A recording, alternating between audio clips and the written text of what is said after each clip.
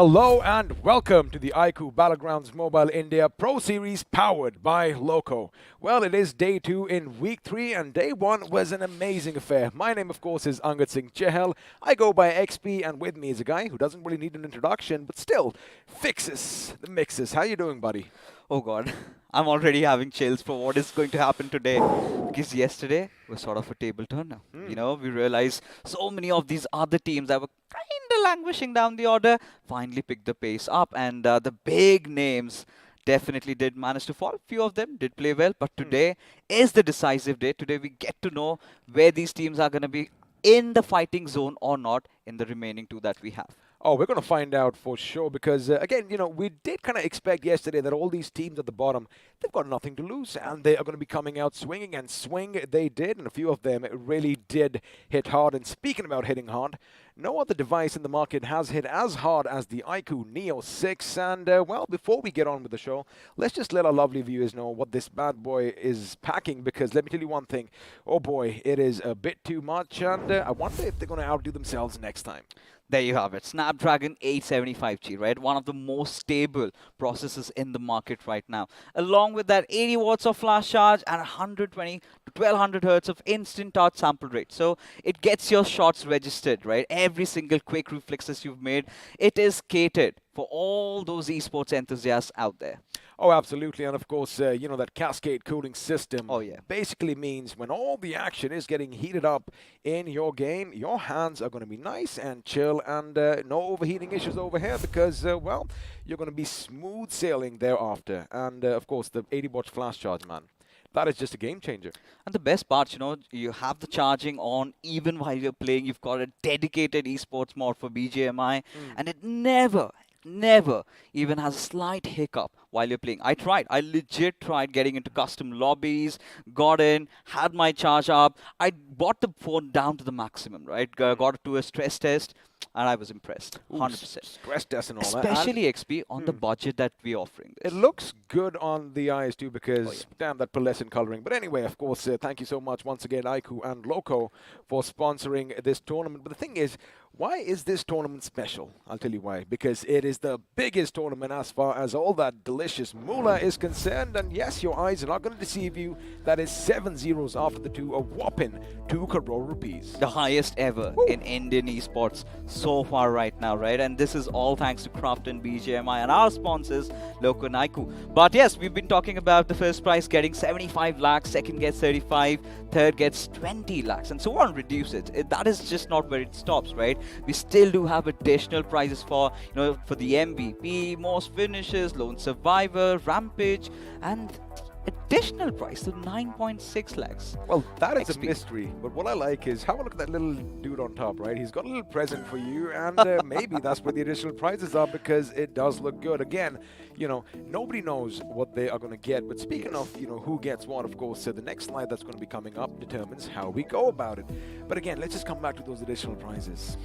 What could they be, Fixes? But again, for the audience, it could be because we are giving so much away. But we were talking about who gets what. How do we decide that? Well, that is where the point distribution comes in. Oh, of course. Now, for the first, it is pretty standard, right? We've been seeing this happen from the iQOO BGIS. Now, even as we get into the BMPS, it's pretty much steadfast. The first position getting 15 points, so on, reduces. Now, what really stands out is you have to be in that top 8, right? If you aren't, you just get maybe 1, or maybe for the finishes, for that 1 point that you get to get, and that really helps you out, right? And that is the end of things. I like it. Gone are the days when teams were a bit hesitant. I mean, they wouldn't really engage with one another. But now the fact that each finish equals 1 point means that, hey, the points are there for the taking, but only maybe the top 5, top 6 really get a big chunk out of it. So if you want to get something out of a game, oh boy, buddy, you have to go in for that fight. And, well, we are not complaining. We love all the hullabaloo on TV. Oh, we do, right? Especially how teams from yesterday really picked up the pace. One of the biggest examples have to be GOG and even Team Enigma. Finally, they managed to get that chicken dinner, but throughout the entire day, they were consistent, right? Be it in terms of the finishes that they went in for, the position points, it was all spot on. It was indeed, and of course, we are going to have a look and see where all these points are going to be distributed, because the schedule is now going to be coming up on our screens, and lo and behold, we have a nice little surprise for you, because this time around, buddy, Sandhawk is out, and well, the frozen tundras of Vikendi are coming back in, which I love, because it's a little bit of a game-changer map. Everyone has their little game plans, and well, this kind of throws it all out the window. But of course, we are going to start things off in Erangel, and well, come full circle back to Erangel again. There you have it, ANC playing Vikendi, and that was the exact reason I was feeling a little chilly tonight, because again, once you come in and we've got big names, right? Big names that have performed in the map of Vikendi, especially one of them is Hydra officials, who've had a really rough day yesterday, and today getting them, watching them in Vikendi could be sort of a respite for all the Hydra fans out there. But of course, we're going to be starting off with groups A and B in Erangel, so we do not have teams, the other big names like Exo, Soul, and well, UP50. I don't know what they're going to be up to, because that's one mystery, right? We really do not know what we're going to get out of them today.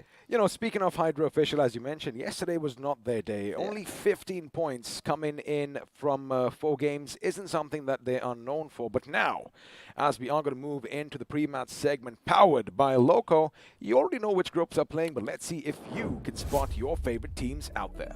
This is where, you're talking about where the circle's going to form, because it's been very interesting to watch teams like Autobotz.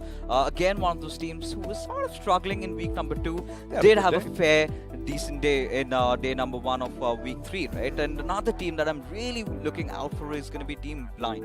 Now, they've made a few changes, XP, right? Kind of removing one of their favorite, one of the top fraggers out there, that was Rage, and suddenly getting Zaddy in out of nowhere. The performance had not been up to the mark the way they played in week number 2. One of those teams is Blind, who really focuses on the finish points over their positions.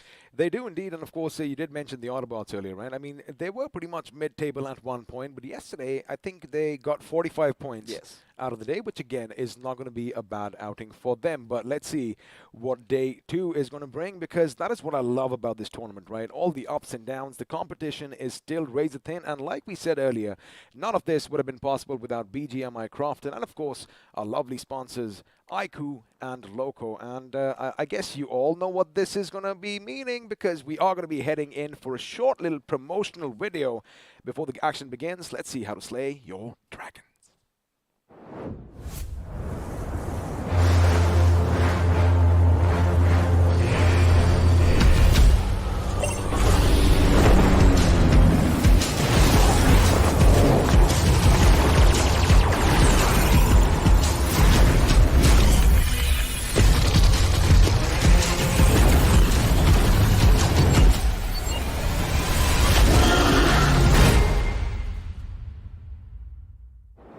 Fixes, this little video says it all, right? I mean, you talk about the charging, it's going to be 0 to 100 real quick. You talk about all that cooling through the visuals, you can see all that ice just blocking out that fire, so it says it all. And of course, I like that one thing at the end, 90 FPS for BGMI. That's going to notch it up way too much. But again, we've been talking about it. It is available on your favorite sites. Just go out and check it all out. And before it gets out of stock, make sure you get this bad boy in your pockets. Well, get it in your pockets, and then, of course, you want to have it in your hands, and then you want to head over to Loco, because who knows, maybe your esports journey might just begin. However, if you aren't thinking about, just starting your career in esports, well, you better be sticking around, because we are going to be giving away some amazing BGMI merch in the form of some cool-looking T-shirts and bottles to beat the heat. But how does one go about that, Fixes? Well, you've got to support your favorite teams, right? Especially the ones that did support Enigma yesterday, did come out winners. But for today, of course, head out to BGMI official esports channel, support your team, and if your team stays on top by the end of the day, just for that one day, you might have chances to win some amazing goodies. Now, we did increase the numbers, and like we have already said, we still have a few more surprises even for this particular evening. Oh, it's going to be amazing. In fact, we are in the dark as well, just as all the shadows over here under the bridge. Well, let's see what that is, because we did have a little birdie tell us in our ears that, hey guys, something's coming up, and even you have no idea what it's going to be. But let's see, buddy. I'm kind of excited for it right now. Me too. I mean, I would have been more elated if it would have been something for us. Where's our t-shirt? Where's our zipper? Well, I think it's on Not the even- way.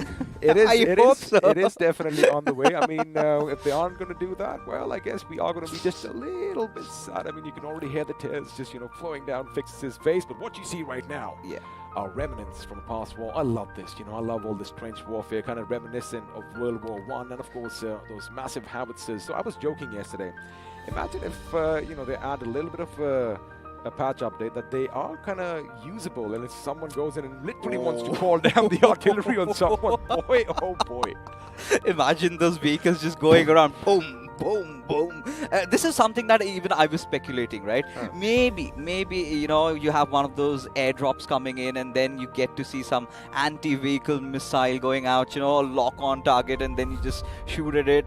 You can block off so many rotations, you've got a vindication against a certain team. Just go after them. But you know what I like? I mean, of course, I think that's going to make it a bit easier. I love my good old-fashioned, gun-on-gun warfare, because that is where the skills are definitely going to stand apart. And, well, speaking of standing apart, ladies and gentlemen, it is time as the first game is going to be underway, which means that beautiful big bird is going to take to the skies, and looks like we are going to be heading in a bit of a northwestern trajectory, flying all the way above Novoruknoye, and, well, things are going to end somewhere north at the shooting range.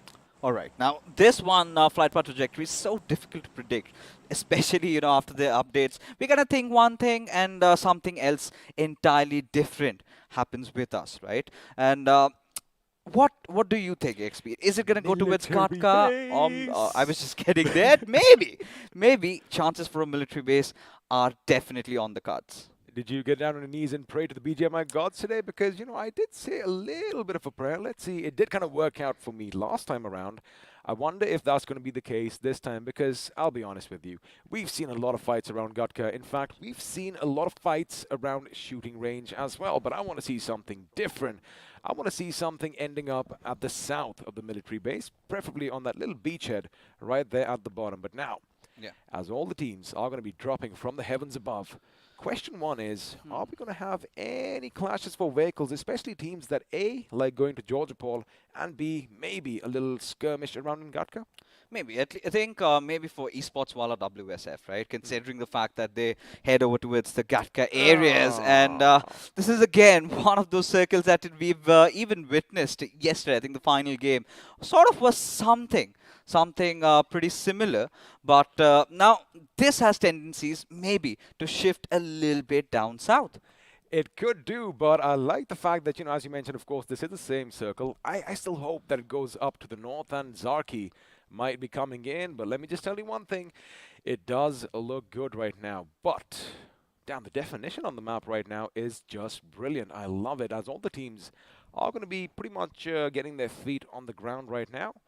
Or Esports, as usual, are going to be dangerously close to one of the members from Global Esports. But again, no shots should be fired this early on. However, I like how Team MG, they've kind of switched things around, right? And normally, they would always head to Stolber and Kameshki. This time around, in fact, in week 3, day 1, they've started going to Zarki.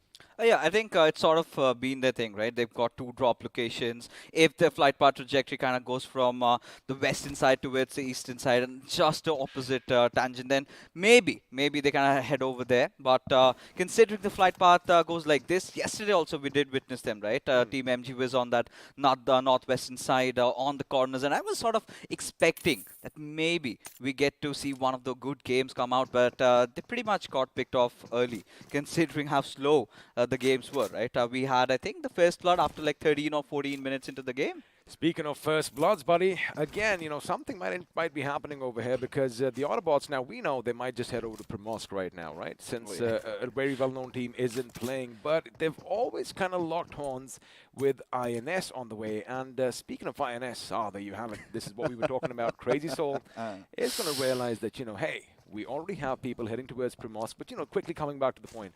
4 points in one day, an average of 1 per game. That's not the INS we know. Especially when you're struggling for the top 16, right? They're right now at the 16th spot, I believe. And if today kind of goes a little astray for them, then I don't think they might pick off because it's above the momentum building. Now, the only problem with INS have been, and sort of you can say their plus point, their USP is that they've been loose cannons throughout, right? They've never really played under pressure. But finally, the big point over here is if if they kind of go down below 20, can they recover tomorrow? Can they acclimatize themselves to the pressure that gets built up? Well, if we do talk about this particular team, Team INS, for a second, for now, they have 226 points on the leaderboard, just one above Walkouts, and again, it isn't going to be on the high side, but the thing is, what I've kind of noticed is when they take the fights, that is when they usually are kind of wiped out. But yesterday was something different entirely because they were getting wiped out in the blink of an eye. I mean, normally you see them go down one by one and, topple over like dominoes. I wonder if that's going to be the case today. But ACBC Esports on your screens right now, 109 finishes. Maybe they could do with a few more. Even talking about INS, a few further points that I really want to add on over here. Now, their only intention has been getting into fights. I really feel they do not have a set objective, right? Especially in a circle like this. Get your loot done. Do not care about ACBC. Do not care about Autobotz. Get yourself inside the circle. If you're playing around the peripheries, this is where you should be sort of going out for the western highways. Maybe that is where you can catch off the players of Autobotz, maybe towards the late. Because this is something that Autobotz have been constantly doing, right? They've always been late in their rotations, always taking that western highway, even in a circle like this. Well, of course, I wouldn't disagree with you over there, but let me just talk about GOG Esports. Oh, yeah. Now, Enigma Gaming did secure the maximum number of points yesterday, 60 to be precise, but boy, oh boy, did this team come out swinging. 53 points for them, and you can have a look at their overall finishes right now. 92, 29 of which came from just one day. I mean, you talk about a team like GOG. Yesterday, they played like they had nothing to lose, right?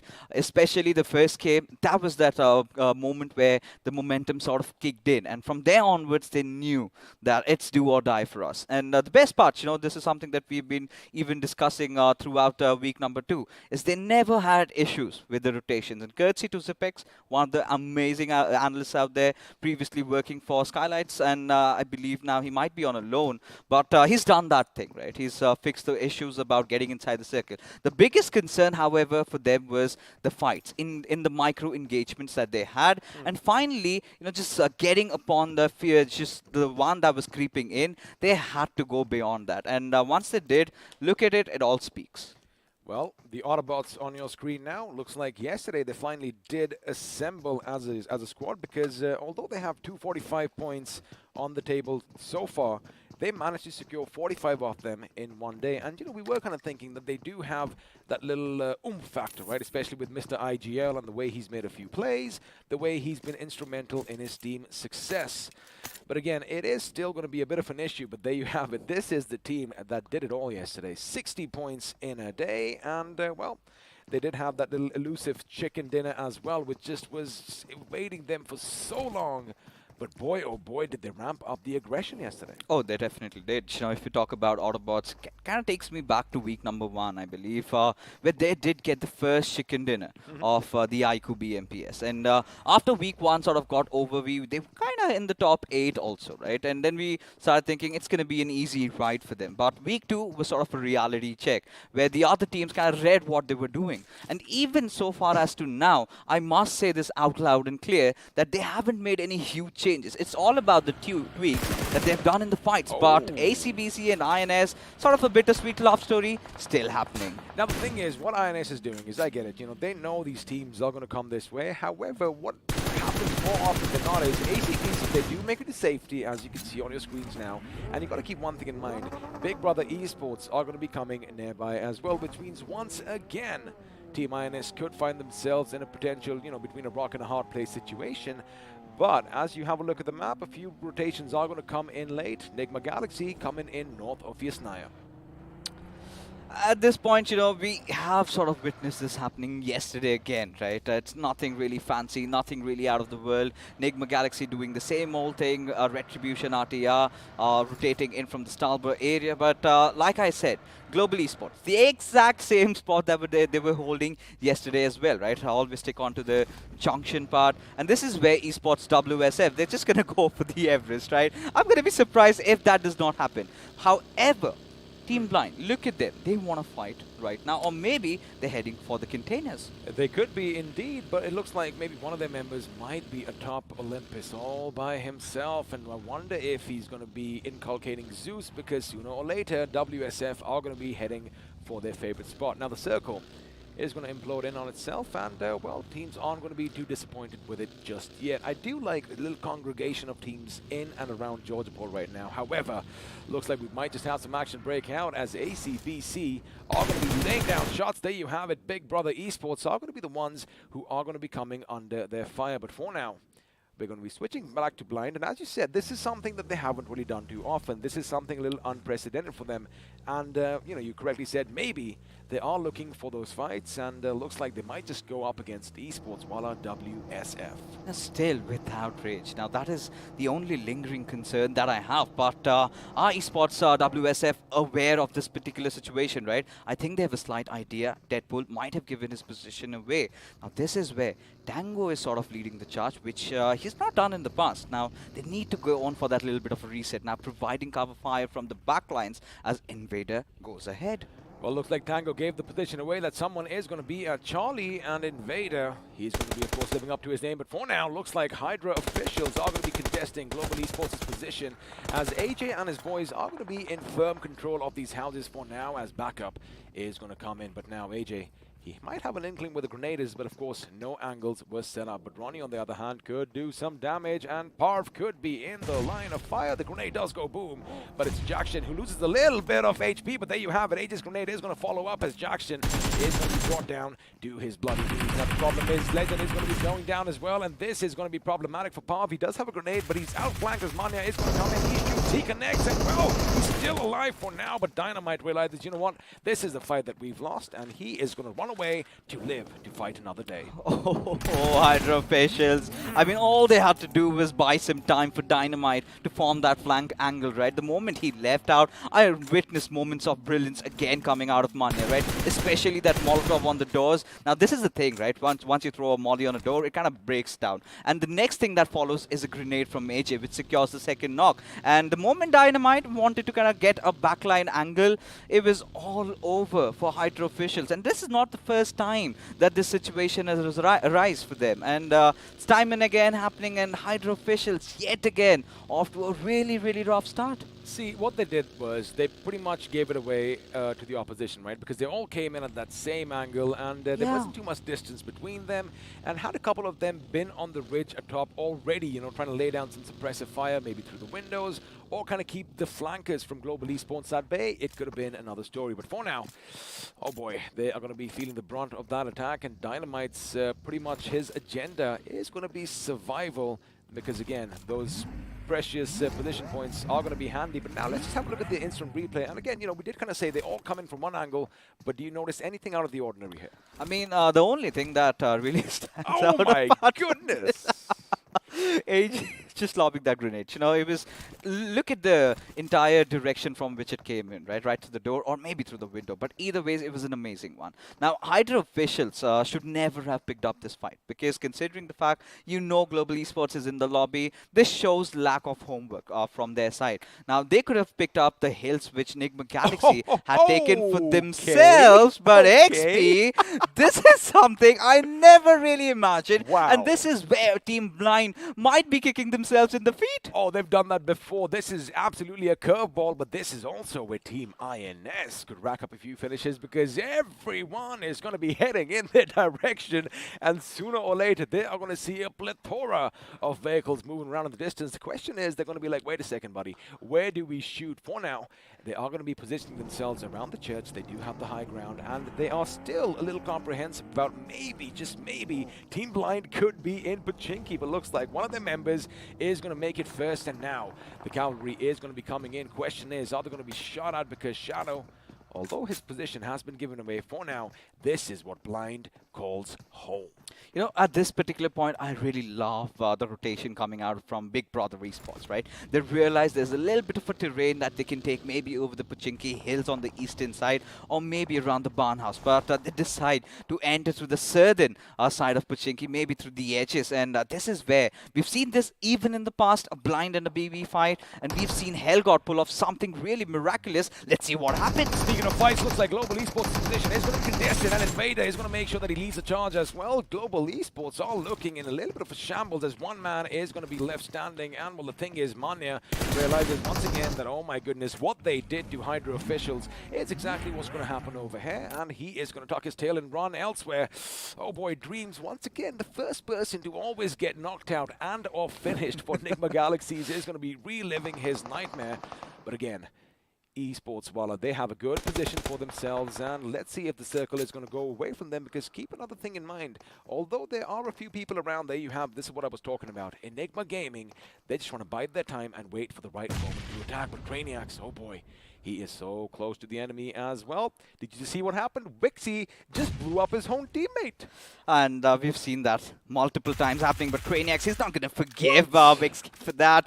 Gets the better out of him, had to pay, karma hits, as Craniacs has a slight idea as to where Max could be, right? One more grenade, and he basically could be done, but MJ from the far off Ray has a good angle at him, and now Craniacs has gone into covers. Well, he is going to be forced to go into cover, but the thing is, Max is going to be the last man standing on that side of the map right now, and MJ, well, he doesn't really have a lot of options because all that gunfire is definitely going to give his position away. Now, Max is going to deploy a few smokes. He does deploy a couple of grenades to make sure he keeps the enemy at bay, and the question is it going to be enough? Because for now, again, I like what MJ is doing. He's making sure from this angle, this little POV you see right now, nobody's going to push forth, but Duty could go in from the warehouse, and that is where things could get tricky. But OR Esports, on the other hand, could be their guardian angels. Indeed. Or could just be the reason why they go down, right? They're not going to forgive. Now, OR, I love their position right now. They know that it's going to be a rather even shift, which it is. But look at Retribution RTR. They're literally running out of options because the moment they retreat, it could be OR that fights at them. But Chono still trying his luck over here with those grenades. Does he have an idea of Wixie? Yes, he does, at least for now. Now the nade being flung over. Does it reach its mark? No, it's going to be the answer as they still keep on charging. It looks like shots are going to be coming in Enigma Galaxy's way. It could be GOG or it could be OR Esports. My word is going to be on GOG, and Craniacs with a massive boom is going to bring his big bad IGL down on the ground. And I do see he picked up on something. There was a vehicle explosion outside. Yeah. There was a vehicle parked outside and the grenade comes in and the vehicle goes boom and down goes his teammate. But it was GOG. Rolling down shots, and now Bullet with his bullets is going to be hunting for some foxes. Indeed, he must be. GOG still do have a really good place, but they need to get inside the circle. Now, considering the fact that they've made a few noises around here, it's going to be a little difficult, but I really hope they do have their vehicles. Now, where do they enter from is the big question. They really have to bank upon the fact that maybe someone from OR or Autobotz fights it out, and they have to be the scavengers. And if they win that fight, this game could be theirs. Oh, it could be theirs indeed. But again, I am going to be expecting a little fight breaking out over here, but it looks like MJ is finally going to be brought down, which means now Enigma Galaxy, well, their hopes and dreams are going to be carried forth by two members as, again, as expected, the fight in Pochinki is taking place as Crazy Soul with the AUG thankfully coming right at his feet from the drop above is going to be taking on Blind. But the question is, this is their city, and can they prove it as, well, looks like Coops is going to make sure MJ is going to be put 6 feet under. Now, the thing is, we have a little bit of a split over here. We have a little urbanization happening as far as Pochinki is concerned, but chances are, buddy, the circle might shift to the open fields where teams like Walkout and, in fact, RTR could have a little bit of an advantage. Look at Global Esports right out in the open, and Mani has got nowhere to run and hide. Has that perfect dip for him, but Bed Baba spotting out Chonu. little bit of those body being visible, and he makes quick work of him. Now RTR Retribution, Coops, he's in a whole different planet of his own, cannot provide cover fire. This is the perfect moment that Walkouts know that they can charge in, get a few finishes for themselves. Absolutely, but you got to keep one thing in mind. If they go over this hill, chances are they're going to be shot at from behind by Enigma, but Enigma right now is going to be busy with Hydra. I'm going to hold on to this fight right now as grenades are coming in, and it looks like Beard Baba is going to be brought down by bullets instead of that little grenade that went boom right over there. Now this is where RTR, what they have to do is reposition themselves, coming a bit closer. Craniacs is giving his position away perfectly right now thanks to the buggy, but the question is he going to come up? Yes, he is. In fact, he is going to put a few shots down range as Abrar, and in fact Mr. ITL is going to be brought down elsewhere, but that is a fight for later. But now the last man standing for WO is going to have a lot of pressure on his shoulders, and RTR, I like what they're doing.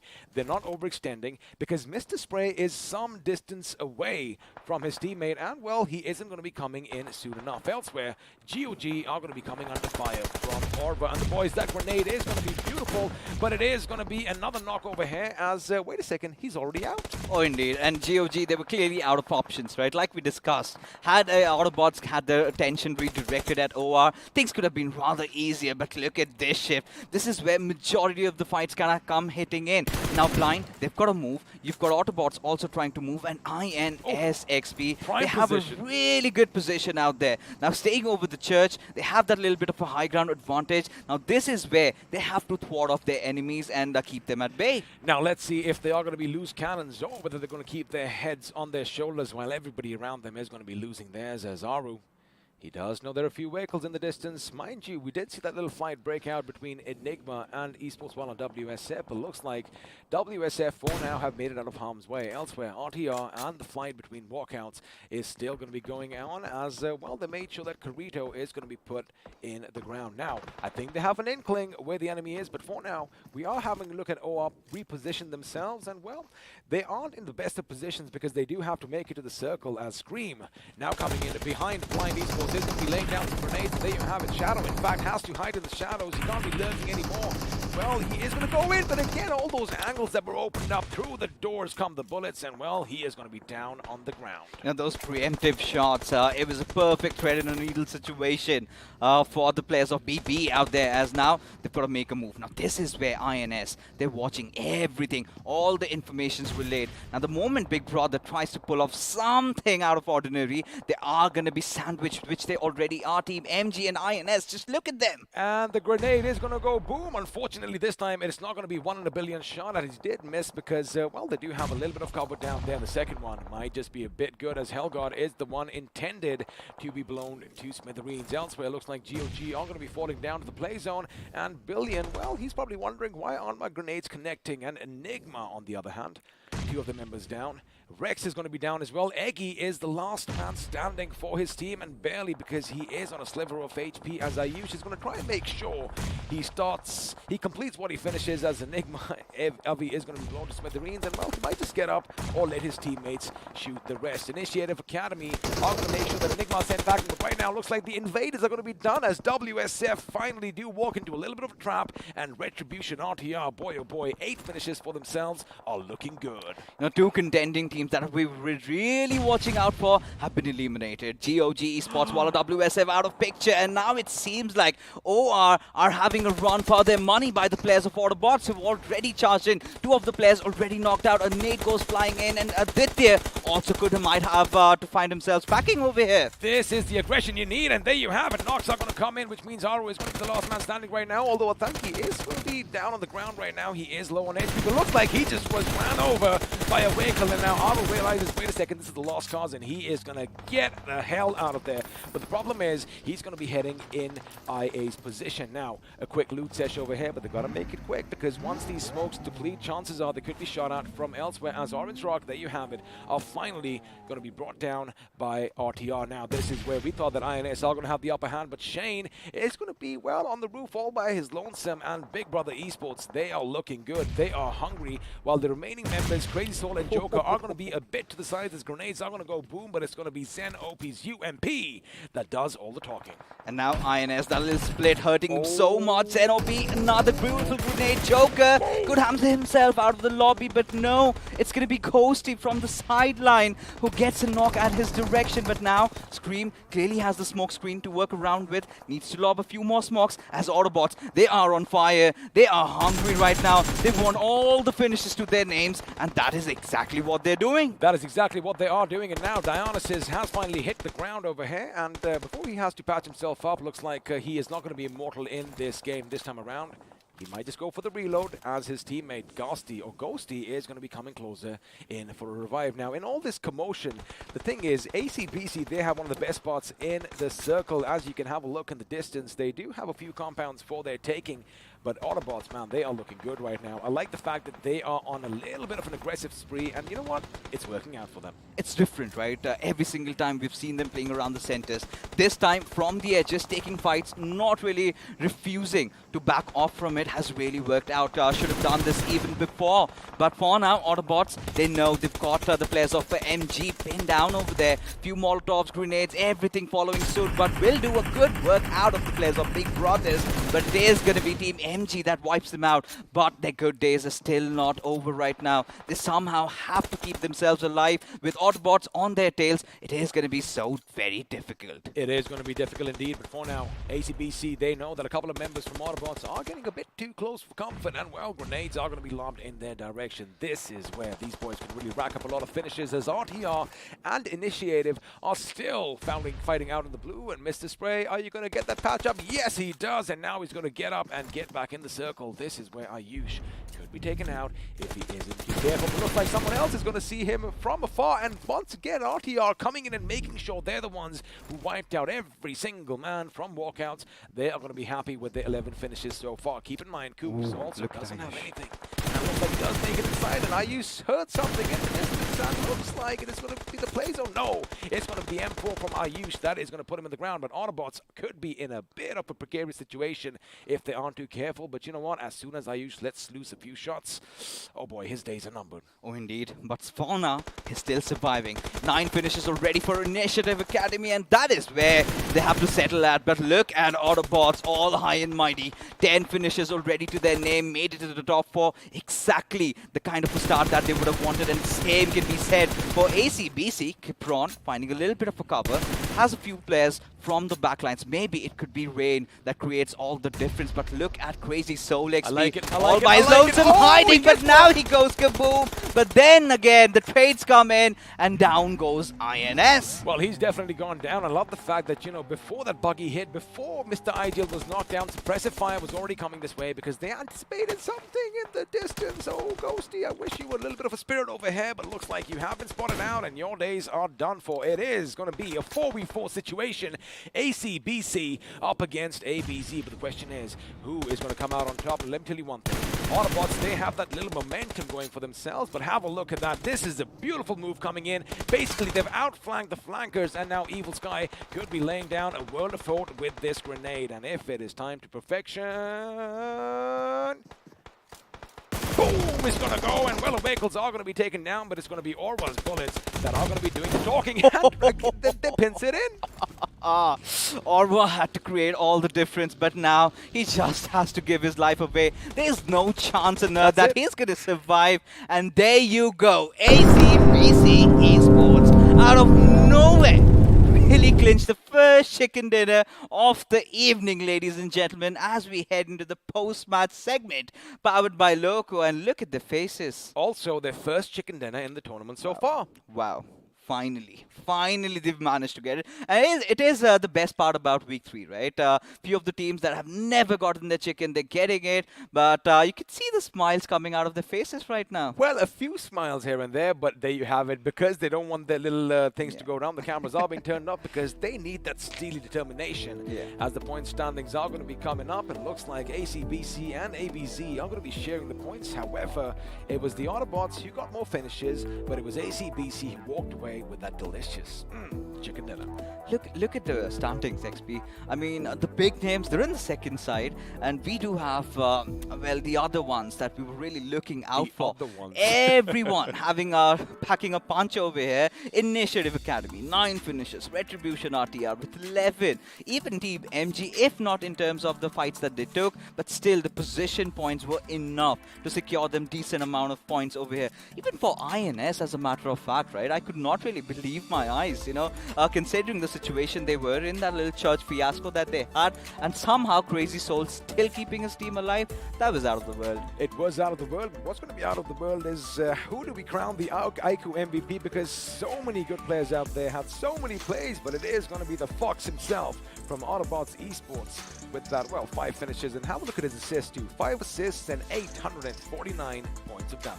Oh yeah, and Autobotz, again, they tried something different. It was a very ballsy move that they made, and it did seem to work out. And towards that end fight, of course, we're going to break it down in a little while as we take a look at the top 5 fleeters. And look at Craniac's hairdo. I mean, did he just wake up from sleep and wear on, or is it modern days Gen Z style? What is it? I like that Craniac is a bit of a maniac over here because, again, he lets all his talking do in the game, and he's like, you know what, I don't really care about that. Or maybe that's just the fashion, like you mentioned, these days, you know, by all that anime that we all watch. But now, I like it. Let's have a look at a few more facts and figures as the match summary is popping up on our screens. And I wonder how many grenades this time went off. Well, 8 of them made sure that people were blown to smithereens. And overall, it was, again, you know, a wrangle as we expected. Action breaks out at the end. You aren't going to have a lot of assists, but 40 assists, still a pretty high number. A wrangle as we expected till the 4th circle hit, right? Oh, yeah. The moment it took that eastern hard shift, baby. that is where everyone was left stranded. They were sort of wondering what we need to do. But as we take a look at the FT craft over here, Autobots had to be the highest damage dealers, right? Retribution RTR, nonetheless, we could not see a lot out of them, but still, you know, considering how they managed to get 11 finishes, they were pretty clearly instrumental to the journey that they're on right now. Not a bad game for Initiative Academy as well. 9 finishes for themselves, and of course, you know, ACBC, although they did get the chicken dinner, 8 finishes are going to make sure they end up with 23 points. Overall, it was a good game, but we did kind of feel that, you know, teams like Blind, now Blind again, they would be kicking themselves in the head right now as we have a look at the overall standings, ladies and gentlemen, and well, as expected, on page 1, not a single thing has moved. Oh yeah, because of course, like we discussed before, right? All the teams that were performing good till yesterday weren't really good today, and that's a reason by which, you know, Team Enigma Gaming, they had trouble with their rotations, had to engage against Esports while WSF could not make quick work. Hydra officials, off to a huge blunder, could not do much, did get eliminated early on, but this is where we're finally having ACBC back in the 14th position, 241. That is how volatile it gets. I mean, like we said, you know, the competition is not just razor thin. Well, at the top, of course, OR do have a good lead, but this is what it's all about. I mean, the 12th to the 24th position, or rather the 23rd, is going to be up for grabs, and it's still open, and it's going to be nail-biting till we get to the end. And speaking of the end, let's have a look and see which all teams are still in a little bit of danger, as a couple of them are going to be slipping down the ranks, and, well, if someone has to slip down, someone else has to go on top. And GOG Esports, we were wondering, right, can this team make it?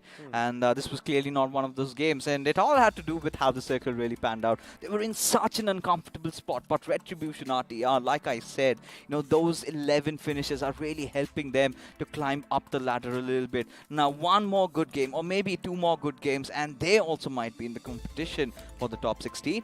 They could be, because if you remember, look, Team Kinetic 230, GOG 204. Now, 26 points is something that they've already done in a game. Well, 25 to be precise, right? 15 finishes and 10 coming in from position points. So it is doable if they still have that same drive as they did yesterday. But again, I mean, ACBC coming up on top means that, you know, I think the drive is being shared a bit, but that is what we expected, you know, the teams from maybe the 12th to the 24th or 23rd position, because again, you know, let's see what UP50 bring to the table in the next game. It's still wide open, and the harder you swing, well, the harder you'll hit. I mean, 12th till 23rd maybe, right? Because, I mean, even at this point, of course, we haven't really seen UP50 come in and play, but I'm pretty sure, considering how they just picked up 10 points from the evening, and that one fight against Seoul in Miramar clearly shows that they've sort of given up mentally, right? Because you're going to poke the bears and you're kind of sort of imagining that you're going to come out on top. The next moment, 7C also comes in, but that was a different match altogether. But so far, what Autobotz did, how good ACBC were, methodical in their plays, I loved every beat of it. And well, without BGMI Crofton, we wouldn't have been able to see all these amazing plays for organizing the tournament and our lovely sponsors, iQOO and Loco, which means, once again, let's see how to beat the heat with this video.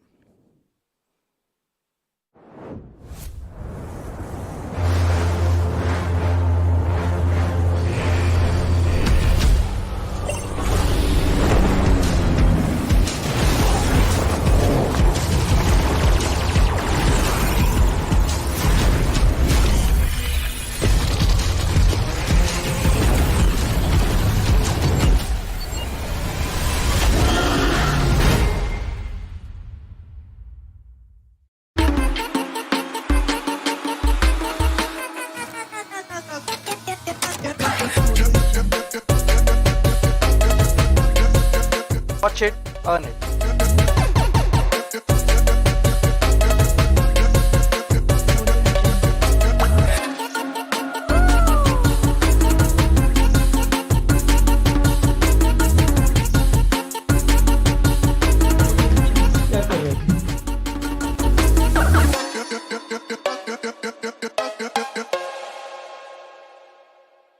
You know, I love it every single time that we do watch the little Loco promo video as well. You see all your favorite, players out there just doing their thing, having a good time, and that is what it's all about. You know, of course, this is still hard work. Don't get me wrong over there, because you got to keep at it every single day. But at the end of the day, you got to enjoy the little things in life too. I mean, the world of streaming, content creation certainly takes a toll on you, especially every single day you come up, you do things that you've never done before, break out of your shell, and it takes a lot out of you. And if you feel you are one of them, you definitely can start your streaming journey on Loco. But we've been talking about this beautiful phone right in front of my in my hands over here, the iQOO Neo 6. It is out in the markets, right? Head over to Amazon, back it for yourself, and before it runs out of stock. Now that is something that has to be taken in mind, but I think we have the highlights ready and coming for us, because so much to talk about in this particular game, especially how the circle panned out. We really thought it could be a ruined circle, and that's where we were hit with a double whammy. Well, of course, somebody who was hit with a double whammy was right over here, as Jackson and Legend both went down in a matter of seconds. And, of course, Dynamite wasn't really packing that punch because, well, he kind of fled away. And, again, he was taken out pretty early with Dreams. Boy, oh boy. I kind of feel bad for him because he's the first one to go down from his team every single time. And if your dream is going to be, taken away from you, well, the entire team is going to be living that nightmare. He's never been consistent, right? Either he becomes the iQOO MVP or he's the first person to get taken down. Nothing in between. But this is where GOG clearly this time out of options, and I'm not going to be blaming them for this particular area. It had to do with the circle, and all they were watching out for, maybe for Autobotz or OR to fight it out, which did not eventually happen. But Initiative Academy, I did not know from where did they rack up so many finishes for themselves, right in the midst of it all. Now keep in mind, over here, they do have the higher grounds. The remnants of whichever team did manage to survive, well, they were being gunned down by the team. Unfortunately, they were taken down later on. Now, INS, man, I mean, they had everything in their favor. They had the high ground at the church, which they could have racked up a few finishes in the form of Blind Esports. And, of course, another couple of teams coming in. We had Big Brothers coming in from that side. They just couldn't do it. Even Team MG, imagine if they wiped out about 3 of those squads. Now, over here, he knew that someone is coming at him, right? But again, the preemptive fire coming in from the Autobotz was just absolutely amazing. And this is where they dug their own graves, right? Everyone sort of going for that lorry and gave ACBC that perfect room and time. because right after they rammed in, one of their players were already taken down, two of the players already went in hard, the nades keep on coming, and that is where the other players went out for a flank. One from this direction, one from this direction. It was sort of a checkmate situation, and they could not do anything to come out from it. I like the flank though. Like Oh yeah. what Evil Sky did was now had the first grenade gone off a little bit, closer to them and inside that little dipper truck, it could have been game over. But again, that is what it is, and that is all she wrote in this game. But again, ACBC, wonderful effort from them, trying to cement their position Oh yeah. in the top 16 with not just the first chicken dinner in the day, but their first chicken in the tournament so far. Yeah, and it was so necessary, right? When we did witness, ACBC, you talk about them, they go down south, right? They were one of those teams that was somewhere around the edges, just around Pochinki. And the moment we had the hardship, they were the first ones to come in and take over the warehouses and the squad houses. And that is where they held on for so long. While teams like INS were holding down the church, they were holding that entire area. Now, Big Brother Esports is again one of those teams that we have to talk about, because that fight against Blind, I mean, that was something really beautiful to watch. So what Blind didn't expect at that position was the fact that someone could be coming up from behind them, because we did kind of point out that, Big Brothers, again, remember they were with INS all the way on the different side. In fact, just pretty much a little north of Gutka in that region. They suddenly realized, hey, maybe the south of Pochinki is going to be untaken, which it was, and they made the right decision to come in and take those houses. This is where Blind were kind of caught off guard, because they were already focused on INS to the north, and, well, they were caught, like I love saying, between a rock and a hard place. And not just that, even BB, I really love this split, because they even had the contingency plan set.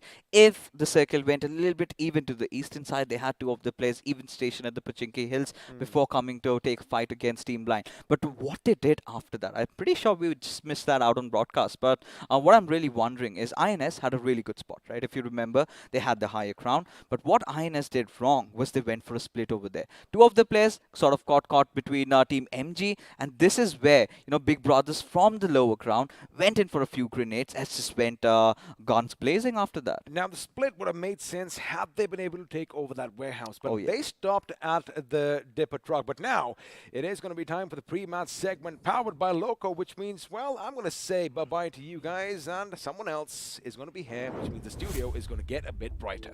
Indeed, we do have Sandria Incarnate, Arca, with us, as now teams from Group A will be sitting this one out. Now we have finally the Group C. We've got a lot of hype, a lot of hula hula building around it, especially after that little UP50 and Soul fight out there. But Arca, you'd been watching the first game from the sidelines. I'm pretty sure you must have few points that you really would want to enlighten us with.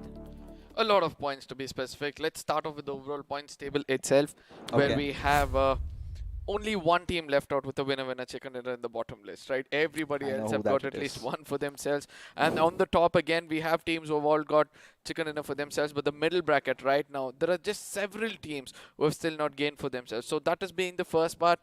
The second part, rotation coming in from the side of Marcus Gaming as well as GOG, right? As soon as the circle formed in from the northern island, they had to come down to the southern island, where we saw the side of GOG was taking a deep turn into it, where they did have a little bit of a clash with Marcus Gaming. I think there they should have dominated that fight, and got some 4 points for themselves, and then try to come inside the circle, where obviously it was a death trap, it was a suicide mission for them. They had nowhere to go. They had to face ACBC, they had to face Autobotz, they had to face everybody. But one mistake what they do, again, try to play a little bit of a split, they had to suffer for a really long time. They were out of options, but you clearly aren't, right? You have one to pick up. I am talking about the iQOO Neo 6, and our sponsors iQOO have a very good message for you guys just about now.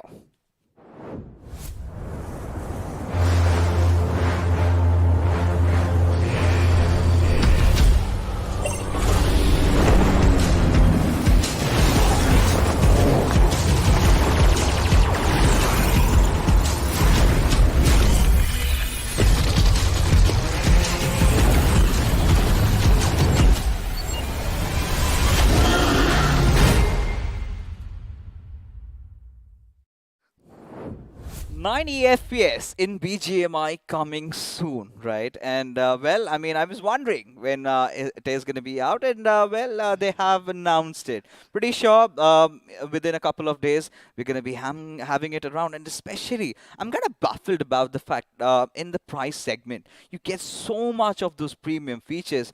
I mean, how can you resist yourself from this beautiful device? Absolutely. If you want your hands on this device, head on to Amazon right away.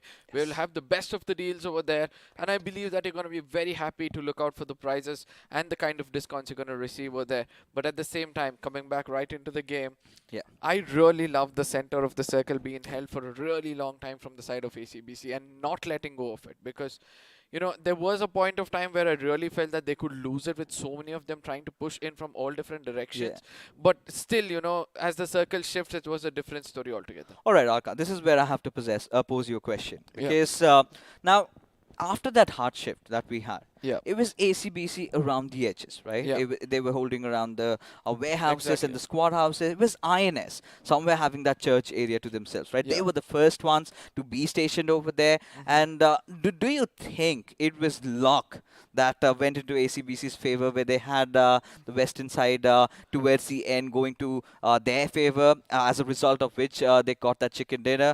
Or was it them, in terms of their supremacy that they kind of established throughout the lobby, they got the win?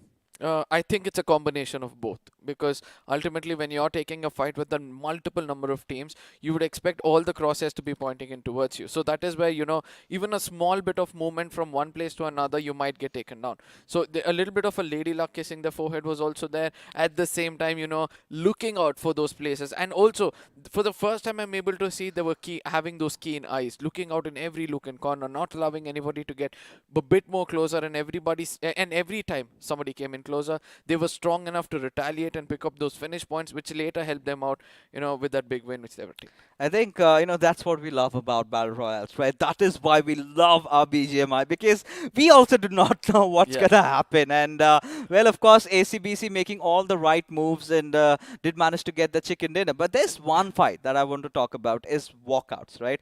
Yeah. What on earth were they doing in that situation? What was Mr. Spray doing from the back lines? No, see, two things were there before we jump into that. ACBC did one beautiful thing, according to me, was they relied on their throwables. And especially when they knew there was a little bit of a hard cover, they checked out the potato hills behind them. They're like, nobody is going to be attacking us from behind. We're going to concentrate up front. But there was one person holding that compound behind, making sure nobody's going to come in, rotate and slam in from behind.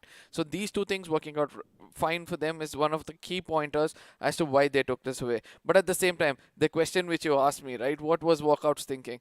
I really don't know what's happening. I mean, I think the trust for taking that assaulter, allowing him to go into that initials, and then eventually not able to capitalize after that is something, they have to work on, I believe. Gave the high ground away and had to be punished heavily for it. But you guys do not have to be punished for anything, because we are offering you some beautiful, juicy giveaways out for you guys. And it was 10 till the last week. It went up to 25, could even go higher. We do not know. All you've got to do is support your favorite teams. Hashtag whichever team you're supporting. And if by the end of the evening they're on top, all you've got to do is head over to BGMI official esports channel. There is going to be a link on the description. Click over it and fill it up. And if you're lucky, then you might have chance. But for now, time to settle in, right? It is going to be the game of Miramar. A is going to be sitting it out. B and C, they're going to be fighting out against each other. And I have talked about it, Arka. We've mentioned about what goes on. And the biggest question is, UP50 going up against Team Soul. Do you think we do have a sort of a rematch happening over here from what we did witness yesterday? Do you think UP50 is going to strike again? You would want to slap the king to be known in the kingdom, right? So I think that is what UP50 is trying to do. They have nothing to lose. They know that very well that, we might not get qualified. Then when you're not getting, the chances of it is already bleak. So what do we do? We're going to make sure that the names are known. We're going to make sure that we go right into the face of the king, slap them so hard in the face that eventually they're going to remember this name and probably have a little bit of a fear next time they face them. And this is what I believe they're looking out for. But let's not forget that there are a lot of other kings as well which they have to concentrate on as well. And today, if I'm reading them right, I think UP50 is going to challenge some other team in the same lobby. Okay, so it was Team Soul yesterday, and Arka says it's going to be maybe some other team. Is it a big one, though? Give me some hints. Is it going to be a big one? Do not take names. I want to do the guessing. I think so. It's one of the big ones. Is it Team EXO? By any chance? See, Team EXO could be it could be the one, but somewhere I feel it's going to be Team OR also who's going to get challenged. So I might be wrong completely over here, but still we can expect the side of UP50 to actually take the fight to any of these strong teams and say that, you know, just because we didn't play well throughout the tournament, that doesn't mean we can take you down. You know, as we set sail, right? The Big Bird has taken it up to the skies, but I have a slight hunch in my belly telling me that maybe we're gonna witness nothing at all. But let's find out, because we're heading all the way from La Drillera towards Puerto Paraiso. Now, Picado is right in the limits of things, and we have to see all those teams going up north. Are they going to be facing a lot of troubles, or it's going to be all handy dandy for them? What about you, Arka? What do you think? This time, as I said, you know, my excitement is just to watch out for those early skirmishes, because as I said, if there are teams going to challenge out one another, it's going to be important for the teams in the lower bracket to just watch out for their finish feed, try to come in and dominate, or be a third party if they're pretty much close by, or just wait it out to get that position points for themselves. Yes, right now with the flight path coming in like this, teams would want to go towards the side of Campo, or probably towards the side of Cruz de Valle, will have a long journey up ahead. But look at Hyderabad Hydras, right? For the first time, I'm watching them go down south, right? Especially when you kind of tend to go towards Campo Militar. It does not really favor. And here it is! Ladies and gentlemen, it is time that we get to see the collision happen yet again. And this time, Team Soul, they are prepared. Absolutely, this is the love story to watch out for, as Team Soul will be trying to take him face on towards the side of UP50, and this is for the first time ever we'll be able to see a big bull trying to challenge out the Hunters, and let's see whether this time the Hunters are going to get hunted. A David versus Goliath battle right in front of him. This time, the Goliath knows who to eat upon, and they have come with those preparations. Now, UP50, they've done good work, you know, taking over the God building over there is certainly going to help out. But look at Akshat, does have his M4 already positioned. Did see a slight silhouette out of KSR's body, and it is all going to come down to UP50 kind of squandering around a moment they get to breathe, and that is where they might strike. Now, at the same time, what I love the most over here is UP50 going in for the farming rather than waiting and strategizing against the side of Team Soul, because they know that, you know, you need to have the right kind of resources to take down the big kings, and they're going to be concentrating on that, and also have a keen eyes as to which team or which player of Team Soul is going to be walking in towards them. But let's not forget, Team Soul on the other side, the other players are actually doing the looting, the other players are actually going in. Ooh. The IGL himself is just going to wait it out, as Nigma Galaxy have no clue that Sarang is pretty much close to them. Look at him being all silent, waiting it out, as Aladdin is relaying all the information, telling that this is where he is, as he strikes and strikes hard to take down the player. Dreams is going to be going to sleep. Oh, Dreams. Oh, you poor Dreams. It's the second time. Always the first casualty for Enigma Galaxy.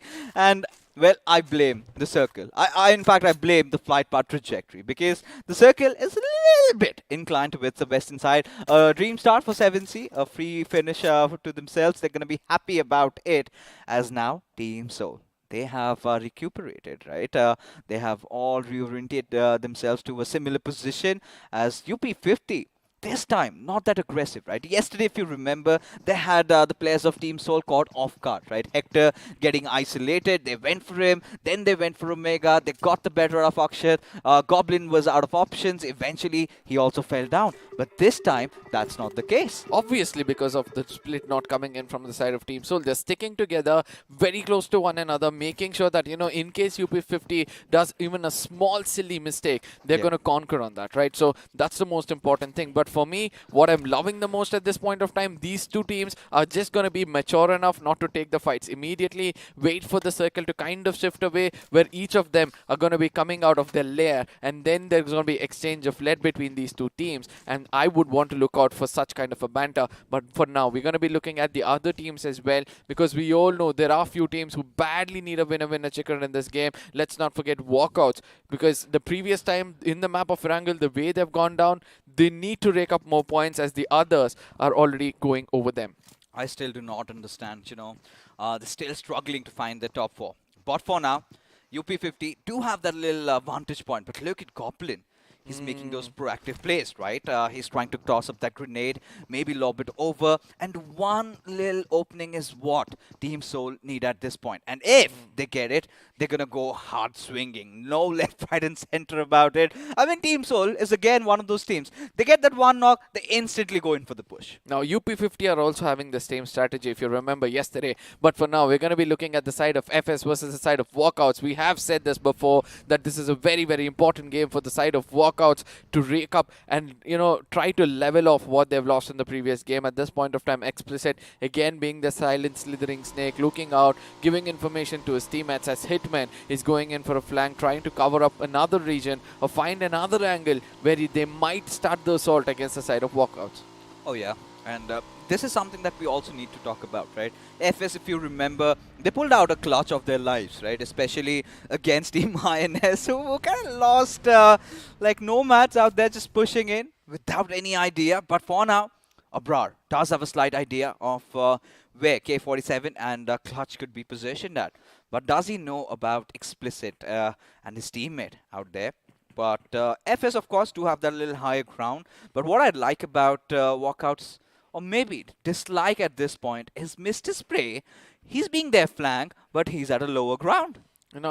I would say that, he's just trying to play it a little safe, trying to stick a little more closer to his teammates rather, so that, in case there is any kind of retaliation, they'll have a view of giving him the right kind of cover fire, I'm so sorry. But still, few other things which we have to point out is the split coming in from the side of FS. If one corner, 2 players gets taken down, that is when Walkouts will try to, dominate. And that is where the person in the lower ground who's having an off angle will eventually come in and play for those finishes. I know you're going to have second thoughts on this. I want your take on this. The reason behind why I said, if the players of FS decide to push direct at the face of the players of Walkouts, Mr. Spray will never be in a contention to provide cover fire. Now, the only position from where he can fire from is if FS strike from the backlines, right? Or maybe from this position. But if they hit from where the buggy is stationed at, he has no angle. And that is why his entire positioning goes awry, right? And this is where he needs to rework, rethink, and re-strategize what he needs to do next. But looks like FS do not want to be a part of this battle anymore. Now that's a mature move coming in from the side of FS, because the way they position in the overall points table, they need to have a little bit of more points for themselves, as Goblin at this point of time is cooking up a grenade or holding a grenade in his hand, and just in case he lofts it and give away his location, the scavengers are going to push in towards the side of Goblin, trying to take him down. Look at the number of UMPs in the hands of UP50 at this point of time. They're prepared for a close range battle or a mid-range banter at this point of time, and let's not forget that Team Soul again is trying to be as safe as possible. Goblin, I mean, he's really taken it to his heart, hasn't he? Oh, now, yeah. Just waiting. I have never seen Goblin this patient ever before. It is personal, ladies and gentlemen. I've got to tell you this.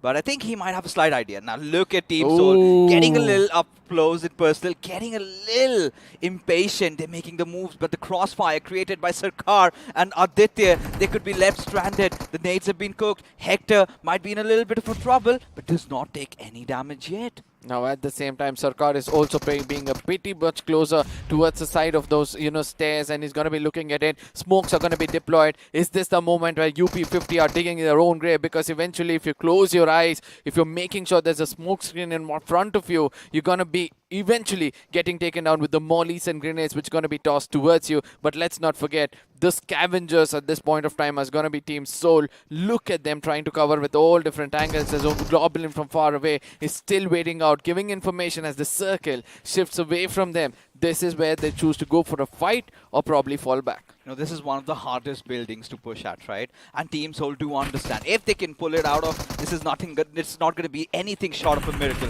Circa lays a few shots, instantly backs off. Now, what I love about Akshat, he needs to take the backlines, but look at UP50. They are separating and have they spotted out Aditya. Yes, they have. Isolating, finding him out. Omega strikes, and this is how Team Soul get their first opening. And the second one is also coming to the crosshairs, and this is where Sarkar also makes the mistake of his life, as Soul is going to continue dominating on the mistakes done by UP50. This is what I said. Soul is going to just wait for UP50 to make small silly mistakes and try to dominate on them as the push is going to be coming in. I'm just waiting for those cams to give us reactions of what's going to happen next, as the other two players at this point of time have gone into hiding. Will they play for placement points or take the fight to the face of the enemies, as more smokes is going to be deployed at this point of time? And let's not forget, UP50, they can still strike, as the whole team of Team Soul is under one compound, and it's going to be easy for them with one grenade or molly, as they're going to be falling back at this point of time, as Rage God on the top is going to just wait in ease. Oh no, he might strike. KSR, his position has been compromised. Corporate is pushing over it, but Rage God trying to fire from above. He has his positions compromised. I was looking, maybe they're going to get a few pans, a right answer for what they did. But it was all about the panic frenzy that UP50 went into, right? The moment Team Soul came in, it was all chaotic for them. They did not know what to do, making all the wrong moves. Rage God, there's barely a chance in the world that he's gonna survive or make my goodness! Goblin will find the final nail in the coffin, and there you have it. Team Soul coming out as the victors. Now this is where I say the hunters have got hunted, and this is what you shouldn't do when you don't have proper information, when you don't have proper, kind of confidence pushing into a side of Team Soul. You better not take it. You've already done the best, and now when the king slaps back, he's gonna slap you so hard that you're gonna go out of the lobby. Now, this is where I have to disregard UP50 out of this tournament already, right? A second-time move. Of course, yesterday was a little bit of an element of surprise. As ladies and gentlemen, the instant replay comes in, and we're going to have a good look at how Rage God just got picked off. He did see death. He stared, gazed into the eyes of death. But for now, another different fight did also happen, and it was Initiative Academy being caught in that little hiatus that did break out, and Spray God, Sarang, we've seen them all. But for Team Soul, coming back to the discussion, right? The moment they got up close and personal to UP50, I really felt they panicked, right? Made all the wrong moves. They should have been a little more patient. The first few shots, they kind of miss out, and they go all awry. Now, at the same time, the mistake coming in from the side of UP50, they were just holding that compound, not necessary for Aditya to go in for a flank. And we all know Team Soul, when they're listening, they listen so keenly that their ears become eyes. And eventually, as soon as they heard that Aditya was pretty much close to them, everybody concentrated on that corner and took him down. And that is where Sarkar lost his momentum, his composure. He comes out of the window thinking that he can take a player down, sees more than one over there, again panics, suffers to get inside the window, eventually gets taken down, and that was the end of the story for the side of UP50. Ooh, look at this circle shift go. I mean, it's been time that we get to see some Chumasera action, and this time we did not get to see that. And now also, where it's gone a little bit down south of El Pozo. We've got a little bit of an action around Monte Nuevo this time, a little hilly areas, but look at that western cluster, right? Look at MG, Hyderabad Hydras, even the boys from BB, all rotating together at the same time. But amidst all, look at OR, well stationed just around the edges of El Pozo. Do you think that's the right call right now? I believe so, because we have the side of Team Ari coming in from the northern side. We have Team Blind also trying to make it inside. So there might be places where they can pick up some finishes for themselves. Hyderabad Hydras have opened up their triggers, and it feels like, they have found somebody in their crosses. But at the same time, the question you asked, somewhere I believe that, probably it'll be a little bit of an issue for the side of OR, but they know to tackle it, right? They're strong enough. They're a very strong team. Let's see what's going to happen, as Hyderabad Hydras is going to have BBs in their crosshairs because of the high ground advantage they have. Let's see how much they're going to dominate with that.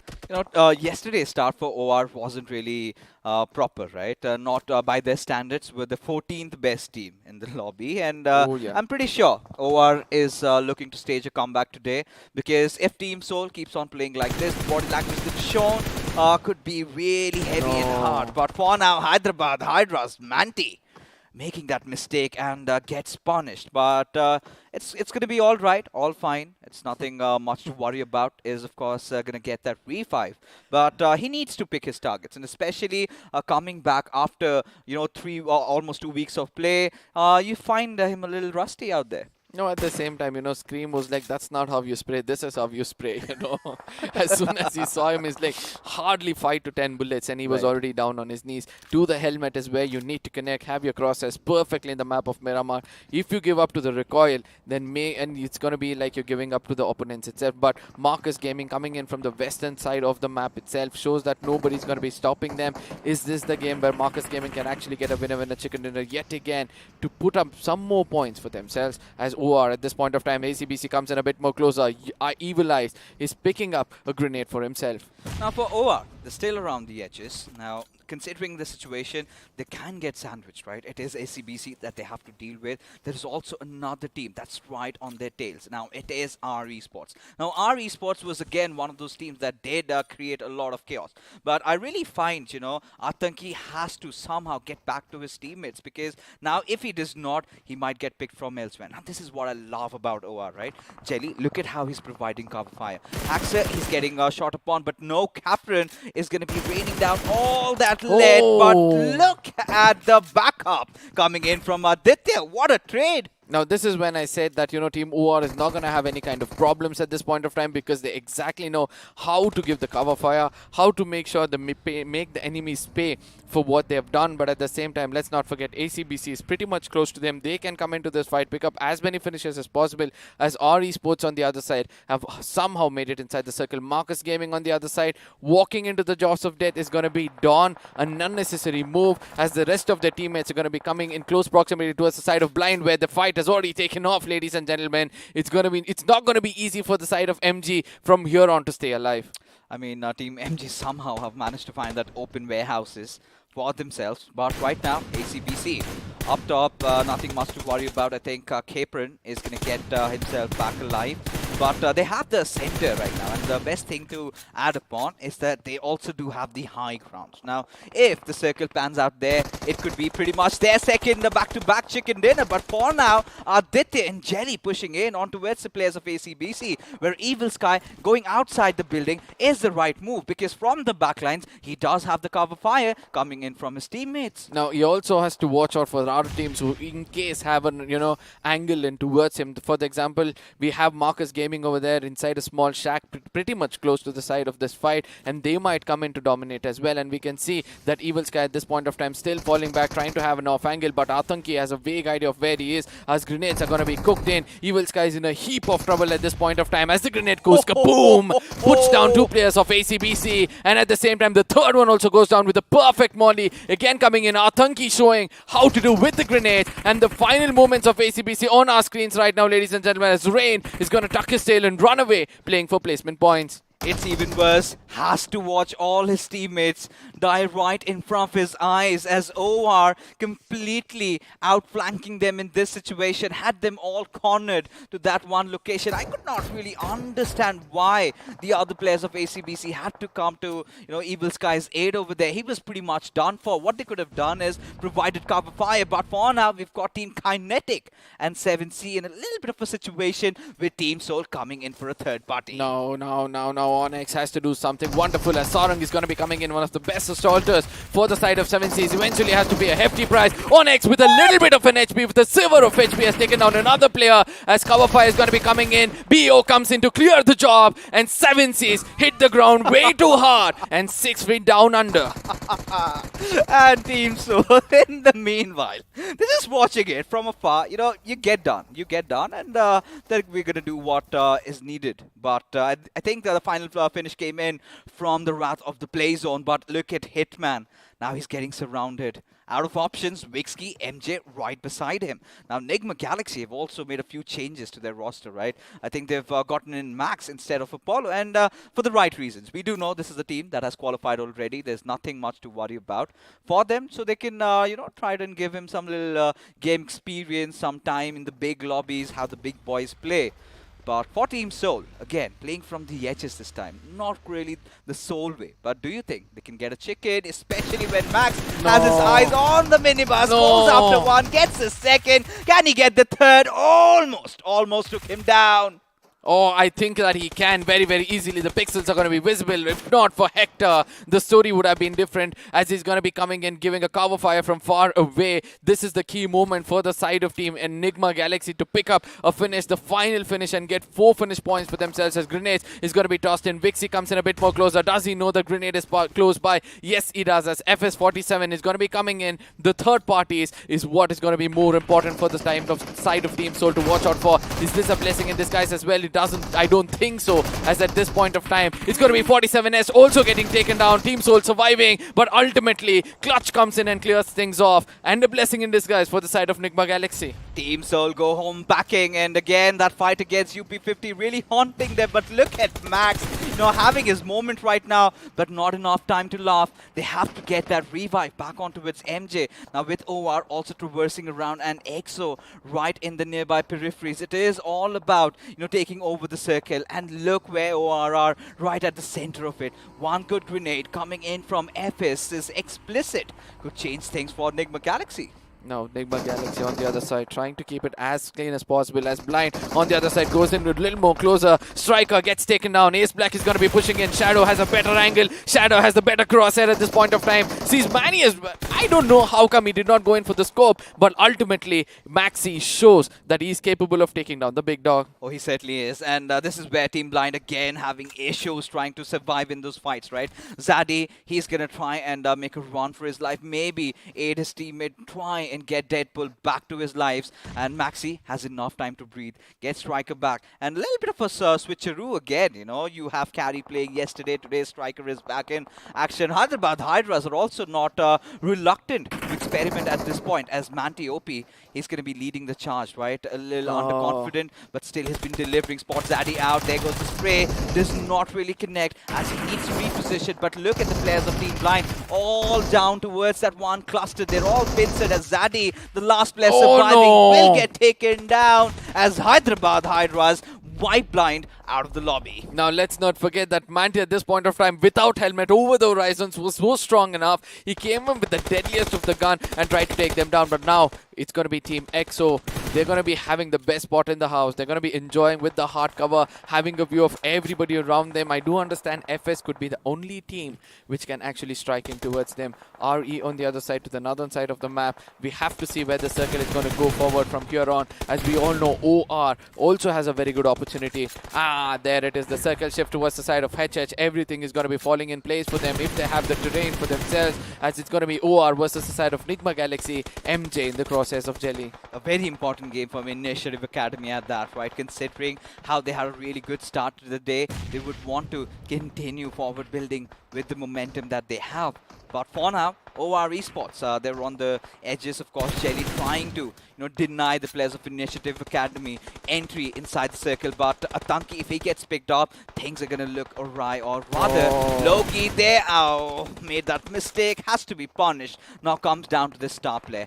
Blazy, can he pull off a magical rat out of the hat? That's the big question as Team FS strike at EXO. Now this is where we have to see whether FS will be able to dominate. We did speak about this fight, as EXO are losing one player at a time. Sensei will be the next man to go down, as Punk and Fierce have to do wonders against the 3-man squad of FS at this point of time. Holding different angle. Fierce comes out with that UP. He knows the exact location. There's going to be a jump shot coming in. Fierce goes down on his belly, wants to jump over the fence and take the fight, but at least did he understand that there could be some retaliation coming in from the other side. But FS47, what a presence of mind. He's going to be going for the healing, but a confused gameplay coming in from the side of Fierce is pretty much visible. Goes in for the grenade, then goes out for the smoke, has the gun in his hand. Let's see whether Team EXO will be coming back. No, from the other side, 47 comes in, puts an end for the side of Team EXO with some help, probably from someone else. Looking for the bigger picture. Team EXO wanted to get inside the circle, but little did they know that they're going to be struck back from their backlines, as Hyderabad Hydras still have the benefits of the higher ground, as our Esports still trying their luck, right? Want to get that knock on Striker, or maybe Ace Black, find some chinks in their armor, but I barely believe that's going to happen. So they have their attentions elsewhere. They did find MJ sort of lurking around outside the zone, and did manage to take it down. Now Hyderabad Hydras, they're enraged, they're furious, as of a matter of fact, that who on earth dares to strike us from the down ground lines, as Manti, he's got to look out. Maybe find someone from RE. Maybe Rockstar. Oh, he's given his position away, but still Manti peeks, but fails to connect.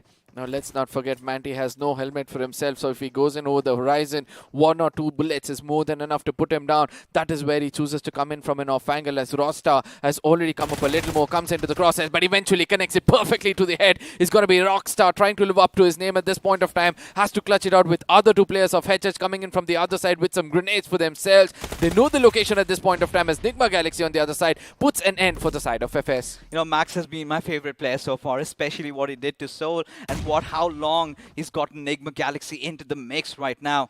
But Rockstar, another important game for our Esports now. They kind of have been a little comfortable right now. We're back to top 3. Now this is where Hyderabad Hydras still have the favors from the gods of BGMI. Still the circle really helping them out. And our Esports clearly out of options, resorting to healing battle.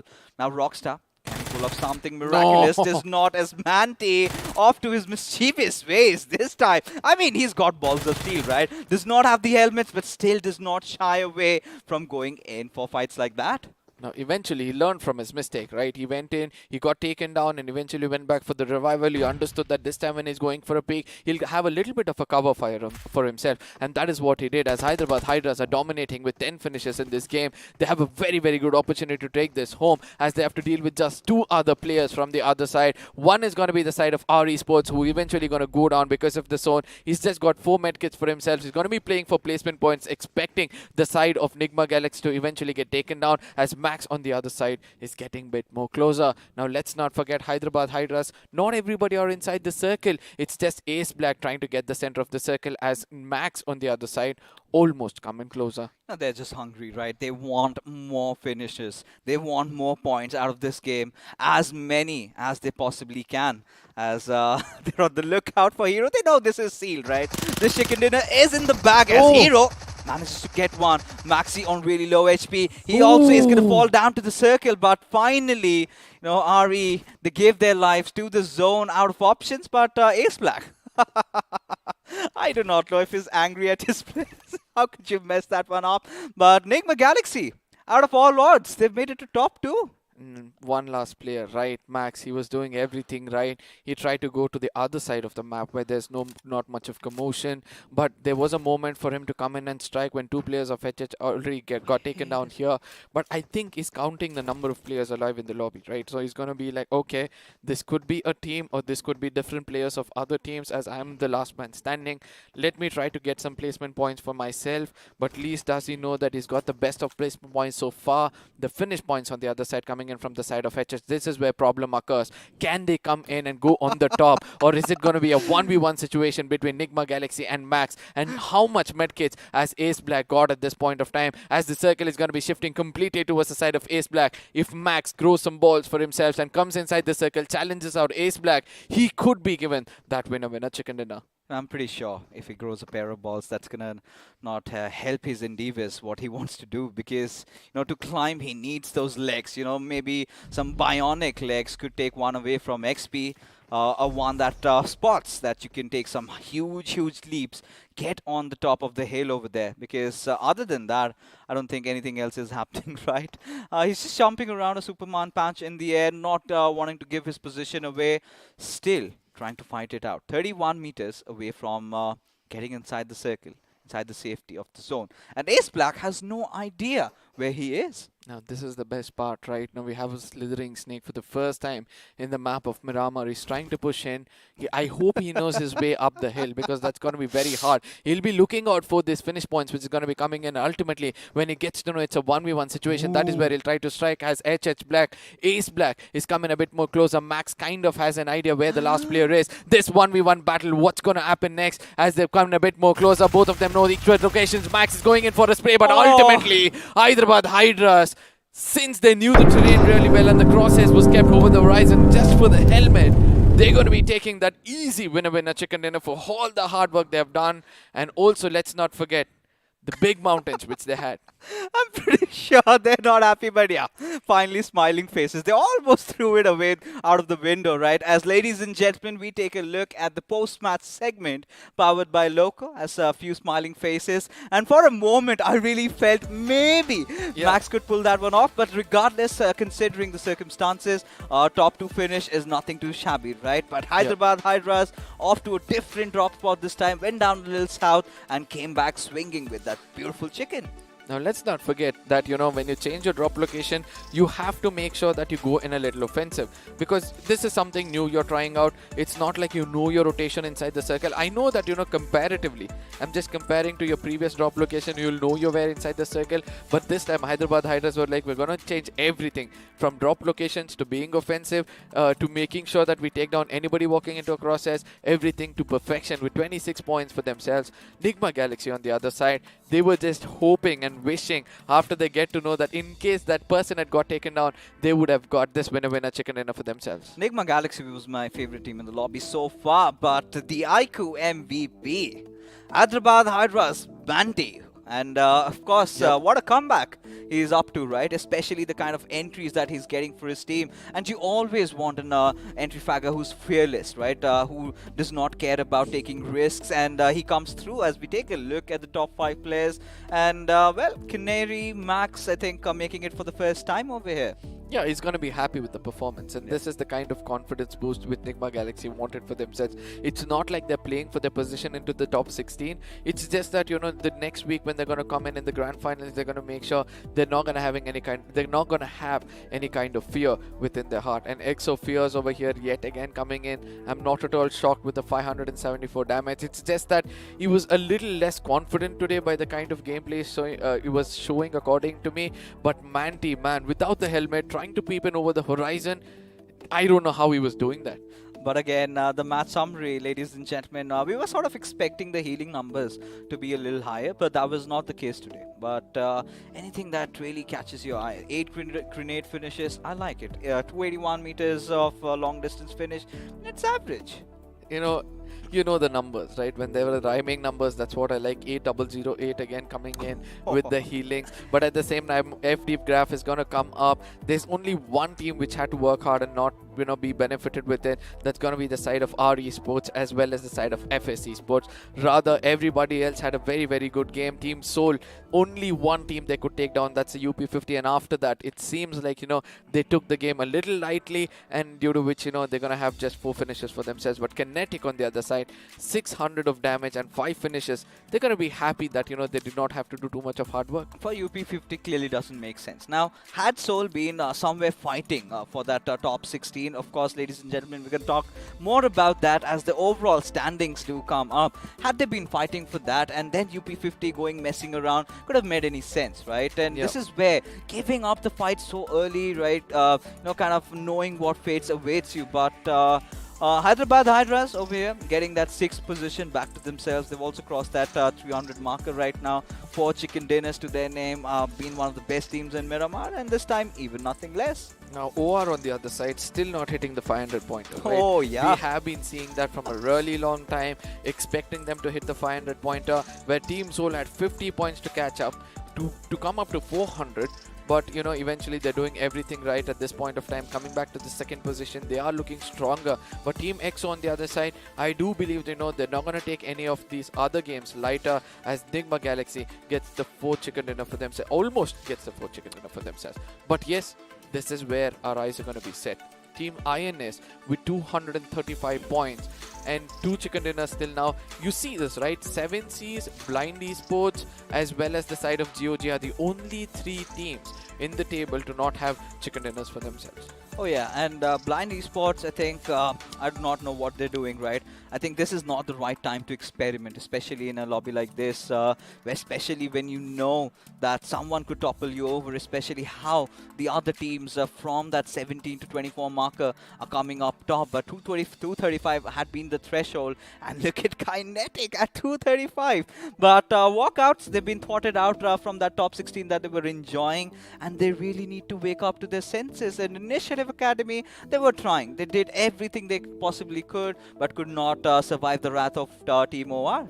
Now, at the same time, we have to see one other number which is predominantly visible. That's going to be 37, right? WSF, RTR Retribution, GOG, all of these teams have one more game to play. And in case any of these teams gets a winner chicken dinner for themselves, that is when Walkouts, Initiative Academy, and Marcus Gaming are going to get suppressed. And the pressure is going to start building up over the shoulder. I just hope that they realize it earlier, because at the end of the day, we do not want the 16th position to be a tie between 5 teams and one team which has better placement points to be selected. You know, that's going to be a lot of disappointment for those teams who are not getting selected. Oh, of course, it's going to hurt. And I'm pretty sure it's going to be those bare single-digit difference between the 16th and 17th. Or maybe it could come down to just a tie, right? Where your position point is higher and you go in through. Maybe that could also be the case. Because right now, if things stand, that is the case with INS and Kinetic also in this particular situation. But a beautiful game of Miramar. We got to see a lot of actions, a beautiful curveball shift. I loved every bit of it. Absolutely, but at the same time, this is one mobile you need to love, because the kind of, I would say that the video will speak for itself, right? Let's not speak more about it. Allow the audience to enjoy this video coming on our screens.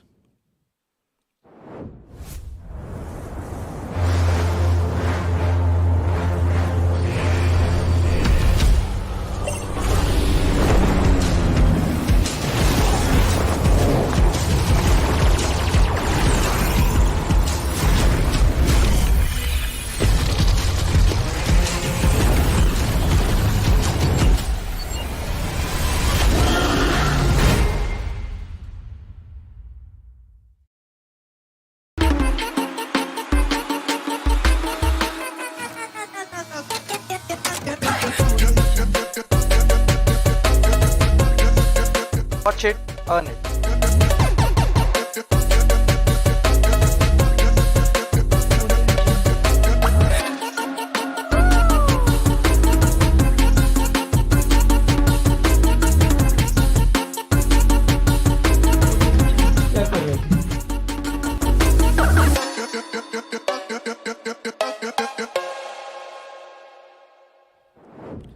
Watch, stream, play, repeat, and could also add earn, right? At Loco, of course, India's biggest gaming and live streaming platform, you do have your favorite BGMI content creators out there, even your competitive players. Yeah. And if you do not know, you can also start your streaming journey on Loco. All you've got to do is download the app, and while you're at it, if you're good at that, you can also earn while you play, while you do things that you absolutely love. I mean, you need to have a device also as well, right? When you get into a game like BGMI, you need to have that 90 FPS cooling system, because you're on the grind and all those things. That is when your 6 is going to come into the picture. But all these things said and done, we need to go back and watch out the highlights of this game, where every single moment was worth watching yet again. It's going to be Aladdin in the beginning, putting an end for the Dreams. As always, as you correctly pointed out, it's Dreams always the first person to get taken down. And from there on, they went on to stay alive until the end of the game. And look at this, Team UP50 Soul, UP50 really wetting their pants out there, right? Especially the moment Team Soul got up close and personal. But what? The cone is on Zen OP to try and pull off something like that. Of course, we did witness a few other fights. I think another monumental fight that we noticed was ACBC going up against Team OR. And with the way OR just went in, ACBC, those nades coming in, it felt like they were clearly not prepared about it. At the same time, Kinetic, they just dragged on to the fight so long that they had to pay the price outside the circle. But Team Soul on the other side was just waiting it out. But ultimately, they did not watch out for Nigma Galaxy coming in over here. Max almost took down Goblin as well. Look at that, the HP was so low. But eventually, Goblin, instead of going in for the healing, rather, he was just waiting out for the bullets to be sprayed in. From the other angle comes MJ, puts an end for 3 players, as Hector did put a valiant effort to try to take down players, but ultimately had to hit the ground real hard. Okay, Arka, tell me something about it. Do you feel that Hector was too late to provide the cover fire? Because considering your support and 3 of your players are moving ahead, I mean, Max did manage to take down 2 and almost got the third, and that is where we finally see the trade. Had he been a little bit quicker, things could have been different for Team Soul. But he needs to know the location of the enemies, right? Probably he did not have that, and that is why, you know, he did not want to make a mistake of just coming out as Jadu on the other side, puts a Molium on himself and gets taken on. We'll speak again about the strategy of Team Soul coming in over there, but on the other side, this was the moment where Max had everything in his pocket, right? I just hope that, you know, he had healed up to his fullest and also boosted up properly as Ace Black on the other side. Look at that. He had all the boosters up. He was just jiggling around. The final moments is where he got stuck to one corner and the crosshairs were exactly over there and he got sprayed down. Now, coming back to the question you asked against Team Soul, I think Hector did not know the information of his teammates because of the opponents. I'm so sorry, because he eventually knew that one person took down 3 of his teammates,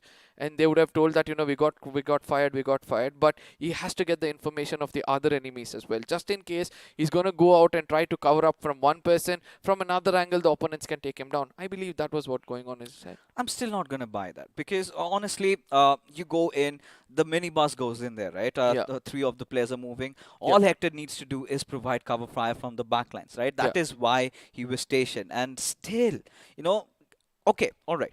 One knock would have been fine. You were caught off guard. You did not know that Max was just hiding out there, or maybe he was out in the open. You did not spot him. One player goes down, the second as well. And the moment Team Soul finally stops, even Goblin was getting shot. I think there was around 2 to 3 seconds, which by my standards are pretty slow for a cover fire coming in, especially for a team like Soul. Now, at the same time, they were spread around, right? Nigma Galaxy, the way that placed themselves. But it was just Max. No, there was another player from the other side, right? Who did that came late. He came later on. He came a little late. I do understand, but yeah, all these things said and done, it's just speculation sitting on the desk in that pressure moment. I do understand that, you know, he heard someone else also coming in from the left side and had a little bit of a confusion as to where exactly. But one thing which stood out for me in that fight is obviously going to be the broken vehicle to be used in the map of Miramar. Every single time teams have been, you know, relying on this van and getting taken down. And 3 players, I mean, that's not something which we see every day. Team Soul always travel around with all 4 different vehicles. This time, 3 of them tried to traverse with one vehicle and eventually got shot down. I think one of the major reasons was the fight against UP50 kind of went a little prolonged, right? This is something that we were not anticipating. And clearly, they did not have a lot of vehicles to work around with. They realized that we have to get inside the circle. And this is where we were just about get that point up that this is not the Soul way, right? They kind of try the center mostly, and this time they were somewhere lurking around the edges. The moment they try to get in, they just get picked off. Now, this is where even OR Esports really comes into the mix. Now, we were talking about OR Esports. They were kind of on the northern edges of El Pozo, and that clearly they did take a few losses, right? Losing out on Aru, could not survive for a pretty long time. As ladies and gentlemen, as we head into the pre-match segment powered by Loco, it's time to enter into the Tundras, and I really need to work out because now XP is going to be taking it on. Oh yes, ladies and gentlemen, as the bass voice hits your speakers, make sure you increase the volume as the big man is going to be hitting the desk. Till then, we're going to be looking at the teams which are going to be coming back. It's going to be the side of Global. You know, Team A is going to be coming back. It's going to be Global, INS, Hydra, ATZ. That's going to be Autobotz, RTR, Retribution. GOG is going to be coming back. Enigma Gaming and WSF. You know, the previous match went so crazy. XP, I know that, you know, from the sidelines, you were also enjoying the game. But yes, welcome back on the desk. How are you feeling? Thank you for having me. Is that what you keep telling everyone? No, your normal up a little bit.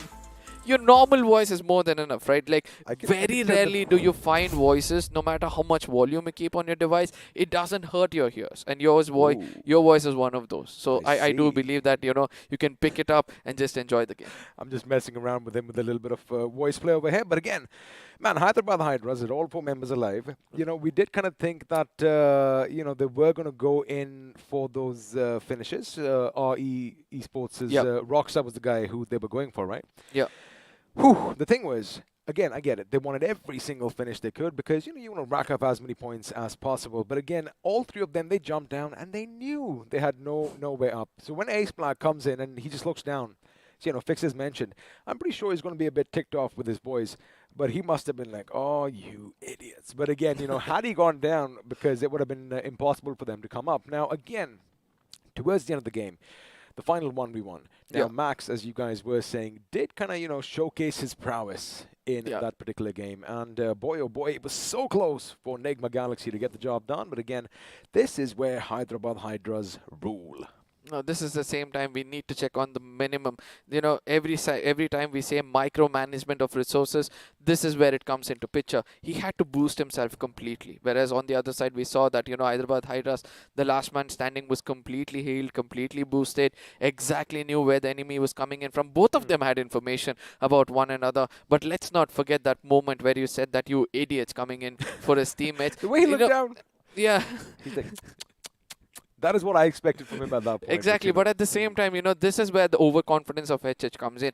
You know, you need to know your topography. If not, that this can go wrong. With the real estate where they went down, then they're trying to get over one another's shoulder and then trying to climb up. All of these things is not possible on the bigger picture. You need to be confident about where you're standing. One finish is not going to help you out. You need to look out for the bigger picture, right? There's one finish lying below and a big chicken dinner lying in front of you. Which among these would you choose? You know, the thing is, at that point, maybe if they had that little extra boost on them, you know, it does give you a little bit of a speed advantage. It could have worked out, but again, coulda, woulda, shoulda, maybe buts and ifs. But, you know, all of this, again, is the pedestal. It's that little spotlight that's been shown on them, and that's largely thanks to BGMI Crofton. And, of course, you know where I'm heading with this, our lovely sponsors, iQOO and Neo. And, well, once again, before we get into all the action, let's see how to slay your dragons.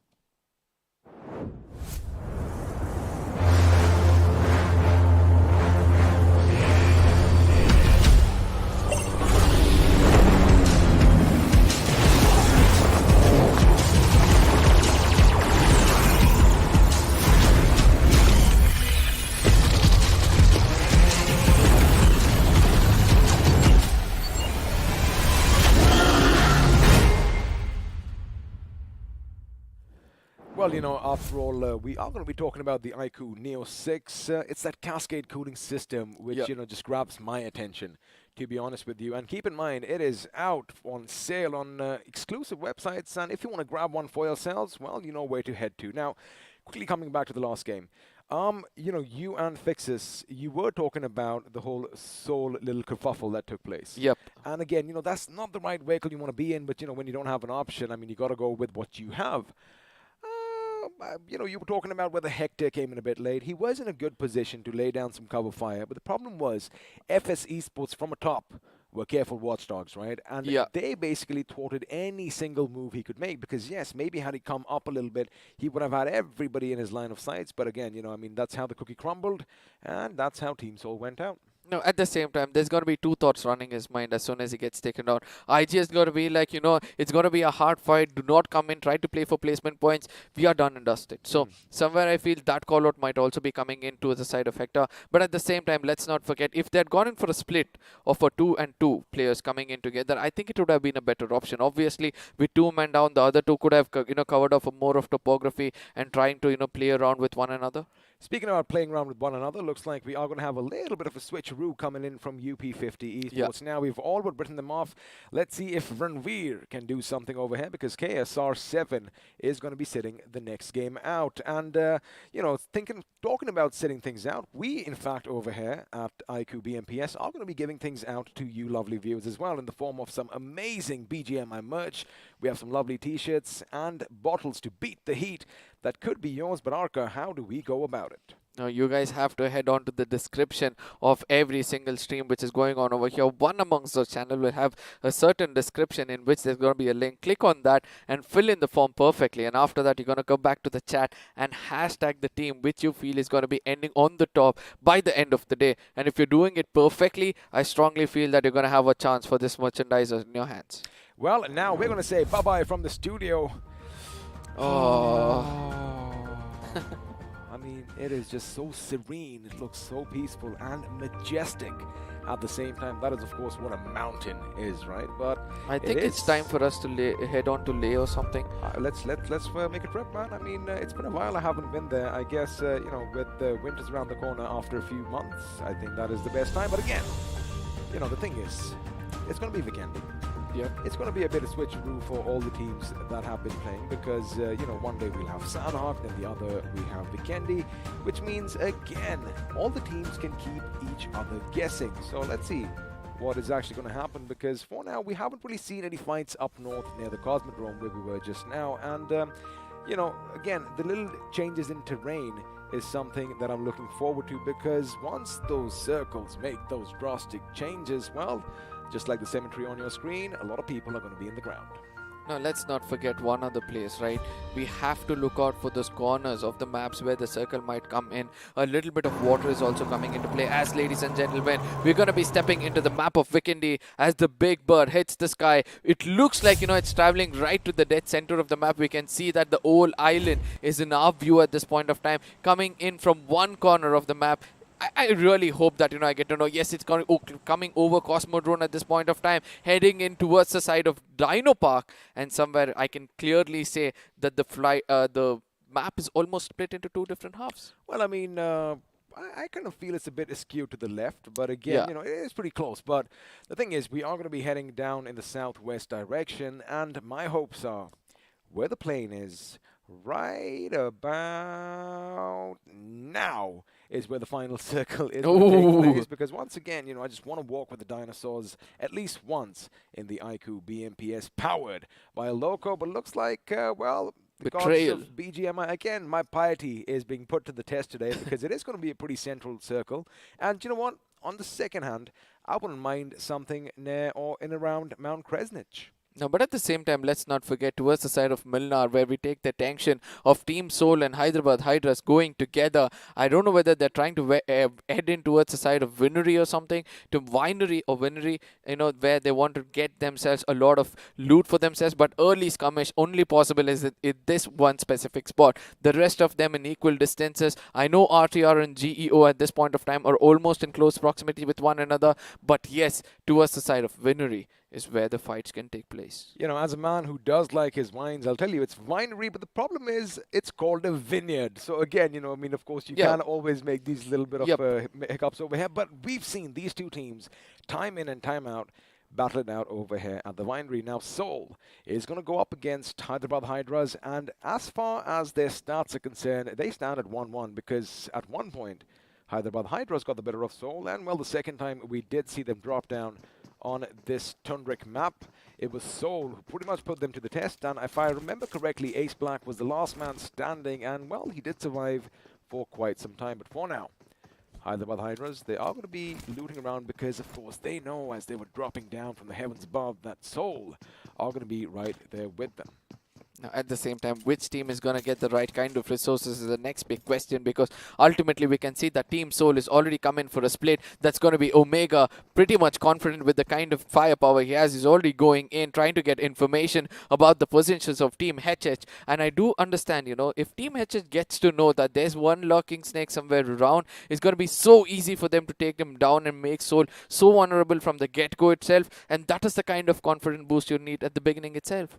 Now, this is something that Seoul are going to do a little different. Now, Omega is going to be the little wild card, if I can say that, because if you are going to be fighting out at the winery, right, you aren't going to be expecting anybody to come out. See, I did it again. I did that same thing again at the winery. You aren't going to expect someone coming in from behind. However, the problem here is he does have a few weapons on his back, but he has nothing else. Now, if he is heard, if someone out there has really sharp ears, well, it could be problematic for him, because they might just divert all their attention on his position, and, you know, Team Soul might be starting this fight with a little bit of a deficit. But for now, as all the teams are going to be running around blissfully looting up, they are keeping their distance this time around. And the question is, are they really going to fight? Because you've got to keep one thing in mind. The circle is still a little bit far away from them. I'm going to say it's almost about 1 kilometer, but now they are trying to make their move, and, well, they are going to be on the prowl. Let's see if they are going to strike. Everybody fisting the air, trying to get closer. They do understand that they shouldn't at any cost give their footsteps away. But we're going to be looking at the side of damage leaderboard coming in over here. Aditya with 14,714 damage in this overall, you know, in the tournament, shows that Team OR is on the offensive side. But again, Hyderabad Hydras, they have no clue that this is happening. And somewhere I feel that, you know, if Team Soul doesn't strike by now, it's Hyderabad Hydras might be taking that rotation into the side of Abbey. Now, what I believe is happening here is Team Soul expects Hyderabad Hydras to not really engage in a fight with them just yet and come out towards the eastbound aspect of the winery. And that is what I feel is going to be on their minds. But the thing is, Hyderabad Hydras know, if you have a look at the map, boys and girls, it is going to be another trajectory for them to make it to the circle. So they are, in fact, moving further and further away from Team Soul, expecting that they're going to be at the other end, and maybe they might hit someplace in the circle around maybe the Abbey. And, you know, I guess that is why Team Soul, although they have kind of wasted some time over here, are going to have the lower hand in this situation, because there you go, Hyderabad Hydras, they're like, you know what, we've got our loot, and let's just get out of here, because, again, they have much bigger fights in store for them in the not-so-distant future. Now, at the same time, I strongly feel that, you know, Ace Black has a vague idea. Some senses of his, or the sixth sense of his, says that there might be someone coming in from behind us. So I'll do one thing. I'll just try to come a little bit closer. You're slower. You guys do one thing. You guys head up. You go forward towards the side of Wall Novo, where they have a lot of hard compound for themselves. They can get some proper loot as well. As Manti at this point of time, you know, is trying to get in closer. Soul on the other side have no idea that Hyderabad Hydras have already left the compound, and they went all the way towards the northern side of the map, towards the, you know, southern side of the circle, basically. But at the same time, right to the dead center of the map is where we would want to see at this point of time, where we can see that XO, INS, RE, as well as the side of WSF, all are conjugating to the dead center of the map, where there could be a very, very good fight we're going to witness. Well, let's have a look and see if anything's going to happen, because once again, this is the map of Vikendi, which means, again, the teams are going to take their time. They aren't going to try and make any mistakes, and for now, it looks like Enigma Gaming are going to be scouring every single house in this beautiful little city, making sure they have all the loot that they need. Of course, Goroka is a nice place to do so if you want. It looks like someone's going to let someone know that, you know, hey, buddy, there's a 4 times over here in case you need to pick it up, and Eggy is the one who comes and does so. But overall, if we do have a look at the map that we have on... Eggy's being a little naughty over here, because a few shots would have blown his teammate to smithereens. But now, UP50, I get it. You know, the first game wasn't good, and I get it. We've already said that, you know, we're kind of counting them out, but looks like action might break out early. There you have it. A few shots up. Beautiful. G36C are going to be let loose. But Team EXO, well, they don't really care. However, Joker with his UMP is going to lay down a few shots, and Sensei and Fierce do realize that now they're going to U-turn towards, well, not greener pastures, but at least a fortified compound. Now, I don't know how many of these teams are kind of, you know, knowing that every single time they're going to move around towards a compound, they're going to leave a trail behind, right? With those tire marks coming in on the ice and also around the buildings. You know, if anybody is trying to get in a bit more closer towards that compound, they're going to check whether there are some, you know, trail marks of the tires or footsteps over there, and then decide whether to take the fight or not. But eventually, you know, all this is going to happen in the middle rotations of the game. But let's not forget that right now everybody are coming in a bit more closer to one another, as GOG is going to be facing out 7Cs at one corner, and Kinetic on the other side is going to be facing out the side of UP50. Well, UP50 definitely on the lookout. Of course, they are going to be atop the Mount Kresnich, as we like calling it, which means they are going to have a nice lay of the land around them. But the thing is, this mountain is layered, because it's almost like it's terraced perfectly, right? You have all these open spaces, then you have some compounds littered around every now and again. And Team Kinetic, who again had a good day 1 as far as week 3 is concerned, are going to be a bit wary, because just to remind all our viewers, they did manage to rack up 47 points on the first day. Question is, are they going to do the same today? But for now, if you have a look at the thing on your right, you do have all the points coming in, and it does look like, you know, Soul, of course, did edge past EXO. However, we do expect a couple of teams to be there, but I like what they've done over here. So these are basically your 2 squads over here, your 2 groups that they're going to be showcasing again, just to make sure that, you know, we narrow things down. So as far as the groups that are playing right now are concerned, well, looks like Team Soul, EXO, and Hyderabad Hydras, and even, of course, Hydra officials might have a bit of an advantage before now. Sarkar, again, atop his mound, does spot some movement in the distance, but chooses not to let loose a few shots. Now, this is where the rotations, we have to watch out in the map where the rotations are going to be coming in, who's getting more closer to one another. As we all know, with the courtesy to the map with us, everybody are concentrating to get to the dead center of the circle apart from one team. That's going to be Team Soul, who's still trying to rake up more resources for themselves. GOG on the other side, they are trying to come out in the open and try to look out over the bridge and see who's going to be there on the other side. But least do they know that Team 7Cs can be striking them from behind, and also the side of GE from the other side, as leader OP on the other side, always being the flanker for the team, goes around trying to check all the other compounds, tries to lead the team into a safe spot, and that has happened yet again. It has happened yet again, but again, you know, the fact is that you have all these compounds in Vikendi, which means action isn't really going to start out till the next couple of circles, but I might just bite my tongue. Because it looks like shots are being rattled off in the distance, and UP50 might have someone that they want to basically turn their attention to. So again, the thing is, you know, they are still being wary because it looks like action is going to break out. I'm not sure who went down, but it is going to be Enigma's Evo who's going to be brought down to his knees, which means finally all that white stone is going to start turning red.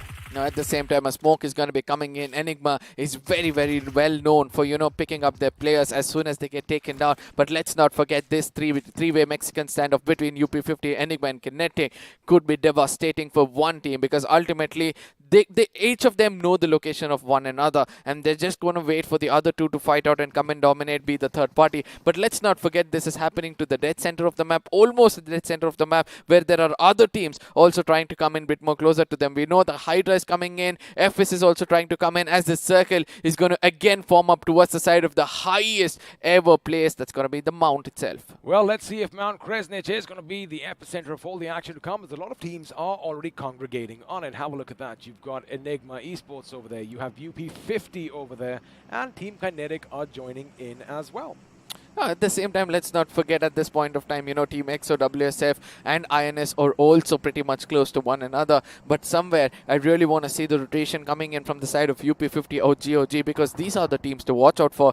They are doing wonders. They need those finish points as well as that good winner, chicken dinner, to make sure that they still have a small breathing space or a ray of hope into the next round, as we're going to be looking at this. Look at that Team Soul. We still have Goblin outside of the main circle itself, not in the blue zone eventually. But I do understand he has to make it inside the circle with his teammates, as nobody is going to be looking down south towards the side of Castle. But on the northern side, it's going to be Global coming in close proximity towards the side of 7Cs. Is there a fight which is breaking out over there as the first blood is being drawn? Well, it is going to be RTR who are going to be going up against EXO, and it is going to be EXO's loss where the first blood came in, but now we're going to be focusing on the fight between 7C Esports and Global Esports. Now, the thing is, 7C, they are going to be spread around, which means Salvatore could actually be in a good position to lay down a few grenades at the position now. He is going to try and get as close as he can, but I do believe the sound cue just might be given out. I like how he's being careful, making sure he jumps in. Now this is where sound strike, and now the sound has been given away. However, the grenade is going to be flung. It might just be good if it goes in. And oh yes! Narnia was almost brought down, but this time around he is still going to be up by a sliver of HP. And there you have it. The repeat grenade, if it went in the attic, well, it could have spelled trouble for Global Esports. Now, what this does is, oh my goodness, I'm just going to bring this up. It gives Global Esports time to retaliate, and it looks like one of the members from 7C Esports is going to be brought down to his knees. Now that's going to be Sarang, one of the strongest and the key player for the side of 7Cs, who needs to stay alive for all those frontal battle. But let's not forget the cover fire coming in from the other side of Spray God, the only player pretty much close to them. He has to do wonders, and that's going to be Savitar. It's going to be cooking up more grenades. If he does damage against the side of AJ, things can be different, and he can also push in to say, check where is Manya. He does see Manya over that, you know, fence, and that is where the next grenade is going to be coming in. Exchange of these two grenades can be devastating for both of them, as Savitar gets a tag, and Manya knows exactly where to put in the next one, as Aladdin is also going to get a little bit of a chip damage because of the next grenade following up. Well, let's see if it's going to be the case, but it is going to be just a bit too wary and a bit too long. But elsewhere, looks like UP50 are going to be opening up on GOG, as MJ, in fact, is going to bring down Sarkar. And looks like Sarkar is finally going to be finished, but this is where the split from 7C Esports might come in handy. But the thing is, they are going to lose one man, and that is going to be inevitable. And Savitar, maybe he might have to make a few plays, but looks like it is going to be nothing for now. Now, this is a good position Spray God is in. Now, of course, we can see the kill feed. Another fight is breaking out as we have a look at where the circle is going to be going. And let me tell you one thing. I mean, I guess there was a little bit of confusion over here because for a second, Global Esports seemed to be a little confused as well. Spray God, he might just try and go on that little bit of a left flank, keep the enemy guessing, as the circle is going to be closing down in about 5 seconds. But the question is, where is it going to go to? Right now, although 7C back up on their feet, we are going to be switching to the other fight, which was taking place, and it looks like Enigma Esports, well, they want to come in and play spoiled sports as well. As there you have it. Oh, he is going to go in. He is going to make sure he has some preemptive fire in the smoke because, well, even though the vision is obscured, the sound cues were given off. And now, I like what they've done. They've deployed that molly to make sure they keep him at bay, but it looks like Rage God's molly is going to bring his teammate down, and UP50 once again are in a whole world of trouble. But there you have it, Rage God. He's gonna get it. Oh, what was Rajot doing? Trigger discipline is something which comes to it finally as Enigma Eggy is going to be blessed with few seconds to turn around and retaliate, and eventually on the other side is going to be grenades coming in from the side of MJ, the grenadier for the team, as Nikopi is also going to be following it up, and the retaliation also coming in from the side of Evo against the side of MJ. GOG versus Enigma is where the concentration is, as on the other side, Savitar versus the side, Team 7C versus the side of G is also taking place. Through the pixels is where Savitar wants to strike. He's been holding this position for a really long time. AJ versus Savitar. The survivor is going to be the last ray of hope at this point of time as Savitar gets taken on from the off angle. Comes in from two players where the spray is still going on. Unless it's going to be Ronnie who puts an end for him, and eventually 7C say goodbye from the lobby. Well, maybe had they acted a bit quicker, it would have been a different story. But now we're going to focus back on the match between Enigma Gaming and GOG. Keep in mind, there still is one member, I do believe, from UP50 who is going to be alive and kicking. And, well, Aditya is not going to be participating in this little skirmish just yet. Now, Nikopi is going to be flung out with a Molotov. But the thing is, you got to know the ins and outs of the building. And speaking of UP50's Aditya, well, his work is going to be a bit tougher as Team Kinetic are going to be heading his way now. He knows where they're coming from. He has an idea. The left flank is the first one that's going to be given out. He does have a visual, but unfortunately, he wasn't quick enough on the trigger. And with that, UP50's hopes and dreams, I do believe, to make it to the top 16 have gone off in a puff of green smoke. Now, at the same time, Enigma versus GOG, this is continuing for a really long time, where Enigma is pretty much vulnerable at this point of time. Grenades are going to be cooked in, tossed over that, ceiling, and if it lands perfectly, that could be the end of the story for the side of Enigma, as GOG, as a pack of wolves, as scavengers, are going to be rushing in to make sure they put an end for the side of Eggy and Evie at this point of time. Eggy does realize, listens to the footsteps, goes in for the shot, and eventually that is where his location is also going to be compromised. Fire, it's going to be Molotov, is going to be holding it back as the grenade is going to be cooked in. This one good grenade can put an end for the side of GOG. If that's the case, then it's going to be a very different story altogether.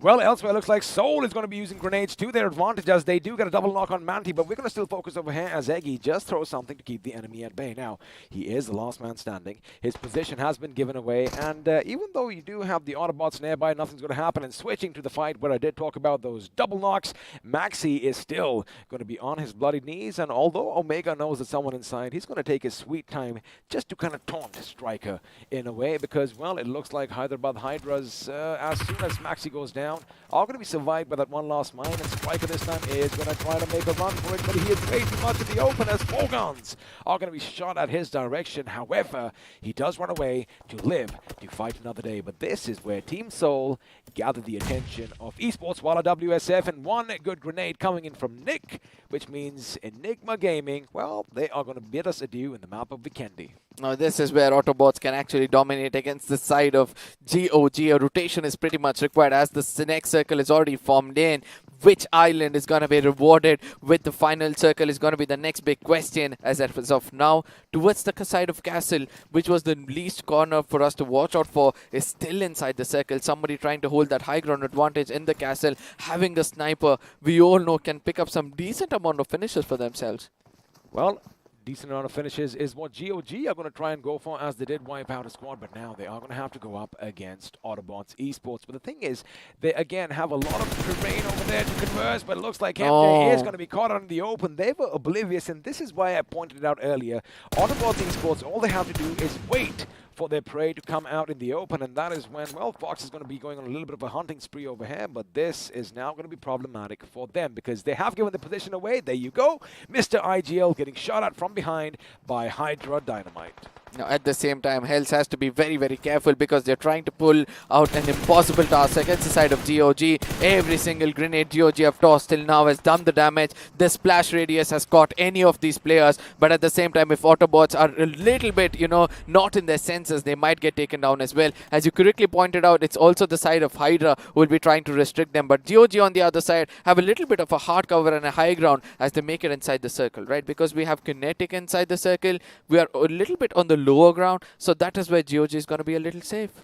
Well, they are safe for now, but the thing is, they are going to have to make it in, which they already have, right? So for now, they need to bide their time because the Autobots are definitely going to back off. I do believe that's the right call coming in from their leader, and even though it does look like they are still a four-man squad, they've got to take the fight to Hydra officials. Elsewhere on the map, everything does seem a bit calm, but this is where Hydra official can have a little bit of an advantage. But the question is, again, when the next circle is going to form, if it forms away from them, if it goes a bit to the east or to the north, that is when they could be in trouble. And speaking of the circle, well, it is on our screens. And if you have a look, all the teams coming in from the south are still very comfortable. But I like what Global Esports are doing. They're going to be coming away from the top. No one is going to be east of that river for now, but there might just be a race for that little bridge towards the cement factory, and this is where RTR look like they're in a good position. INS once again in prime position to make up finishes, but speaking of finishes, GOG are going to be closing in on the Autobotz. Now, at the same time, we have to be watching out for those grenades coming in from the side of MJ as well, because every single time, as I've already told before, the projectile is always connected as hell on the other side. I've got a very, very good off angle against the side of leader. If he strikes it, that's going to be instilling fear in the hearts of GOG, and they'll have to be, they'll be kind of, at the tip of their toes, and that is what they least expect. But Hell on the other side is connected, does a chip damage, and leader is going to be tucking his tails and running out for cover as Hell knows, and his exact location is going to be cooking up another grenade, as Bullet on the other side is pretty much knowing the location of Hell, is still not going in for retaliation as NG comes out in the open, has to pay a hefty price. It's going to be the circle which is going to be forming up. The zone is also be coming in. Let's see what's happened next. Well, what's happening next is Hell is going to go in for the finish because he already has 2 to his name, and now with the help of his teammates, he is going to be moving in a bit too quick. Question is, do they know that someone is going to be behind them? Looks like they finally heard it, and Fox is going to be letting loose with his UMP. He gets taken down, but it is going to be a double knock coming in from GOG Bullet as well. Nick is going to help him out as well, and now the Autobots are going to be in a world of trouble again. That little ace in their sleeves, that little wild card is exactly what is working for them, and Nick knows he's out of the blue. He knows he has to go for those heal battles, not the heal battle, but he has to patch himself up. GOG had everything in their favor. Unfortunately for them, now they've been reduced to a one-man squad, and chances are they could be wiped out. And speaking of wiped out, INS, they've been in a lot of trouble recently, and now Billion is going to be taken down once again as Hydra are going to be moving in for those finishes. Now they're making sure to cover every single angle, and well, looks like Joker OG is not going to be laughing at this time around as he is going to be brought down, although he did get a knockoff on Legend. Legend is going to be finished. 2 finishes for Hydra thus far, and looks like they are looking for more. Now, at this point of time, I don't know what's going to happen, as it's going to be a grenade which is going to be tossed in upstairs. As Cyan almost gets taken down. Hydra has an opportunity to push, as Cyan is going to be putting up a grenade, trying to restrict them as a defensive maneuver. But at the same time, he has information. He can jump down and strike from behind. But ultimately, Jackson's grenade has given an opening, as Cyan is going to be putting up a fire trap, and the perfect one to be restricting the side of Hydras, as one of them is going to be getting cooked in the crosshairs, where he's going to get taken down as well. The fire is going to be there for just few seconds. Will Cyan be able to pick up that finish, put up another grenade at the same time, restricting them? No, that's not going to be the case, and eventually Hydras are going to eat them up raw as INS gets out of the game. Well, even though Hydra has lost one of the heads, they still are going to be a 3-man squad, and Team INS are looking in a bit of trouble, as are the boys from our Esports. Now, they are going to be spread a bit far and wide. In fact, I do believe Canary is going to be on the other side of the water, but the thing is, the circle has shifted towards Team Kinetic. Now, they know someone's down below. They are probably going to go in for the smoke, just a little bit of an angle over there, but from behind, they've got to be careful because Hydra official could be sinking their fangs in deep. But I do believe Bale, he does spot something in the distance. Rockstar might be the intended target, but RTR could also play spoil sport at this time. At the same time, I want to look out for that last player of GOG, right? He's way outside in the blue zone. trying to play it as safe as possible. There are some shots which are going to be dished in from the side of KU. If he detects the Canary is inside the waters, that is where, you know, he might get taken down. Our Esports on the other side, they're trying hard to keep the attention of the whole team of Kinetic towards them as one person is still swimming around. Look at what G is doing on the other side, taking the bridge, traversing through those vehicles, trying to come inside the circle and making sure that nobody's going to be coming in, as God at this point of time has a smoke screen and he's going to be avoided every single way. We've seen Global Esports fight another bridge, but now they're going to be fighting another team at another because Soul is going to be bombarding them with grenades from one end, and of course Striker could strike at the opportune moment and well be a little bit of a thorn, but looks like Hitman is going to be brought down as far as FS Esports is concerned. RTR again in a good spot. They have the high ground. They could lay down some lead, but they're going to be content with fighting Team Kinetic. Now, Goblin, we know what this guy can do, and suddenly I think it was a little bit of a slip over there, but that was something lucky because he was getting shot at from behind, I do believe, by way of Team XO as our Esports. Again, we thought that Canary isn't going to make it, but no one saw him swimming across the water. I wonder if Birds can actually do that. I think that, you know, I think that is all, you know, easy for them because we saw that Hydra was trying to, you know, grab all the attention of Kinetic, and that was a very, very good strategy coming in from their side. But Team Soul, they've come in a bit more closer, put up a grenade, and Goblin is going to be falling back. Not much of a fight we have seen from the side of Team Soul, so there's going to be a lot of attack coming in from their side. They have all the resources, the throwables, the bullets, everything possible in their pockets, and let's see how best they're going to use it. As Kinetic on the other side, this fight has been elongated for a really long time. Now our Esports needs to be very careful because not only they're burning their resources but also attracting attention of GE, Soul as well as RTR coming in closer towards them, towards the shorelines, and that could be a big problem at this point of time. Onyx gets taken down by Joker. This is what I was saying. When you do a lot of, when you take a fight for a long time, you might get taken down from another team. You could be taken down, but right now it looks like Joker from below. He is, in fact, a troll under the bridge. He's going to try and get as many finishes as he possibly can. As far as the other bridge is concerned, it looks like FS Clutch and Hitman are going to be biding their time, as does Striker. But now Joker does go in the water. He has been knocked out, and now chances are he isn't going to get back up again. The circle, mind you, has shifted, and Team XO are looking good, as eventually all these teams are going to have to head in their direction. And let me just tell you one thing, boys and girls, they have the only compound for the taking, and well, we all know Concrete is a lot better at stopping bullets than smoke. Now, there are 3 men standing, right? They lost inside, but still that's not stopping up at this point of time. Team RE is looking pretty strong against the side of Kinetic. This kind of ridge has helped them out to survive much more better, as Rockstar has a big idea as where to God is because of those gunshots. They're going to be landing up a grenade perfectly towards him. If this does dish the damage, then it's going to be the end of the story for the side of Kinetic, as a fall-off grenade is going to be going right towards his face, and that's the end of the story for the side of Kinetic. Well, Team Kinetic are going to bid us adieu, but it looks like Rockstar is still going to make sure he gets to the Canary in time and patch himself up. Now, Team Soul, they've got the work cut out as well. However, they do have that gradual slope to work with, and there you have it. Smokes are going to be popped, and they are going to make their way towards Team XO's position. Now, Team XO, all they have to do is bide their time, hold on to that trigger discipline, and once they see enough members of the opposition, that is when they let loose. But for now, Team Soul, they are going to have to fight the 2 members of FS Esports because, again, they want to make sure they capitalize on as many finishes as they can, but do not rule out Global Esports just yet because they're going to be coming out swinging. RTR are still a 4-man squad atop their little mound over there. They're going to have a good time as well, but there you have it. Clutch is going to move up. He gets the better of AJ, and now he's going to get back in cover as Hitman is now going to do his thing, almost knocking him out, but looks like a grenade coming in from the Green Goblin himself. It's going to put him down on his bloody knees. Now, at the same time, a follow-up grenade is what Team Soul will be looking out for, but again, we know the IGL is going to think different. He's going to be making himself inside the circle, which is more important for them, as Goblin will be looking out to get the final finish. There it is. He hits it properly, and that's the final nail in the coffin as another team hits to the lobby. And let's see what Goblin is going to do next. I know the information is going to be relayed for the side of G, right? They know that Goblin is on the other side. They'll try to retaliate as shots are going to be fired from the side of Goblin. The zone is going to be eating him up. What's he going to do next?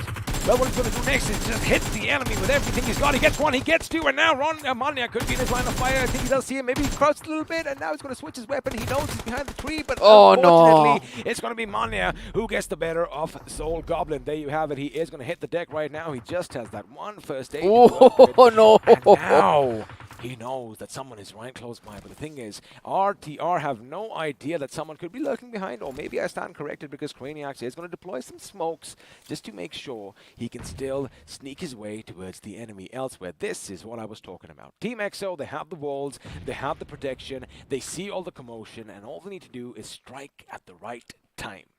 I mean, I don't know whether you observed this, but this whole team of Team Soul got taken down by the side of Team X. So they were just waiting it out as soon as they're going to come into the crosshairs. As you said, they're just going to press the trigger and pick up as many finishes as possible. They were just 3 men standing, but eventually now it's a 3v4 situation as RTR is going to be rushing in, trying to take down the side of Team X. So Fierce is already done the damage against the side of Chonu. But the best part is this, the circle is favoring neither of these teams. And we can see that, you know, ultimately when the fight happens in the open, that is where all the strategies of either of these teams are going to be read, as Coops on the other side has got a little bit of a hard cover, and we can say that all the team of Team RT are equally distributed in this real estate. Well, they are going to be distributed, but the thing is, 2 of them are going to be out of the blue, as looks like Chonu is going to make sure he has his thing over here. Now, have a look at this. Craniac is going to go up against Mania, throws it right at his body. Boom goes the grenade, and with that, Global Esports were sent packing. Now, Team EXO, again, they have the little bit of an advantage, but it looks like RTR have found a little bit of a niche for themselves. Now, this is where grenades are going to come in, and looks like Fierce is a little impatient. I do like what he's doing because he's using the enemy smoke against himself, but look at the split. This is where Duty, from afar, spotted the distance, spotted some movement. In fact, I think it could have been Coops. No, it was Duty who did shoot down at Fierce, gave his position away, but now he falls down to the blue. Now, RTR, they have an advantage. It is going to be a 3v2 situation, could be a 2v2 as Craniacs have been spotted. Craniacs is shot at, and Fierce is going to make sure that Craniacs is going to be down on his bloodied knees. Now, this is where his teammate comes in handy, as Snacks, in fact, is going to be taken down. Oh my goodness, what a turn for wins. For now, it's going to be Team EXO's Fierce going up against... Oh my goodness! There you have it, RTR, Retribution, getting the job done, winning that chicken dinner, as we, of course, are going to be heading into the post-match segment, powered by Loco. Look at the relief on their faces, right? Because RTR Retribution at this point of time needed those points because they were at the 20th position. And from here on, the way they're going to pick up, they're going to be so happy. 18th position to be specific. And they're going to be so happy to get that winner chicken dinner. And look at that, 24 points. I mean, eventually the kind of jump they're going to get. This is not the only map they played so well. 2 straight matches they played really well, and that is how they've raked up almost 40 plus points. So at the same time, let's not forget Global Esports over here did put a valiant effort over there. Team EXO on the other side trying to be as safe as possible, playing for possession points because they had lost Sensei from the beginning, and then eventually with 3 men standing they could get only 2 finish points for themselves, but decent 14 points to make sure that, you know, they'll be on the top of the table itself. But Team Soul on the other side, they struck when it was right. They got position points, they got finish points, and 13 is what they've got. Well, 13 points is what they've got, but they did have a nice little effort. Of course, they did get caught up under that bridge for a little bit too long, and the circle, of course, did kind of shift away from them. But all in all, it was a good outing for all these teams. And if you have a look, you know, a couple of teams did get a nice taste of blood. Now, GOG, they had a good start to the game. Unfortunately, they were taken out a bit too early, which means it's going to be difficult to find out who is going to be crowned the iQOO MVP, because that is what is going to be coming up on our screens next. Global. Well, lo and behold, it's going to be Goblin himself from Team Soul, because, well, 7 finishes out of a total of 7, which means he was the one-man army in his team, does stand out. Obviously, he took down the side of FS from below the bridge with 1 grenade as with the firepower. Then again against the side of Global Esports from behind the bridge, he was trying to take them down every single time. And with the damage of 644, you cannot be more clinical than that. But with him is going to be 4 other players from 4 different teams. And this is what I love the most about this game. It's Ronnie playing in for the side of GE for 4 finishes, but a lot of hard work. He had 841 damage. Coops coming in. He was holding an off angle, and let's not forget that he almost took down and helped out the side of RTR to gain this winner chicken dinner with 3 finishes, 671 damage points. Of course, you know, even Hydra Jackson over there kind of coming in with the 3 finishes for himself. Again, you know, like we said, everybody had a taste of blood in this game, which is, again, that just makes it so much more beautiful. But now, let's actually have a look and see what all is going to stand out, because 8 grenade finishes coming in Vikendi is something big. And have a look at the Nox buddy, 76. Oh, yes. At the same time, 2 airdrops were looted over here with a total of 89 healings coming in the map of Vikendi. You're going to like that. Yeah, every single time, right? In the map of Miramar, we had 8008. and now 89, 89. So that shows that, the healings are not given priority. Everybody wants to get those finishes for themselves. 27 assists is the least I've seen so far in this tournament itself, because there was not much space, right? The zone was eating up most of them. Most of them tend to take the fight. It was a very, very elongated fight for every single player, and that's how you have so much less. Also, it's all those compound fights, right? Because you aren't going to give your teams enough time to patch themselves up, because that is where time is of the essence. But for now, let's have a look and see who all, in fact, did get a taste of blood, because the finish and damage graph is popping up on our screens. And even though UP50, again, they went out without a bang, so did the boys from, I do believe, Esports over there. And 7C, 881 points of damage. However, not a single finish to their names. 7Cs. I mean, I don't know how they took multiple fights, right? First with GOG, they couldn't break up anything, and again tried to take a fight with another team. Ultimately, they had to hit the ground very, very hard. But at the same time, FS Esports is also getting taken down. FS Esports were holding a very, very good spot inside the points table, and all of a sudden, I feel that with performances like this, they might get pulled down, and eventually they're going to be on the hang at final moments of this tournament. Of course, they did get 401 points of damage, but the thing was, they were surrounded at all ends, and ultimately, Clutch and Hitman, they didn't really have an option, because at one end you had Team Soul, at the other end you had Global Esports, atop Global Esports on the hill you had RTR, so no matter wherever they came out from, chances were they were going to get shot at. But again, despite being in a tricky situation, I liked how Global Esports went up against 7C, although it looked like 7C Esports did have the advantage. Have a look at the damage, right? That's basically from one squad. Unfortunately, they couldn't capitalize on this. Now, let's have a look and see if something's going to change over here. Only one thing, Global Esports moving to the 6th, while Hyderabad Hydras fall down to the 7th. This is not going to matter, right? Because until you're there in the top 10, you're just all safe and sound. It's just you're going to experiment, trying to play different ways, trying to push your support a little further and see whether you can take up the assault point at one given point of time in the tournament when required. But at the same time, every single team has played 38 matches, and that is something which you have to look out for from the 16th position. I somewhere believe we can consider the 14th and the 15th position to also be under contest, because at this point of time, we know that from the 16, 17, 18, the numbers are very, very bleak, as everybody have hit the 200 marker, including the side of GOG now picking up 6 points, will be somewhere close to 210 points as the second page is going to come on our screens. And that's what makes this tournament all the more exciting, because again, like I said, it's going to be nail-biting finish. And speaking about that, Team INS, largely thanks to the fact that they had 6 finishes this game around, they are going to come up to the 15th, as Blind Esports are going to fall down just by 1 point to the 16th position. Overall, nothing really has changed over here. However, oh boy, now just keep one thing in mind. Let's keep it as 240 as 244 also we can consider. All right, let's keep it as 245. Let's be fair over there. Now, this is where the teams are going to have some trouble. See, Team Kinetic still in the run. Of course, Retribution, RTR as well. Even though Walkouts and Initiative Academy have slinked down a little bit, one good game is going to bring them in the top 16. Now, for the teams that have 218 till 211, well, not one game, but 2 will do the trick. No, at the same time, Esports, Walla, WSF and GOG, they have to be very careful from here on. They have to count the number of games they have in hand and try to find an average in every single game. They have to go in a little more aggressive, as we can see that GOG finally hits the 100-pointer when it comes to finish points, and a 111 when it comes to position points. But let's not forget Team MG, even if they do wonders and try to, get into the, probably into the 16th position with a tie, they'll be able to come up, because they have the highest number of position points of 140 for themselves amongst all the teams from the 16 to the below.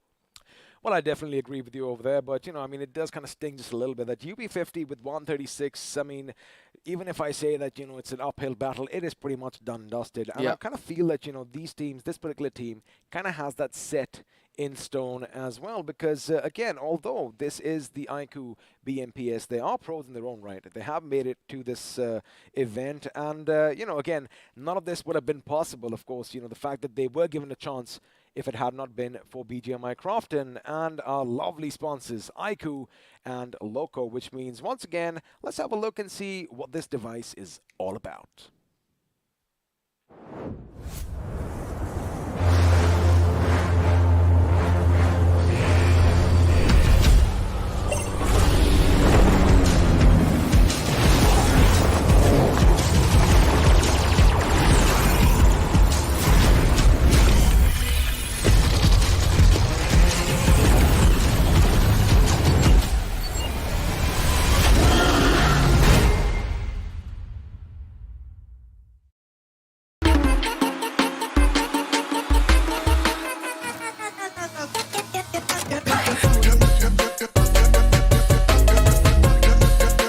Watch it, earn it.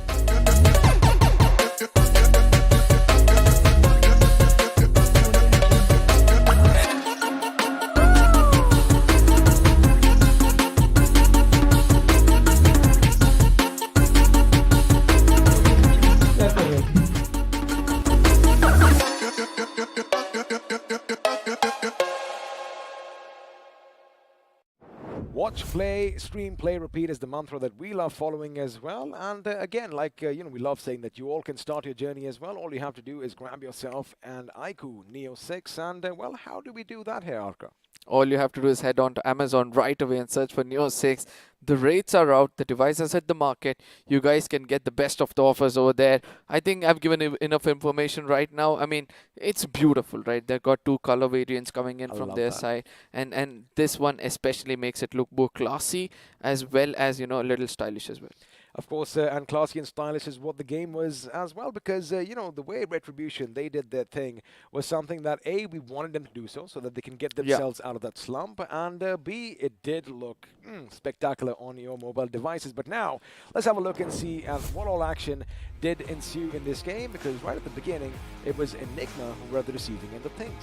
Obviously, because from the beginning we saw that, it was important for them, but this move coming in from Rage God was one of the moments where I say that, Rage God was not even having that trigger discipline or looking out for it. I don't know what issues he was undergoing. I just hope that, he rectifies it as quickly as possible. Savitar on the other side, this valiant effort where almost took down a player. It's just that the divided attention at the last moment where he had Joker also to deal with under the bridge, took him down. But yeah, Enigma, they did a little bit of a damage against the side of GOG, but the retaliation coming in from their side to end the story was something different. It was something different. Have a look at how many people are knocked out overhead. 3 people went down with 1 grenade, and well, that is going to be a bit problematic. Now, Autobotz over here, again, against GOG, they had everything in their favor, but they let it a bit too late. Grenades were timed to perfection, but again, the blue started chipping away at their health, and of course, a few teams set up a few blockades up ahead. But Team INS, buddy, not looking good just yet.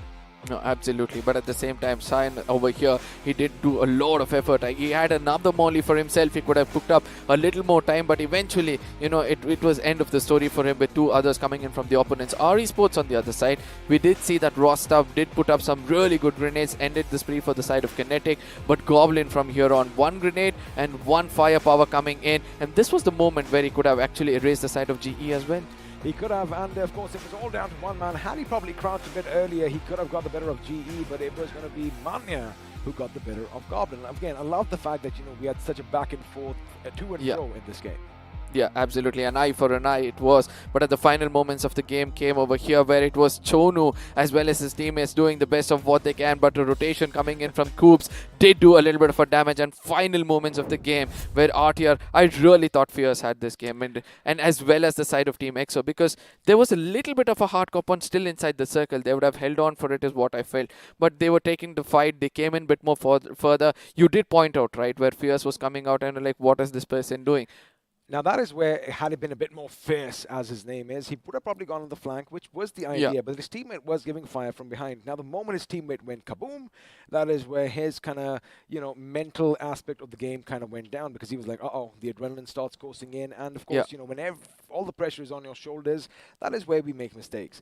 But again, it was a valiant effort coming in from them. They do get the position points. However, I feel they could have racked up a lot more finishes. Absolutely. But at the same time, the teams on the top, they're not at all bothered about this, right? They're just going to be like, it's okay. We already made it through. Let's, take a chill. Let's try to play it out just for the sake of it. But at the same time, let's not forget that, most of these teams are also trying to experiment, try to create a plan C or a plan D, because they'll have a plan B and a plan probably A as well. If that doesn't work out, they can shift on. But these moments in the game, that is where you get more plans for yourself. Of course, we were talking about this yesterday with Fixes, and they did interview a few people from OR, right? I mean, they don't just have a few plans, buddy. I think every single alphabet is going to be covered overhead. There might even be a plan Z, but again, that is the beauty of this game, right? Because if us humans, we are creatures of habit, and thing is, someone is going to realize that, wait a second, this is what they've been doing every now and again, and they're going to come in and throw a wrench in your game plan. So you've got to keep them guessing, and I love the fact that teams come up with something different. But a map like Vikendi or Sanhok, for that matter, oh boy, whatever you come plan with, it's a game changer. You've got to do something on that moment right there and then.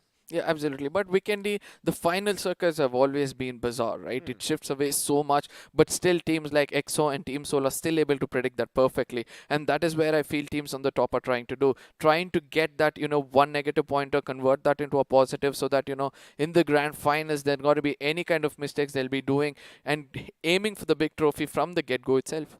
Well, of course, they are going to be aiming for the trophy, but for now, it is still going to be about who all are going to be in that little end-all skirmish. Of course, we have a lot of battles that have taken place, but the war is still not over. And again, I guess it's fair to say that UP50, their chances are pretty much zilch at this point, which means up into the 23rd position, anyone can still take it. No, at the same time, I think GOG needs to get a winner chicken dinner with more points by the end of today. I mean, because they have 40 points, almost 25 to 40 points approximately to cover up and make sure they're inside the top 16 and then try to fight the position into the next part of the tournament. But in case they become a little late from here on, it's not going to be easy for them. It isn't going to be easy for them, but again, they are amping up the aggression, right? They have turned the dials on to 100, and of course, it is on show for us on our screens. But again, that is the beauty of this game, right? You have your ups, you have your downs, you have your good days, you have your bad days, and well, speaking of that, we have already gone through 3 games right now, which means I think it's the perfect time to take a little bit of a breather because, boy, we have been yapping away a lot in this map of Weekendy. So for now, from Arka and I, we're going to be back after a quick little break. Do not go anywhere because the action is going to commence once again in about 5 minutes. जब court पर बनी team of 5, छठे यार का दिल टूटा ऐसे जैसे टूटे कांच, क्योंकि अब से कोई नहीं होगा कभी भी left out. Battlegrounds Mobile India brings you the new 8v8 TDM mode. Let the action begin in Santorini.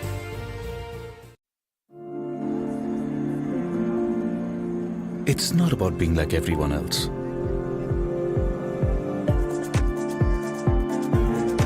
It's about having your own destination.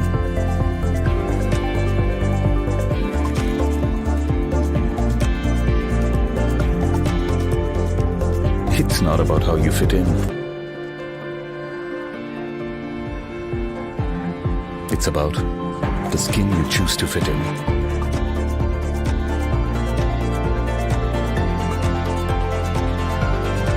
It's not about you belonging somewhere. It's about you belonging with your squad. Because everyone can be a player in Battlegrounds Mobile India. All new Battlegrounds Mobile India with new modes and maps. Let the battle begin. Download now. This car won't drive itself, right? Where to go, when to stop, read the map. अब ये सब तो in-game leader ही कर सकता है. And danger rarely announces itself. इसलिए आगे बढ़ने के लिए एक स्काउट भी जरूरी है.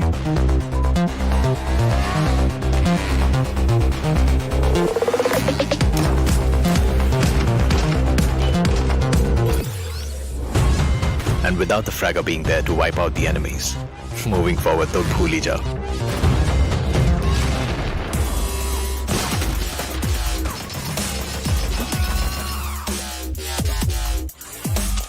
और फाइनली गाड़ी आगे बढ़ाने के लिए सिर्फ पहिए नहीं, जैक भी जरूरी है. कोई भी मैप हो और कोई भी रास्ता, जैक ऑफ ऑल ट्रेड्स के बिना टीम नहीं बनती. Without you as the support ये गेम नहीं चलती. Your friends are waiting for you on the Battlegrounds. फिर से अपने यारों के साथ चिकन डिनर करोगे, साथ मिलके रैंक पुश करोगे. Battlegrounds mobile India, download now. What's your biggest weakness? My biggest weakness? If I had to pick one, I'd say that my biggest weakness is that I'm a real giver, I give more than I should. Are you going to keep all the loot for yourself, huh? We don't need glory hunters on the team. I'm firing on all cylinders 100% of the time. Gives others a huge complex. Arey bhai, can't find any guns here. I'll be toast if I have to carry on with this frying pan. I'm too calm and composed for my own good. Nothing can rattle me. I'm in constant zen mode. Beast mode, guys! Come on, let's go! I scout car hai yaar. Hello, respond! I just can't push people against their will, Even if it's for their own good. Seeing people uncomfortable just doesn't sit right with me. अबे तुम red zone के बाहर नहीं निकल सकते, comfort zone के बाहर कैसे निकलोगे? चिकन डिनर के सपने भूल जाओ, तुम्हारी किस्मत में भूखा मरना लिखा है। Pick the game, drop the act. All new Battlegrounds Mobile India with new modes and maps. Download now. Train और ट्रैक्स के छिचक छिचक के बीच अगर लोकल में बैठी टीम मुंबई अपनी गेम पटरी पे ला रही है, तो बनारस की पतली गलियों में राजेश गेम में पतली गली पकड़ रहा है। थैंक्स टू सिमरन, उसके क्लैन के रैंक का कोई बाल भी बांका नहीं कर सकता। बड़ा बाजार में कैसा भी हो वाईफाई, पिंटू अपनी स्क्वाड को दे रहा है हाई फाई। और अरविंद उर्फ शार्प शूटर को है पता, the one who shows the way is the real ताला। चार मीनार के पास एवरीबॉडी नोज ये सिंगल हीरो और दो हाथ का गेम नहीं है। इरंगल और मिरामार से भी बड़ा एक मैप है जहां हर कोई अपना रैंक पुश कर रहा है। Battlegrounds mobile India, India rank push कर रहा है यहाँ। आप हो कहाँ? Download now.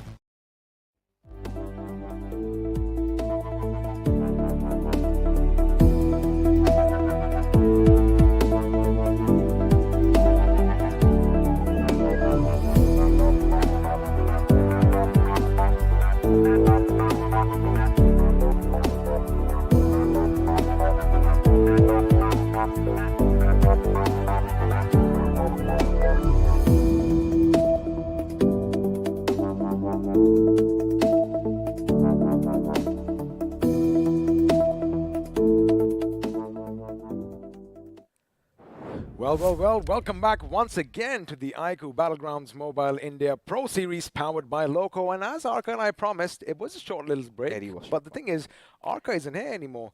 Fixes is going to be joining us for the next game. Fixes? Yes. Vikendi, buddy. Again, the game changer. What was happening?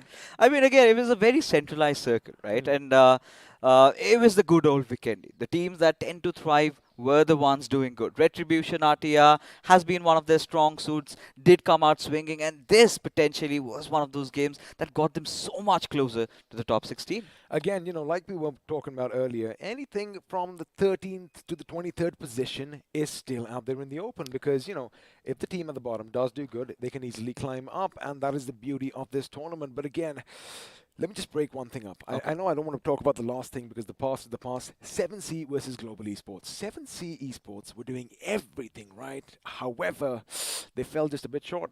Oh, indeed. It was so chaotic towards the end, right? It was the ridges around, and they had to go in for the fight. And few little hiccups. But again, Global Esports, they have such a good cover, right?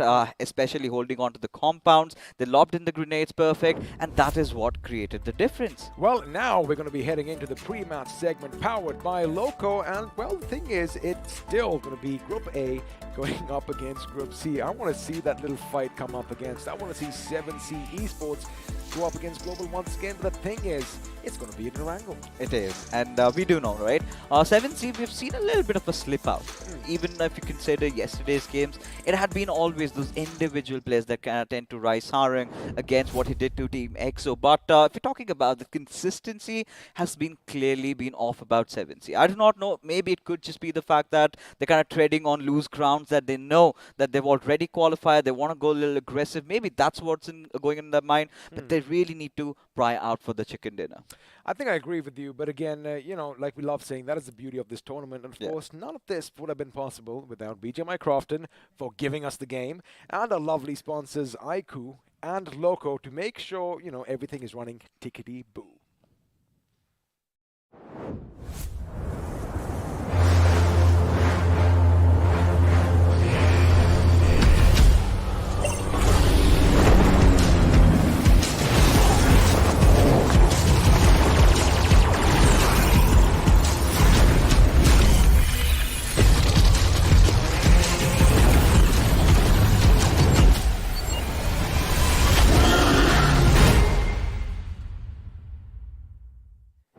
iQOO Neo 6, 90 FPS in BGMI. I mean, it's finally here. You know, gone are the days when 60 was considered the best, but now it's all about 90. And guess what? It is exclusively available at a lot of sites. And if you want to get your grubby hands like mine on one of these, what are you waiting for?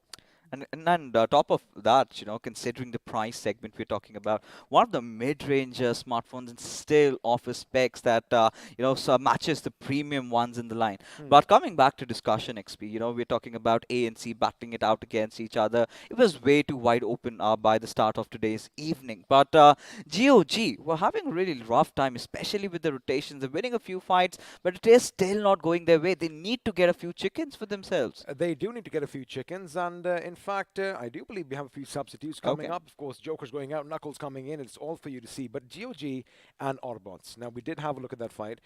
They delayed it a bit too much out in the blue, as a result of which, time was running out for them. But the thing is, time is never going to run out for all our lovely viewers because we have a lot of things to give away. And of course, I'm talking about all this amazing BGMI merch. Indeed, and the numbers have also increased, right? 25 were given out yesterday. Could be even higher, but all you've got to do is support your favorite teams, right? Hashtag whichever team that you think is going to be ending at the top by the end of the evening, right? Just on that one day. Head over to the BGMI official esports channel right at there, and then all you've got to do is fill up that form in the link. And well, if you're lucky and your team is on the top, you're going to win something. Well, of course, I want to get myself a tea. Of course, I think they are going to be coming. They're on the way, buddy. They're on the way. Calm down. Calm down. It's all right. Do you need some tissues? I don't have any around me right now. I can see a little tear coming down. But again, it's because we love it so much. But what we love even more is going to be the game in Erangel because, A, it's the crowd favorites. Yes, let's all wait and see what's going to happen because in about 4, 3, 2, 1. We're going to say bye-bye from the studio. All right, 1. There you go. And now we're going to be dropping down at the military base. I think somewhere down the line, I've been really enjoying the circle shifts coming in Erangel lately, right? Especially the first game of Erangel. And even yesterday, the final one, right? All those curveballs hitting the boys' heart. But this is where I'm starting to ponder as to where is the circle going to be. I mean, it's been ages right now. I think it's been that last week. We finally had a certain one. And yeah, it's been a long time, right? I think it was week 1 where we did get to see those eastern circles, but after that it's been kind of silent. It's been more about those western hybrid circles, or maybe the circles kind of shifting a little bit up north. I mean, we have seen a lot of action take place around the shooting range now. I get it. Everyone's speaking of the shooting range. Boy, do I have that. How good are you? Tongue, man. Oh my goodness. I just kind of freaked myself out right now. How good am I? Are we talking in game or in real life? Oh, buddy, I got a nice aim. In fact, there are a couple of shooting ranges that I have been to, and it has been fun. And maybe I'll take you one day. There's one in, well, I forget that. We'll talk about that later. I really do not want to break my shoulders because of that kick you get, don't worry, right? We'll give you a .22 caliber weapon. It's going to be fine. It's just going to be like tuck, tuck, tuck, tuck, tuck. It's going to be like a BB gun. But I hope so. I want something different in this game. Okay. Now, last game, like you said, that we were happy. It did finally come a bit towards Pachinki, then went a bit towards the north. So again, something different. Maybe I want to have a fight just west of Noble. I think we haven't really seen a Nova circuit even once this time around. This entirety of the iQOO BMPS, and we're just going to be dreamers, just hoping. A little bit of a hopium kicking in, but would love to have something around this museum as well, right? A little open circle, whoever gets the hold of it, maybe our teams like Enigma can really count it out. But for now, ladies and gentlemen, we have to take it up to the skies as the flight path trajectory all the way from that southeastern side going directly towards Primorsk, and a lot of the teams are going to be squandering around in the lobby XP because they have to go north. Well, a lot of teams are going to be heading to Georgia Paul, of course, school in Rozhok, and even Yasnaya, which means we might see some action break out early. UP50? There you again? go. We might I'm not trying to say anything. Look, I mean, if they have a 50-point game, maybe I might tell them that, all right, you might have a chance to come in to this tournament. But for now, as the plane is going to be midway through its flight path, we are going to see a lot of teams disengage from the plane, jump down, and my question is again, I kind of expect a few vehicle clashes to come up in the next couple of minutes. I think maybe around Gatka, right? I'm pretty much sure, considering a lot of teams head over there. You've got Hyderabad Hydras also trying to go for the Western Georgies, and then you've got UP50 who also pry for the same. Autobotz will have no trouble whatsoever getting down to the good old Primorsk, but INS. One big question, I think, barring that first Erangel game with it survived for a long time, they've been pretty off today. Well, they have been pretty on, but the circle is still going to be kind of similar to what we've seen before. It always is going to be a little centralish, a little bit towards the north, but this time we have Stolberg. Now, coming back to Team INS.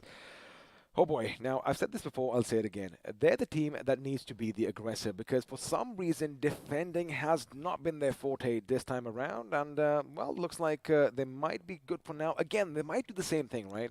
Loot up around that area that they love dropping, just west of the farm, and of course those six-packs houses like I calling, and you're laughing, I think. Are you on the same page as I am? Oh, indeed I am. I was just going to follow up because what they do right after is just head over to the gas station. The same thing? Yeah, the same thing. You know, look out for maybe ACBC, but this time Retribution RTR, and then they will have Autobotz facing around. They're going to fire a few bullets. It's the same old story repeating over and over. I guess they need to just, you know, suit up, boot up, and head for maybe Pachinki, try and take out EW, but we did expect teams dropping close to one another.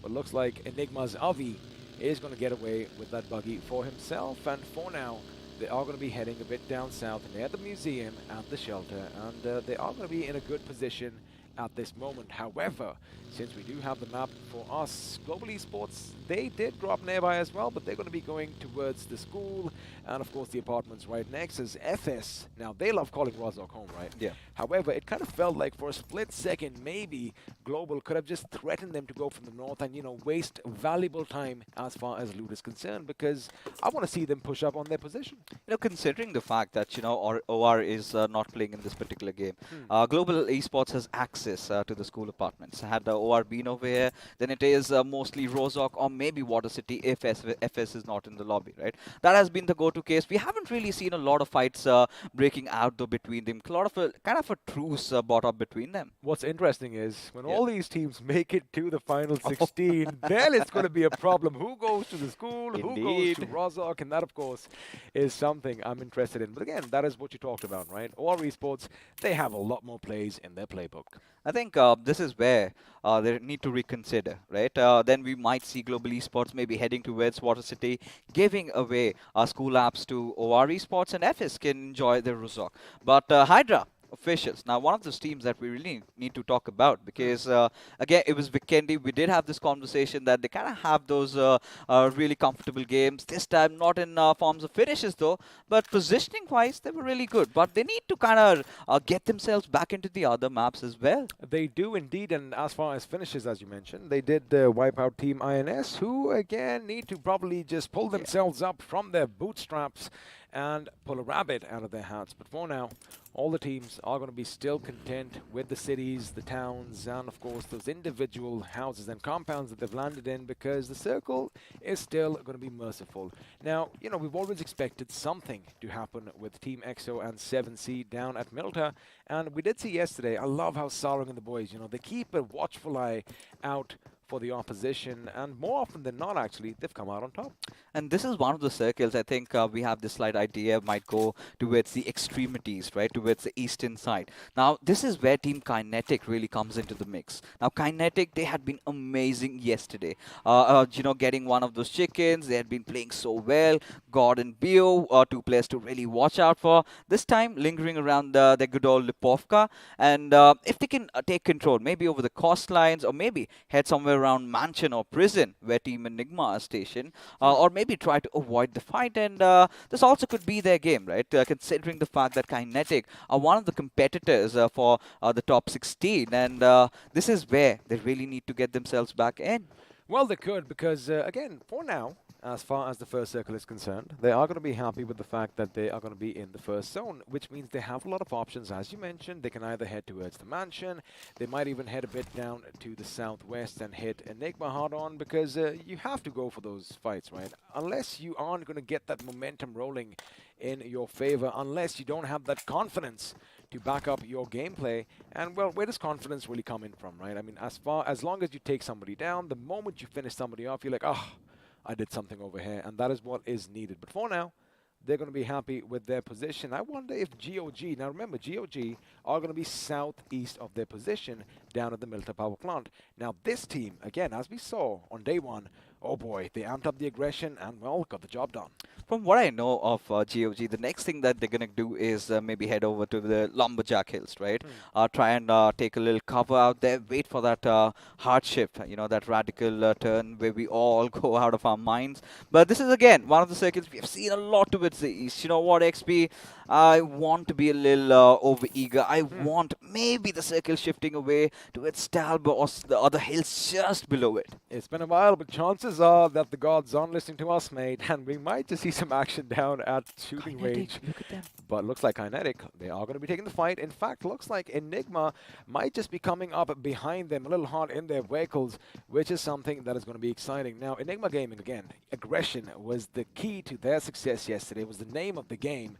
And they did finally get that one chicken dinner as well. But for now, Team Kinetic, they do have this hill. I like how they are going to be really careful over here, because chances are, Global Esports could be coming in. Enigma could be coming in, and I see another team moving in their direction. I do believe it's going to be Esports Wala WSF, if I'm not wrong, heading straight in the direction. There you have it. All the cues are going to be given out now.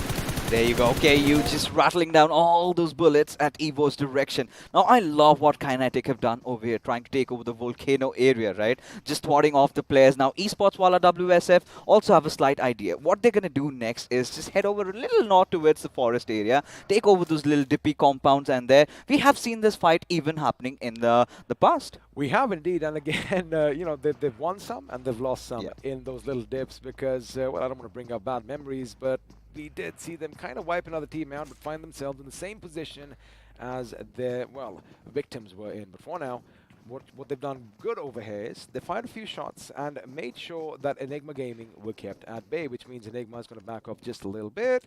And for now, life is still going to carry on. But now, God, going to make sure that he gets back to his teammate. I'm kind of surprised that still not much action has broken out, because have a look at your minimap right now. We do have FS Esports nearby. We do have the boys from Esports Wala WSF nearby, and Global Esports are going to be heading in their direction. Expect the fight to break out soon.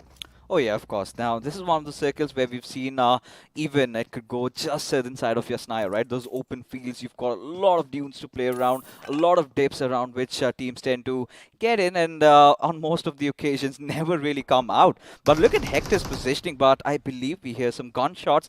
RTR in a little bit of a situation over here. Team INS. Now, although the circle is going to shift further up north, finally, buddy, they're going to be taking a fight where they had almost probably wished for, because every single time you see them at the gas station, you expect any team that comes in from the south is going to be in their crosshairs. But for now, Billion, he knows someone is going to be down below because, well, there's a burning vehicle. Meanwhile, the other members of Team INS are trying to get a different vantage point. But I like what they're doing now. Ooh. This could be problematic. Now, Billion, I like what they're doing because they are going to realize that, hey, guys, listen, there's just one dude over there. They obviously realized that nobody else came across the bridge, because when we had a look at the map here, Fixes, RTR decided to go the other way around. There you go. Perfect timing production. They are now going to be coming in from the eastern bridge. And this just put a spanner in the works for Duty, because he's got no means of escape, right? And 7C Spray got finally opening it up, and Enigma have lost it out and felt like striking cars, and I believe it's a McLaren that's going past, and a Lamborghini also to follow it up. And I mean, we could just dream, but I think one of our dreams has been fulfilled. It's a little bit of a circle towards the northern side, and this is where you could see Rex all lost in array, and Spray God makes good work out of him. Now, what Enigma didn't realize was, or didn't expect, was that 7C Esports would be in this position, because keep in mind, you know, not a lot of teams play out in the open like that, but looks like Enigma's Evo is going to go down courtesy fares, which means in the last 1 minute or so, Team Enigma Gaming have been reduced to a two-man squad, and, well, when we know that, you know, when they don't have their numbers, their confidence kind of dwindles. But the thing is, we're going to have to wait and find out, because I do love the fact that the circle has taken a little bit of a northern shift. And, buddy, looks like Stalber might just be where the action is going to ensure. And now, if we have a look at the rotations, Autobotz, they might actually hit that Georgia Paul bridge to the west and come in from top where the Hyderabad Hydras are now. Now, this is exactly where I was getting at, right? Hyderabad Hydras, understanding that there is a slight possibility of a northern shift, have taken it up. Now, the big question is, are they going to fight it out against UP50, who are lying in wait? Team Soul also crossing over the bridge, but the cluster building at the southeastern side if it takes a shift towards the northern side in the next split, right? That is where we're going to see hell breaking loose. We could see hell breaking loose, and it looks like GOG might be the one dishing out the damage. But for now, I do believe action is going to take place elsewhere. And, well, we are going to be focusing on Esports Walla WSF for now, who are going to be in a nice position. But again, it's a hit or miss with this gas station, right? Because you are open from every single direction. In fact, if you are going to be sharpshooters, that is where you have a little bit of an advantage. Now, we did have a look at the map just moments ago.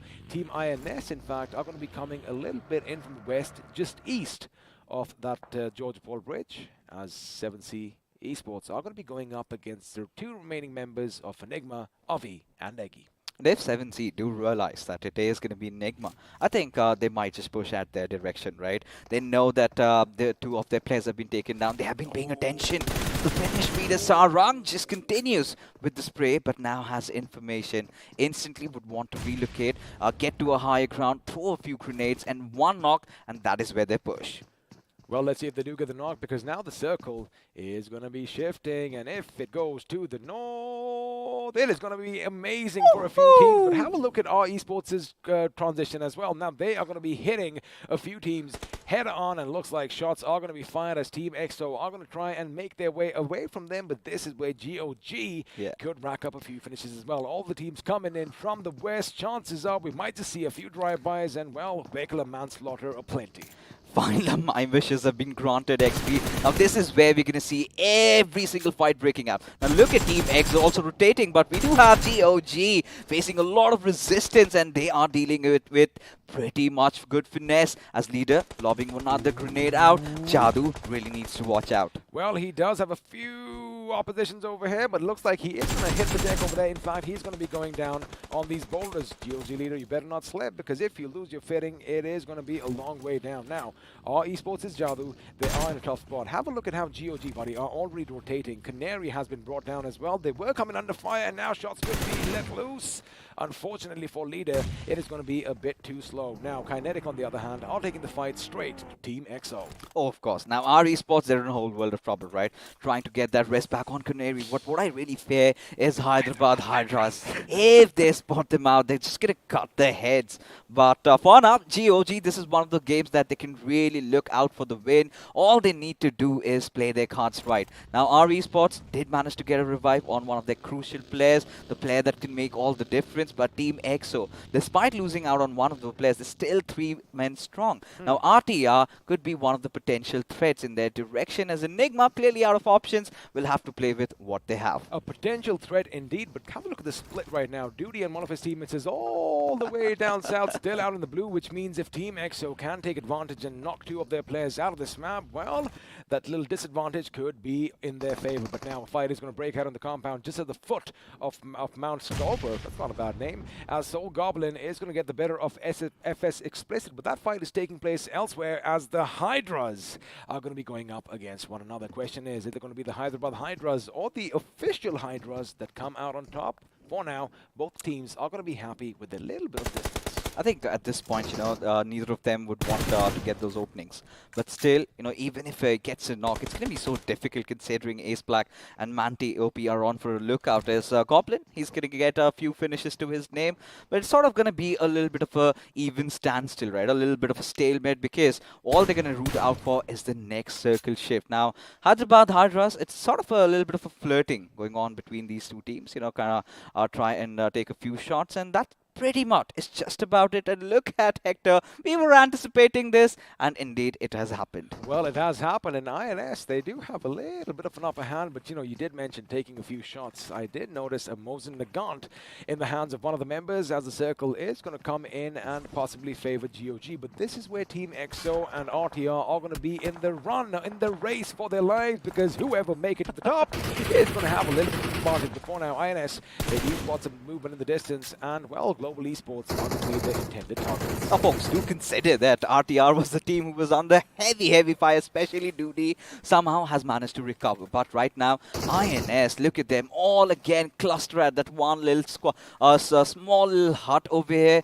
He's going to be taken down for good. But that little flank coming in from the backlines could create all the difference. Billet trying to bait himself out a bit, maybe going towards Joker, trying to pull him out of harm's way, or is it INS just tucking their tails and going for a run? I think they realize that, we are on a little bit of a slope, and I do believe Goblin's position could have been given away, as Joker is going to make it away in that McLaren. Of course, it is going to be a fast car, but this is where he relayed that information, right? Dude, the flanks coming in, you guys better reposition yourselves, which, works out for both teams at this moment, because they are still going to be whole, and, well, they are going to try and find a nice little niche for themselves. Now, as far as Team Soul is concerned, all I'm worried about is they are going to try and go for that northern rotation, right, Fixes?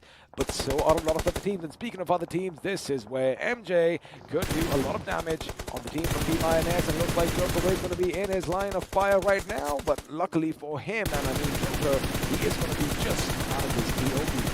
And 7C also could do some good work out of him, but somehow manages to escape, keeps himself alive at least for now. As now Team Soul spraying down on the players of Team Hyderabad. Hydras, there you go. Goblin to his notorious ways once again. Maxi out of the server, but Soul somehow recuperating from such tough situations are still getting a lot of finishes to their names. They are, because the thing is, looks like Hyderabad Hydras are going to be fighting it out with UP50, as Fierce is going to make sure that AB's hell is going to be taken out with a big band boom. Now, Hyderabad Hydras, they have lost a member. They know that UP50 is going to be at one end. They know that Soul is going to be coming in at the other end. Now, Striker, oh boy, he is going to deploy some smoke. Shots are going to be coming in from every single direction, but it's going to be those 4 weapons in front, all converging in at one point, which means, well, Manti is going to be taken down as well. Oh, this is big. Everyone sort of shooting in unison as those grenades keep on flying, keep on coming in. Omega, spots out Ace Black, taking a jump, and there you go, putting an end to Team Hyderabad Hydras, and just when they were thinking, they are getting shot from elsewhere. This is where UP50's Rage God is going to try and do a little bit of something. Of course, it is never too late, but it looks like it could be good positioning overhead. That grenade just showering down flak from above as he's going to readjust himself. If this bounce is correct, it could be devastating for the Team Soul. However, for now, they are going to be still a 4-man squad. The problem for them is our Esports coming up from behind could be laying down shots. There you have it. It's going to be another knock, and Aksha does go down, courtesy Jadu, as expected. Now, Team Soul are going to be caught in a little bit of a pickle. They are going to have to back down just a little bit, as Rockstar is going to be spotted. In fact, Rockstar is going to be taken down by Goblin. Goblin is doing so much in this particular fight. Now, he spotted out Jadu, trying to spray in his direction. Wrong tree is what he has, but no retaliation fire. Jadu on a little bit of a defensive spree over here. Needs to watch out. Finally has his position compromised as a grenade goes flying in. Does hide himself in that little smoke. But I think a shot is coming from elsewhere. I think it is Esports WSF trying to do something out of Team Soul from the backlines. Maybe Karan. Maybe Karan, but I do believe, again, it could also be UP50, because keep in mind, they know exactly where Team Soul are, and finally, they are going to be making a little bit of a move. I love how Jadu, Omega didn't spot him, but of course we did, because his attention is still going to be in the smoke. Now, as you mentioned, Esports while back in the distance. Karan with that Mosin Lagarde. He does whip out the Molly instead, as Goblin's position is going to be pretty accurate over there. Jadu is going to be flung with grenades, and chances are the magic is going to slip out of his fingers. I like the fact that even now, Fixes, he is still alive and kicking. Somehow, Team Soul needs to get themselves inside the circle, considering the fact that UP50 already are holding on to the peripheries. Team Soul have been phenomenal so far, but they need to do something. They need to find some sort of an opening. Savitar, I believe, has spotted out INS. Oh, he does spot him out. However, those shots, wait a second, Spray God spots him out too. Now he's going to go left to the car. He whips up that AK. He gets 1, he gets 2, and now the cavalry is coming in. You don't need it, buddy, because looks like Spray God did pump them full of lead. And now, before he patches himself up, I like the fact that they are going to make sure they deploy enough smoke elsewhere. Looks like Team Soul is on a little bit of a domination spree. Oh, indeed they are. Maybe another fight is what we get to see from their side. Still have that higher ground. Karan and Invader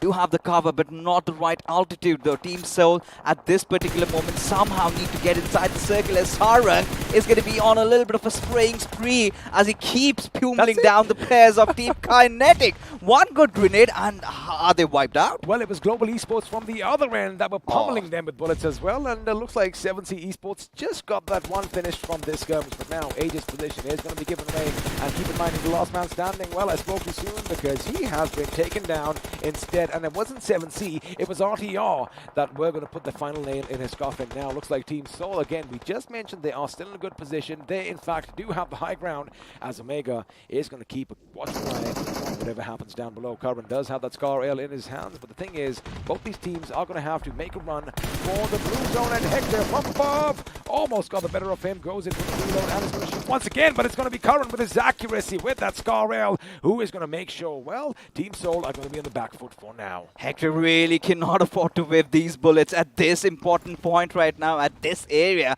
Team Soul, I'm still baffled by the fact that they're still surviving. Somehow made it inside the circle, but Omega has a really capitalizing point. They're spotting out the players of GOG as well. Will finally get the finish on Curran. Would want to go for the other, as Hector still waiting for that revive though. But GOG could have spotted them out. But look at them. They're rather focusing on the revives instead of going for the finishes. They are indeed. It is a bit baffling over here because you've got to keep one thing in mind. They do want to have the numbers because they are going to be hit hard by 7C as well, as Sarang could be in a nice position to pretty much end their misery for now. And speaking of Sarang, as expected, the grenade is going to be flung. It goes boom. However, it was just a little bit too short, and now he's going to get closer. He might just whip out his Grotzer, and that is a weapon he needs. But you know what? He doesn't need to spend any bullets because that one grenade took bullet and leader out, and now he can focus with his M4 as Hector goes down. Omega almost gets taken down, but now Akshat and Goblin are going to be focusing their attention on him. He's even human at this point. Sarang, could he go for any better spray?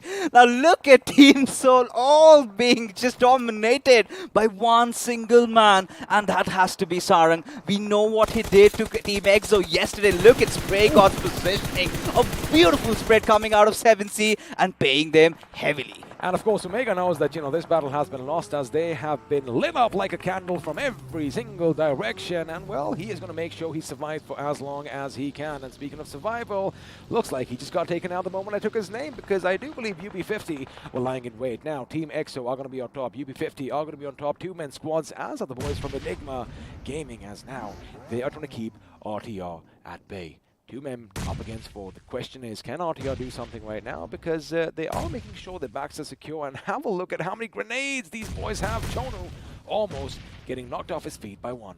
Joe definitely does not want to enter inside this murky smoke, right? Is still finding for that opening, but Coops could be the one creating all the difference. Eggy and Coops lobbing that grenade at the same time, but none of them taking any sort of damage, as Shonu still not wanting to give up, but suddenly catches fire, and he has to drop and roll. Well, he is going to have to drop and roll, but the thing is, from elsewhere, looks like UP50 are going to be taking the fight to 7C. Just as I say that, they get eliminated by 7C Esports, who, mind you, have racked up 17 finishes for themselves, and looks like they are going to be masters of the land as well. Now, this is what I was worried about. If Enigma Gaming give them a little bit of an opening, that is where RTR can go in and, well, seal the deal. But I'm still kind of excited about how wary Coops is, because he's not taking any chances. Now, Chono did throw a grenade elsewhere. Aladdin is going to be brought down by a grenade by Fest, but Enigma Gaming, I get it, they're holding their ground. The thing is, I do believe 7C Esports might expect a full team to be inside. Indeed. RTR, I beg your pardon. Of course. Now, at this point, RTR and Team Enigma need to disengage. But how do they do that? 7C looking at them, but look at Fierce. You know, the two players surviving, Fierce and Punk, could create a lot of difference. Did make it to the top two in the previous game. Can they do the same at this one? That's a big question. But look at FSK47 still lying in wait. But I believe Punk has spotted one of the players out of Chono and can get the knock. Well, he can't get the knock from this side. On the other hand, I do believe 7C Esports, they also have a little bit of an angle in Chono. Oh, I know you were trying to third party yourself over there, or rather get a little PvP, but looks like you are going to be taken down as Fierce finally is now going to retaliate towards Sarang's direction. Now, the end of the game is to blow that vehicle up, but Sarang gets up because, well, to be honest with you, Fierce was out in the open spraying for a bit too long. Now, Punk's position, mind you, has been given away as well, which means it might be a bit tricky, but there you have it. They're going to go in for the revive. A grenade has already been flung. If it's going to be good, it's going to be just a bit too long, but this is where that artillery strike has been called in, and looks like 17 finishes might just become 19.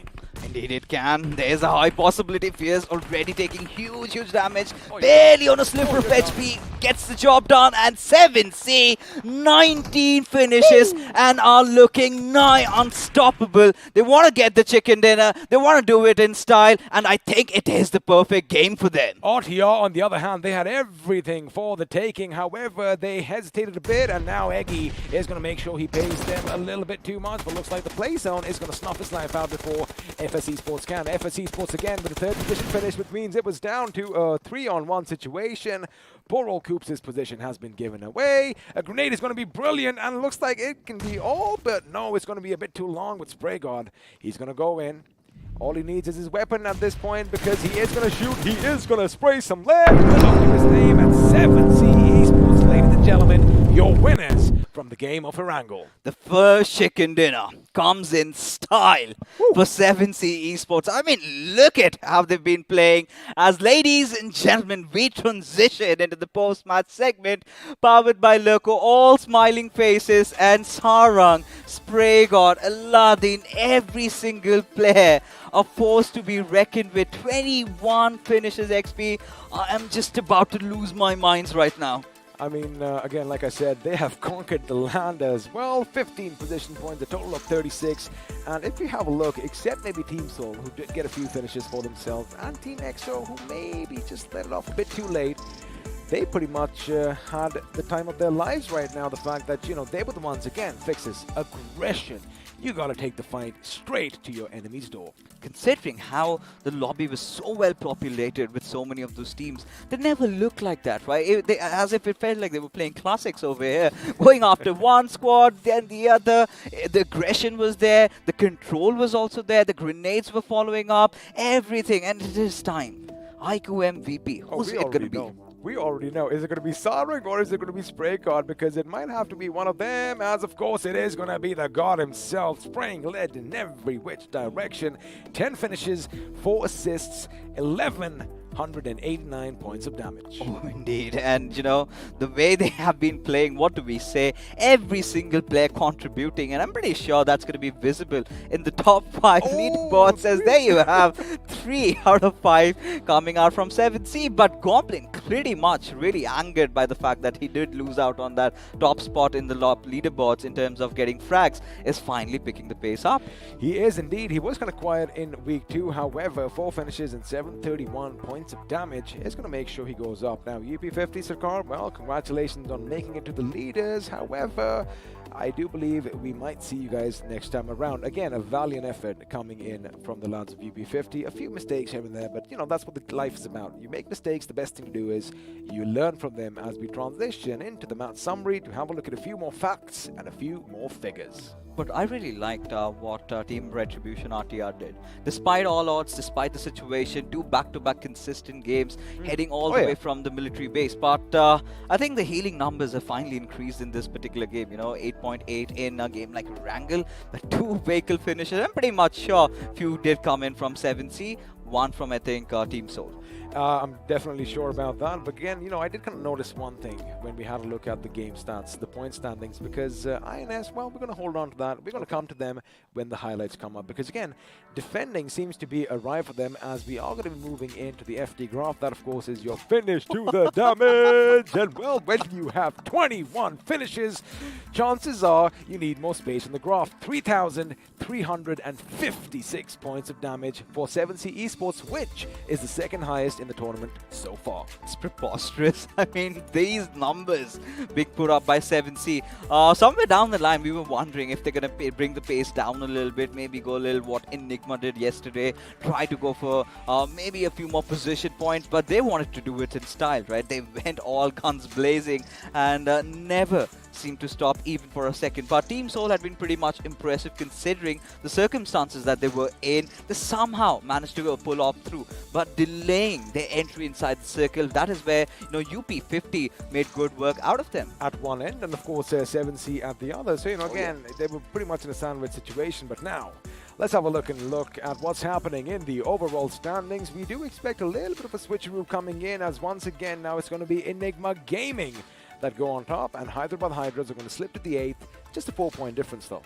Oh yeah, of course. Now finally we get to see those ones popping up. Now, Enigma Gaming, I mean, they've been pretty decent. Nothing to worry about them. At least we're not concerned about what goes on in the top 8, right? What I'm really concerned is for the fact that OR Esports has yet to hit that 500 marker. We really thought that they're going to do it yesterday, but I think Team Seoul, Team EXO, they're finally starting to catch up. That 100+ points of lead that they had is finally getting contested. Well, it is going to be contested, but again, you have 2 more days after this. And of course, 2 more days, 2 more games for them today. So they're going to take their time, man. But now let's have a look and see what's happening with 7C Esports.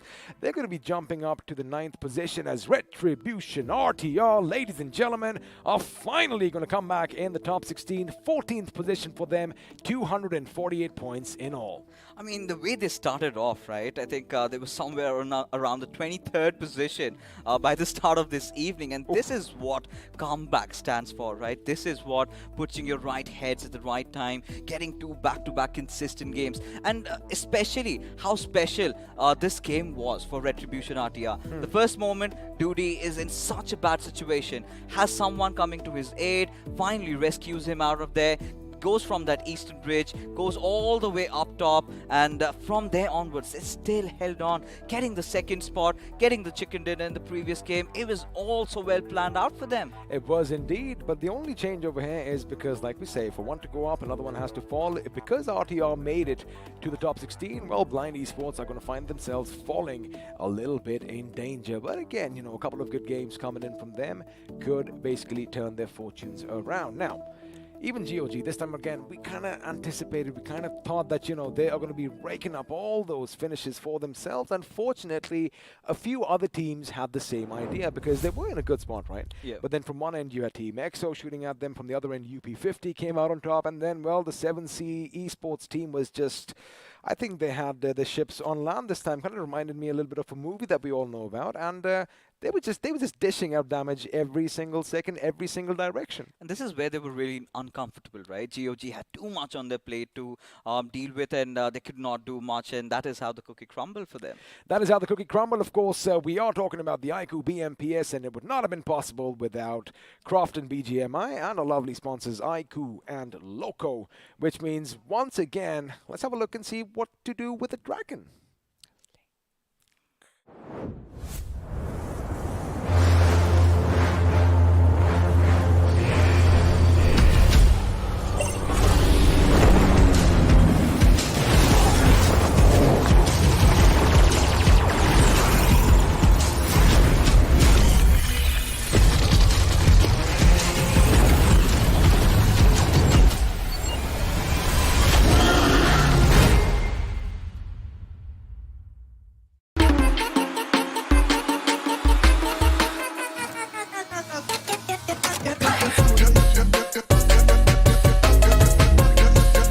Watch it, earn it.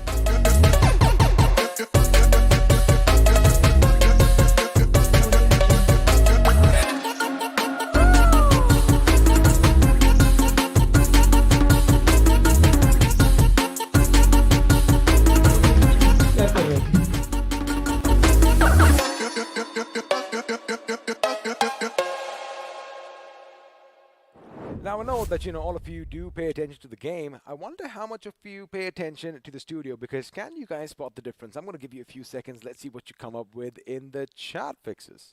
I think... It's been a while I've done this. Yeah, I mean, 2 big boys just exchanging few things. It's all right. I think they can figure that one out. But if anything else pops out, do let us know. But I think it was a wholesome game of Erangel. Exactly what we wanted, just below the Starbow Hills. And finally, my wishes were granted. I am happy about that.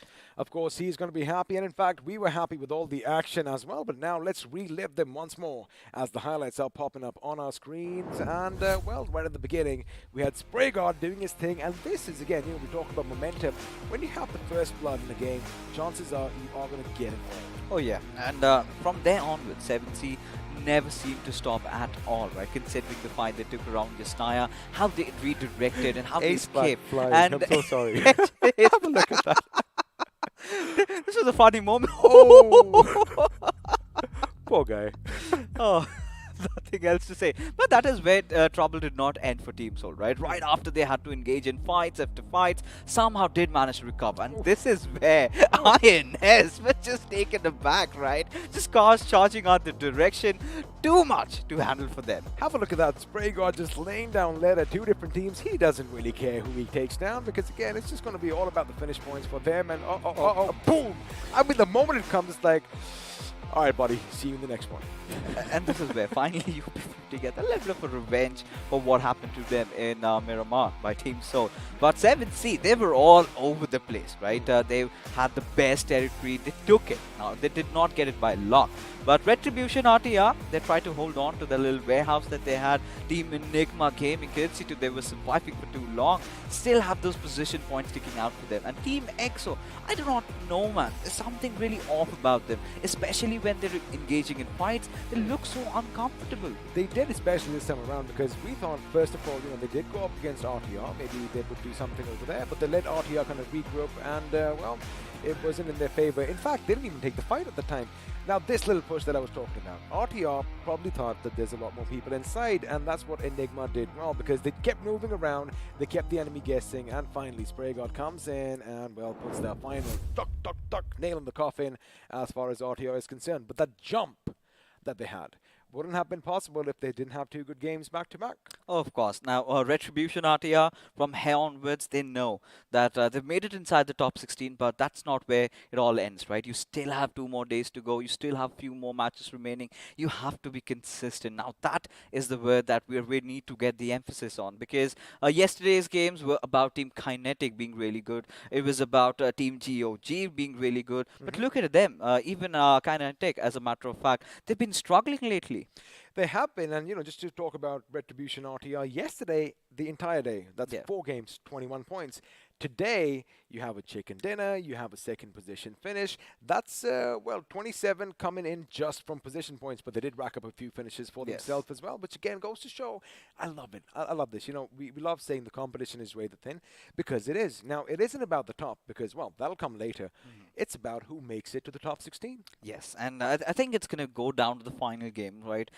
In day 4, where we're going to have the final game of Erangel, but, that is for later on. Because now we've got another game coming up. It is going to be Miramar. Of course, this time we have B coming in. And this is where OR Esports, a lot of other big names come in. And as a matter of fact, Initiative Academy is a team that we really need to talk about. Because this is one of their strong maps, right? We've seen Miramar being really good. And today's first game of Erangel, if you remember, did still rack up a lot of finish points and did have a decent position to themselves. They did, and I was kind of happy with what we saw on our screens. And even though yesterday didn't have a lot of points for themselves, 29, which is still decentish, but again they have to pretty much, like I said, pull themselves up from their bootstraps and just come out swinging. But again, let's see, because you said Miramar is a good map for them. Yeah, they have done well in the past, and well, now that a few big names in the form of Group C are going to be sitting this one out, means that Hyderabad Hydras, well, they aren't really winning Miramar this time around. At least not this time around. And I'm really scared about, the other teams over here. Now, one of the big names has to be Team MG, right? Considering even this was one of those teams that was quite consistent yesterday. And today, they're getting their rotations right, but it is always the fights. And somewhere down the line, being a little bit under the weather, not having full commitment, has always been one of their primary issues, as of which they're kind of losing out, right? They've been always relying on Dionysus and making a few substitutes here and there, haven't really been working out. Well, I guess Dionysus, of course, if you guys remember, the god of wine and loose inhibitions might be imbibing just a little bit. I'm just kidding. Of course, everyone has their blinders on and they are focused in. But, you're going to agree with this. It's the rotations. Sometimes they really surprise us and we're like, whoa, they did something amazing when they go out in the blue, come back somewhere else. But sometimes they just pretty much ramming the enemy head on, and that's not working out for them. Exactly. Now, this is where the concern arises, right? Team MG has always kind of flourished in terms where they kind of stay around the edges. Now, they kind of jump on the gun pretty early, right? Make those hasty decisions, as a result of which they do not really come out swinging. Well, for now, we are going to be heading to the pre-match segment powered by Loco, which means, well, someone's going to say bye-bye, and once again, it's going to get a bit too bright in here. Indeed it is, and Arca is going to be joining running the mix on the desk over here, as a lot of teams that we've been on lookout for haven't pretty much been interesting today, right? Haven't really kind of disappointed me, especially one of the big names has to be Esports Wala WSF. Now, the way they played out yesterday, having the circle, getting a chicken, I really thought that yes, this team is finally back, Arka. But what do you have to say about Esports Wala WSF's performance today? I think they're calculating every single moment of the game. You know, they're not playing like a loose cannon, which has become a problem for them.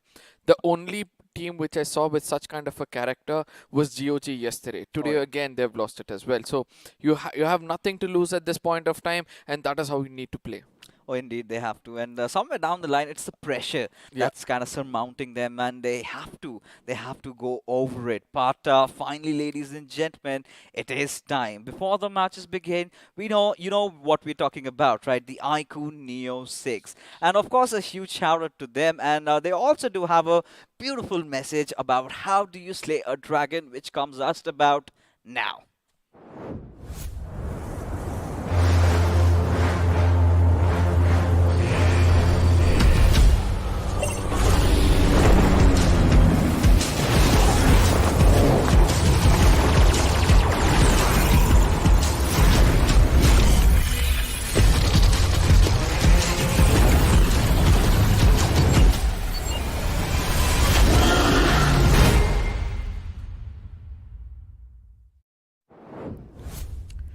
Well, there you have it, right? 90 FPS coming soon. And Arka, now we've been playing a lot on the iQOO BGMI, on the BGMI, on the iQOO devices, of course.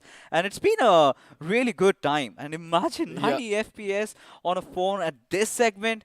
Oh, it's going to blow my mind and yours as well. Absolutely. I mean, when it's this device, especially where you have style, you know, there are so many of them who tend to choose the device because it has dual toned or something like that, you know.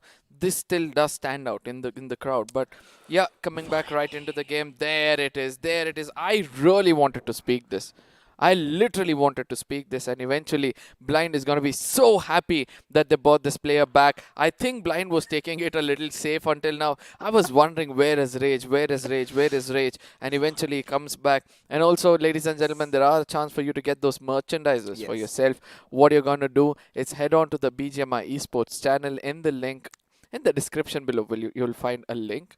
You're going to fill that up completely, and make sure that you come back to the chat and probably span out the favorite team. Yes, hashtag whoever team that you think is going to be topping the table, which is going to be pretty difficult considering how ruckus has been today. You know, all the teams kind of keep playing well, not playing well. Few of the teams being really consistent. Maybe RTR Retribution fans might have a day to celebrate as we head in to the desert of Miramar. And this is where, you know, we've been talking about a lot of teams. Now, of course, Esports Wala WSF, their final game for the evening. And you did talk... Yeah. GOG. Also GOG. Yeah. Because these are the two teams which we need to speak about. Because they are not taking it seriously. They do not understand the intensity left out. How many more matches do they have? 2 more days of matches, where in total of 6 they'll be playing 4 each. So they have 8 matches left for themselves, excluding this one, to actually prove themselves. And if they not get up 20 points in this game, both these teams need to play it out as hard as possible, as harsh as possible, to pick up some finishes for themselves, or I don't think so they can even dream of making it in the next round. You know, it seems like they've woken up on the wrong side of the bed, right? Especially with the way they've been performing lately. And yesterday, we really thought there was a little glimmer of hope. Where we felt, you know, GOG can stage a comeback. Esports Wala WSF can stage a comeback. But it has been the other teams today. It has been teams like Retribution, RTR. When I was also feeling that maybe Team Kinetic, they could be going all guns blazing. Now, when the pressure really starts building up, this is where even teams like because that was their USP all along, right? You know, be the loose cannons, give no care to the world. They were really not thinking they would get this far. And now once they have done, this is where they've started wetting their pants, ladies and gentlemen. As we take it up to the skies, of course, we do have the flight path trajectory all the way from the southern side towards El Pozo, and a few teams going towards the eastern side might face a little bit of trouble. Now, OR on the other side, always going towards the side of Porto, is going to be so happy that, nobody's going to come and contest with them. But at the same time, we all know the team going towards the side of Campo will have a long journey up ahead of them. But again, things like, Hyderabad Hydras, what they did in the previous map of Miramar, that is what the other teams need to do, and make sure that they become the loose cannon, try to hold the high ground, try to pick up as many finishes as possible, and do not take unwanted fights. Considering the situation, I would have really loved to see GOG trying to do something like that, right? Head over towards Valdemar, try to pull off a rotation, but what we are all lying in wait is for the circle to form in front of us, ladies and gentlemen, because this time Picado will not be having that sole UP50 fight. Both of them are sitting it out. We're going to see them in the final game, but what is going to happen is the circle. I really would want to see something happen around the northeastern side, but the southern one, I'm going to take it with open arms, because this is where teams like Autobotz really have a good chance to have a good game. Same goes for the players of team Walkouts, right? Dropping over at Chumasera. If they take the little southern hills, take over the hill over there, capitalize on that, maybe they could come out swinging. But look at the split out of team INS. What are they up to, Arka? At this point of time, they're trying to play it as, in a very different way and as aggressive as possible is what I would like to say, because they're confident that from here on, if they play a decent game, they're going to make it easily into the next round, which they've almost done, right? So I do believe that they're going to be safe, but one team they have to watch out for, it, which is pretty much close to them, is going to be the side of Nigma Galaxy. It's going to be a three-man team staying pretty much close to them. In case they try to spread around and get to know that there's somebody pretty much close to them, they're going to take them down. But on the other side, our eyes is going to go towards the side of GOG and ACBC, because both of them, one of them is in the vehicle, and in case they're trying to run over the side of GOG, that is where both of teams do not want with one another. A few of them are still on the parachute, but Nico P spotting out Haxel. Does connect one shot. Oh, misses out on the other, but it's all right, right? Of course, GOG, their initial intention is, of course, to get to Campo Militar or maybe Torre Almuda as fast as possible. But Haxel, he's up to some mischievous deeds, taking over the hill so early. Does he want to fight, Arka? I think he's just trying to give information to his teammates, telling that, this is where the teammates are. You guys go, get yourself some looting and come back. And I know GOG would not bother or would not even think of going in for a fight. At this point of time, they need to get those resources for themselves, as they're going to be heading in towards the side of Campo Militar, from where they're going to have a rotation coming in from the northern eastern side of the map towards the side of Impala, and then make it inside the side of Los Leones. Now, this is where we have two contrasting sides, right? We've got cluster down towards that southeastern areas. We've got cluster up at the northwestern areas. Now, the big question is, how do these teams decide to rotate in? Now, we've got our attention at few of these teams, and Team MG has to be one of them, right? Dropping over at Crater Fields. Now, the only nearby threat that they have is in the form of Global Esports, who are sort of looting around the La Cobreria region, and my only thought of concern for them is, while rotating, if they lock horns. Now, Global Esports is not one of those teams to back out. Now, this is where Team MG have to be very particular about the timing of getting inside the circle. At the same time, early rotations will be the key for the side of Marcus Gaming, right? Because at this point of time, try to hold back and come late into the circle, where most of them will be playing for placement points, as they're all spread around in the northern side of the map. That's going to be hard. And once you jump off the flight, you will be looking out around to see who else jumped around with you. And they have a vague idea of at least 3 to 4 teams trying to jump in with them. And that could be the point of concern. So if they take that, highway next to El Pozo, come down way towards the side of Valdemar, I think they're going to be safe in Los Leones for a really long time. Los Higos, I'm so sorry, for a really long time, and then try to take the fight from the side of Minas. I think this is where I'm gonna, ask a few questions, right? One of them, which Team Blind, they finally realize they need to wake up from their slumber. They've been messing up, and if this goes on, then they might have to say goodbye from the iQOO BMPS Grand Finals. And could, or rather, do you think Rage is going to be the one making all the difference? Do you think Blind is going to have a good one at this one? Absolutely. If he's given that opportunity to go in and slay some people, he's going to do it in style. He's going to do with so much happiness. But all they have to do is give him the right kind of backup. We all know Williams as well as Deadpool has always been behind his back, try to give the right kind of cover whenever required. And if that's the case in this game where they're placed in a very, very good position towards the side of Land Vendetta, I think that, you know, it's going to be much more easier for them. But let's not forget that there's going to be a lot of retaliation coming in from the center of the map and also from the northern side of the map, from the side of Team RCR, as well as the eastern side of the map. That's going to be EWSF. So let's see whether they'll be able to, you know, hold on to it and pick up as many finish points as possible. Of course. Now, you know, considering we can take a look at the map, we do have Walkouts making that early rotation. And it is also the case with Team INS trying to take the center of the circle. Now, we've seen INS get into a lot of mischievous deeds. Hasn't really paid off. But, Joker. You know, 10 seconds of silence. I just want to see what are they up to, Joker.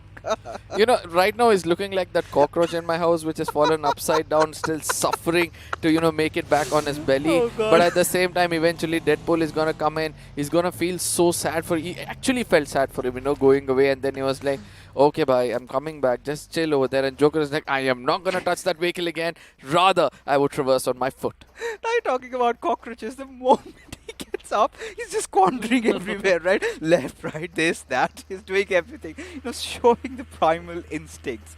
But, you know, again, Team INS, jokes apart, they really have to pull off a really good game in this one. Now, Mr. Spray or the entire squad of Team Walkouts also need a very good game at this. Initiative Academy also, you know, I do have the luxuries of the map feed. They've made the rotation in through Chumasera. And as we've always been seeing, we've been witnessing, Big Brother and Autobotz stay beside each other in Los Leones and never really pick a fight. No, this is not necessary for both these teams, right? Because Big Brothers know that they're pretty much safe. I know the side of Autobotz is also trying to play for placement points from here on. So it's going to be much more easier for them to go in for these two things. But at the same time, let's not forget the side of Nigma Galaxy, right? Because this is one of those teams which are still not stopping. They're trying to maintain that momentum throughout the tournament, that, you know, they're not either too aggressive nor either too defensive. They want to take the fights when necessary, rake up some finish points for themselves. But the team to watch out for, the team to talk about at this point of time is going to be the side of GOG. How much more of the blue zone are they going to eat up and come out inside the circle with no bandages or healings for themselves, where they might end up in a very bad state? You know, GOG, like you suggested, right? I completely agree with you. They barely have any loot to sort of work around with, right? And now at this point, they're going to get inside the circle. Of course, they're going to play from the peripheries, and so are the players of ACBC. I'm sort of wondering, what is Global Esports doing, right?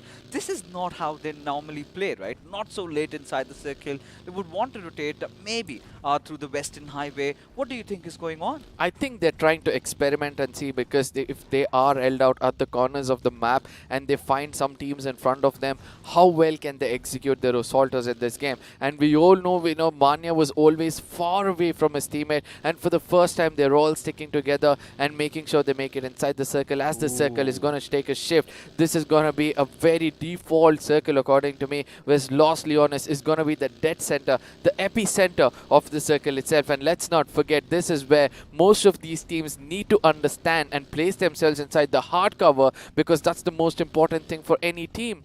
You know, this is what we've again witnessed in the past, right? This circle kind of tends to have the tendency to go a little southwest of Los Leones. You've got those open warehouses, and that is where Team Blind is making their movements towards, right? Even the players of Big Brother Esports, as a matter of fact, they've also had really good games in this circle. Now, everybody wants to have a piece of the pie. Everybody wants to have some areas around the center, and this is where Initiative Academy and Hydra officials can lock heads. Now, I really want them to lock heads and be either of these teams, especially the side of Initiative Academy, to rake up some finishes. these early finishes which they take up, that's going to be weighing a lot by the end of the game itself, because ultimately those points are going to matter as Initiative Academy is still in the picture to get it into the top 16. Because I do understand there are teams in the background who are trying to put up so many points for themselves that they have to be on the safer side. Oh, they certainly have to, right? No doubts in that. Finally, Global Esports, they make their movement, and it is going to be from the Monte Nuevo highways. There's GOG, ACBC, everyone trying to make a run for the zone. And all they're going to be waiting is for the next circle shift. And I would really want a curveball away. I would really want a circle kind of going towards that Chumacera Hills. But Team Enigma, they're making a run for that spot. But look at the center. It's a splash of colors. Feels like, you know, Holi is also in front of us. The auspicious festival. But for now, Team INS have been silent so far. And this sort of a movement, this sort of a body language, I've been liking from their side as Walkouts come in for a ram in and a fight is going to ensue. Now Team INS need to put up some points for themselves as walking into the crosshairs. Walkouts are going to take advantage of all these things as the player are spread around. Beard Baba is going to end silent at this point of time. I know that Abroad is going to be going in for the healing as Billion from the outside jumps out, tries to put up the bullet. That $1 billion move is going to be coming in from his side as Walkouts. Abroad is going to be falling flat on his belly and try to take those finishes for himself. But let's not forget, the other two players are right now going to tuck their tails and run away because this fight is not going to end well for them. Oh, Team INS. Oh, just did manage to wet the bed over here. Billion, I did not know. This was definitely not a $1 billion move by him, just stepping out of the window. Really panicked himself out in that situation. Walkouts making good work cut out of him. But for now, Initiative Academy, there was a moment we really thought that they could engage against Team Hydra. Now, they've both walked their own ways. They're both doing what they're supposed to. And at this point, ladies and gentlemen, we are waiting for the circle to take a shrink. Is it going to implode on itself?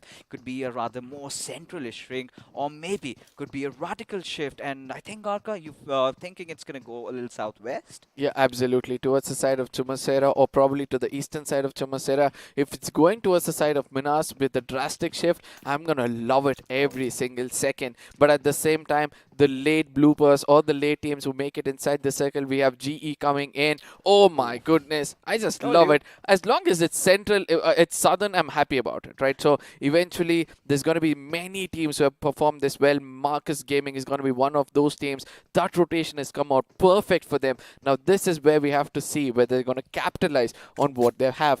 You know, this is what we were talking about, right? We've seen instances where the circle kind of rotates a little southwest every single time it is around Los Leones. That has been the sort of meta. But Team OR Esports, I think, did they have one of their players already bursting out? Yes, indeed. Aru, the support being taken down again. And this is where the backbones have been broken, right? And this is it's going to be so difficult for OR to recover from this loss. But again, so many teams down south. MG, I really love the rotation in this one. Team Hydra officials, Initiative Esports, everyone present over there. Team Enigma, I'm kind of waiting for the entry to the circle, but Global Esports finally have to have a little bit of a time to get inside the zone. Another instant replay comes in where Dawn was the person who got taken down, almost got taken down at this point of time. But eventually, look at that, he was saved by the dunes itself. But again, you know, when we speak about Joker every single time, right, there's one other name which lingers in my mind, and that's going to be Zen OP. Because the kind of performance is given for Big Brothers every single time when required, I do believe he's going to be one of the other players to watch out for in this game. Are you talking about Global Esports' Joker? Because INS Joker, he's off to some... Obviously, Global Esports Joker, as well as, you know, it's Zen OP from Big Brothers. These are the only comparisons we have at this point of time. You know, again, for teams like Big Brother, Zen OP during week 1, he was phenomenal, rather astounding. But when week 2 did come in, right, they were taking a little bit of a dip. And ever since, even on the Fragger boards, we had Hellgod also picking up pace, right? He's in the mix, he's in the top 20 list, and Zen OP seems to have fallen down a little bit. But again, figures and facts do not show for what he contributes inside the game, and clearly could be the case, right? Now, taking a look at this particular circle, now we're kind of witnessing 61 players still alive. Now this is still the 3rd circle, right? Imagine the 4th circle, finally maybe we get that little curveball towards that western side and we're all gonna lose our minds. Now, I just hope it doesn't happen and again implodes down to the southern side, which I love to see more. But finally, it's going to be GOG trying to get the right kind of rotation for themselves. But on the other side, RTR is going to be opening up against the side of Blind as Shadow gets taken down. It's going to be RTR trying to pick up as many finishes as possible as Chonu is going to be cooking up a molly towards him to burn him and finish him off in the game. Team Blind, you told me, Orca, this could be the game changer. Rage could be the answer, but Shadow has been taken down, and that's not good signs. Now, this is where Team Blind realize the gravity of the situation, right? They know that they have to get inside the circle, which has rather shifted a little down south. Esports Wala WSF do have the epicenter of the circle. Now, Orca, do you think this is the game that they've been waiting for? I guess so, because there are a few other teams as well. Let's not forget the side of Marcus Gaming. Let's not forget the side of GOG. All of these teams badly need this game in their name. But let's not forget that when these big cats start to fight out with one another, the big tigers are coming and snatch the biggest of the pie. And that is where things can actually go wrong. But look at this. ACBC seem to have spotted out the players of Retribution RTR. Caprin might fire a few bullets, but Craniacs gets into cover in due time. Now does good decent damage though, but Duty, he is going to be tossing yet another grenade as the grenade comes his way.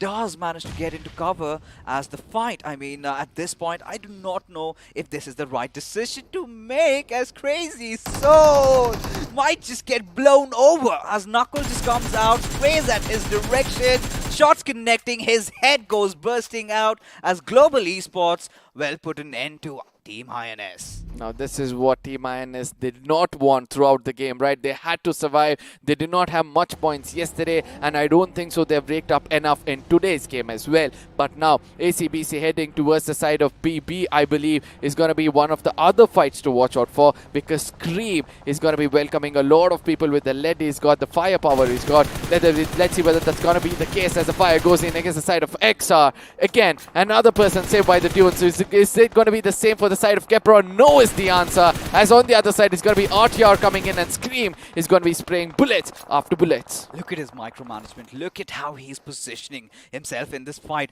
and does not shy away from it, as well as Rage finally again being on the entries over here is cooking up a grenade, does toss it over at Rain, but he is not overextending, does understand the players of Retribution RTR can also overstep in this situation, as the Dunes, they're going to be burning with fire, and Rain somehow is still alive. Now Rage, he has to put his crosshairs over the horizon, trying to take down other players, which is more necessary, as Scream at this point of time is cooking up grenades to take down Craniac. But let's not forget, if Scream switches to the guns itself, and that is where things can be much more better, as his grenade connects, and Hellgod is going to be unleashing that deadly grenade. Oh, he certainly can be. Hellgod has been such an instrumental player for Big Brother Esports at this particular moment.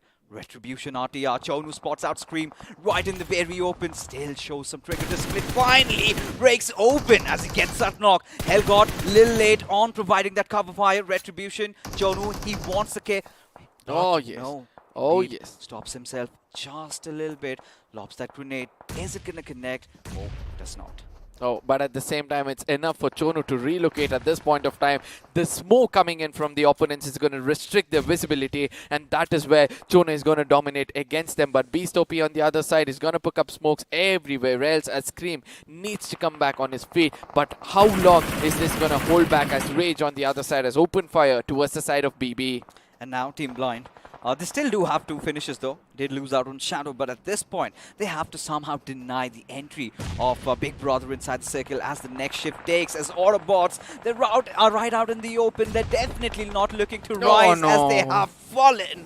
As another bad game, and Enigma Galaxy, OR Esports, everybody chiming inside the fight. And Initiative Academy, they've been spotted out. Abdanki going out for the spray. Loki, after his mischievous deeds, wanted to rotate around. Somehow has made it to safe covers. Now, Aru again has got taken down, right? That is also one thing to watch out for Chonu at this point of time, getting damage, going in for revival of Craniac. This is the moment where BBs are going to come in. It's going to be Scream and Hellgod. He's going to be spraying, putting bullets, every single thing. He's going to be throwables also coming into the picture, but they need a blessing in this, guys, from far away. Few shots they need to be connected, but Hellgod's grenade connects perfectly, as it's going to be easy for them to eradicate 2 other players of RTR. Retribution RTR playing way defensively at this point. A 2-2 split shows that they have no intentions of engaging in this battle. Look at the smokes being deployed, but right now Walkout, they seem to be on fire. As Initiative Academy, they have been packing their bags. They have been thwarted out of the server,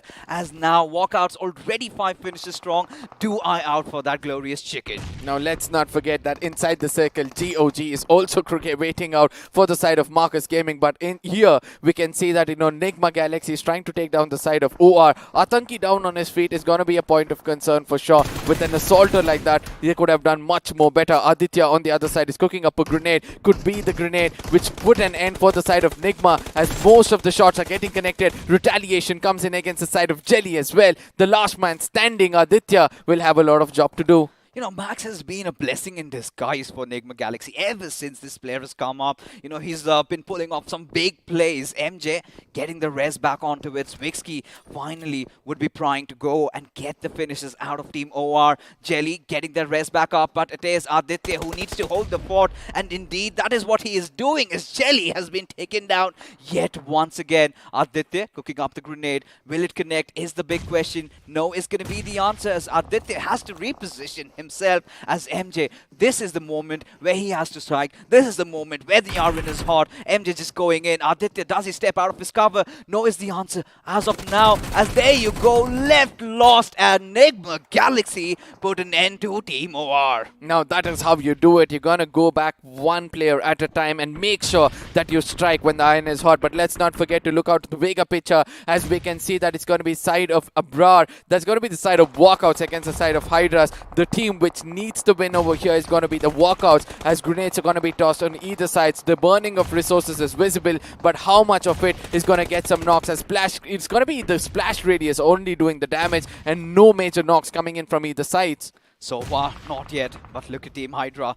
Just all that artillery barrage coming from every direction finally manages to connect on Kirito through that sunroof.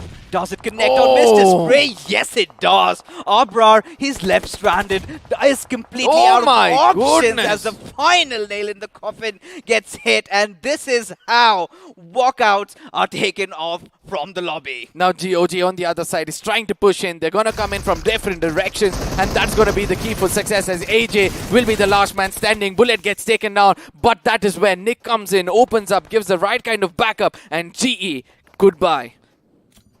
Goodbye. Sweet lullaby for them right now.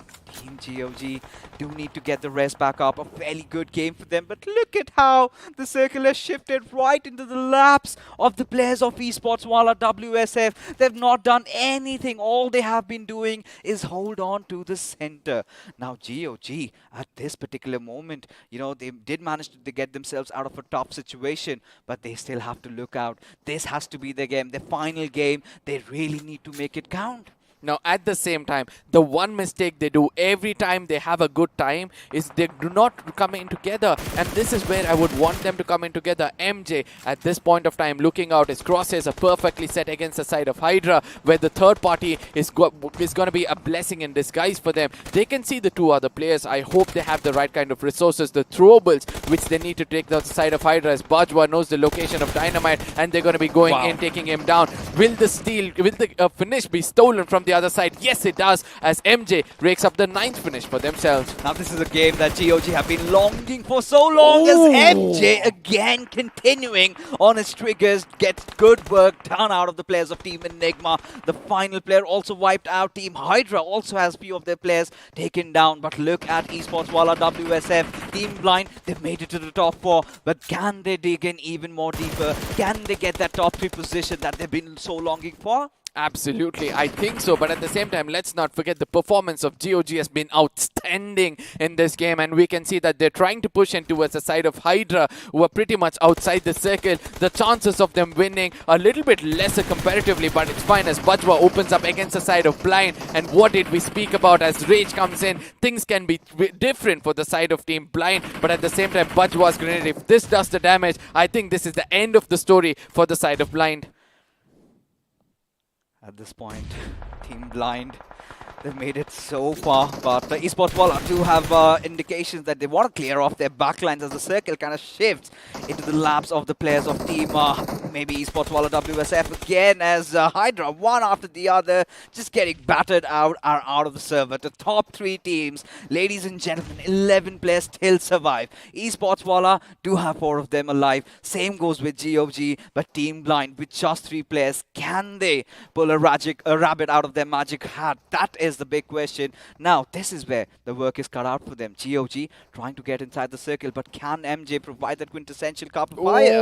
Oh, the grenade is going to be cooked in towards the side of GOG. Does do a little bit of a chip damage, but that's not going to be enough. But eventually, it's going to be GOG rushing in. WSF have a divided attention. If Blind comes in from behind and strikes when the time is right, Esports Walla is going to be ending up in a very, very bad note. Another grenade is going to be cooked in by Karan, but it's going to be deflected back towards him as a push comes in from MJ from the other side, where he'll go in for the healing.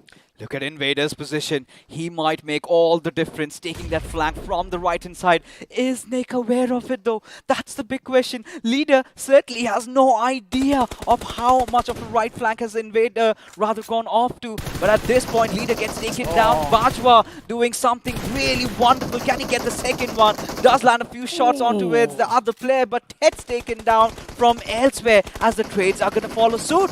Absolutely. It's going to be Blind coming into the picture. I think Bullet has an idea that somebody is going in for a complete flank, and that's what he's trying to do. He's trying to outsmart the opponents, which is not going to be possible at this point of time. Invader is going to be coming in when the iron is hot, but let's see what's going to happen as 2 other players from the other side. If they have the right kind of throwables, this is going to be the end of the story for the side of WSF.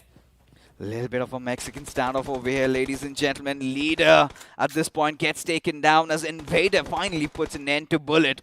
But look at Team Blind. They know this is their game. This is the moment that they've been waiting for. Haven't really made a noise so far. As we go on to a little bit of a stalemate, GOG clobbered down to that one side, just behind those hay bales as Team Blind open fire, and Deadpool gets that knock over there. GOG getting a little bit of a time to breathe. Leader is going to be back at his feet. No, this is where everything is gonna change, ladies and gentlemen. Do not put your eyes off the screen. As we can see over here, MJ and Leader, both of them are very well known for the grenades they toss in. And if they have the right kind of resources, they can do wonders. And at this point of time, WSF Esports Walla have turned their attention towards the side of Blind. And this is where GOG are going to hiding.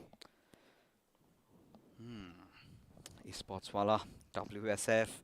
I mean, the game that they've been longing so for long. Invader in real close vicinity to Rage. He's still not stepping out. Does have the arm though. Waiting for the perfect opportunity to strike. Can he do something really out of the world over here? Finally steps out. Does some decent amount of damage. This is the point where he had to go in. But Invader has to feel a little lucky.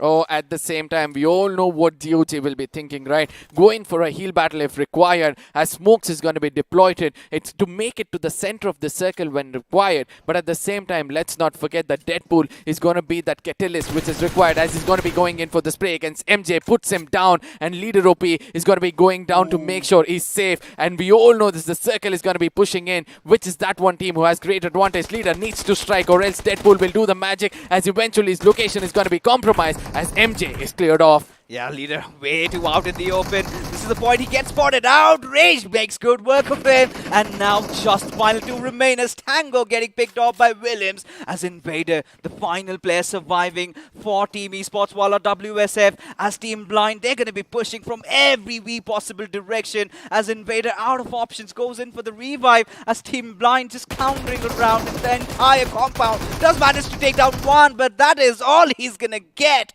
As this is it. This is what Team Blind were waiting for. A chicken dinner finally comes and they make it into the top 16. Oh, Blind Esports. What did we say as soon as Rage came in?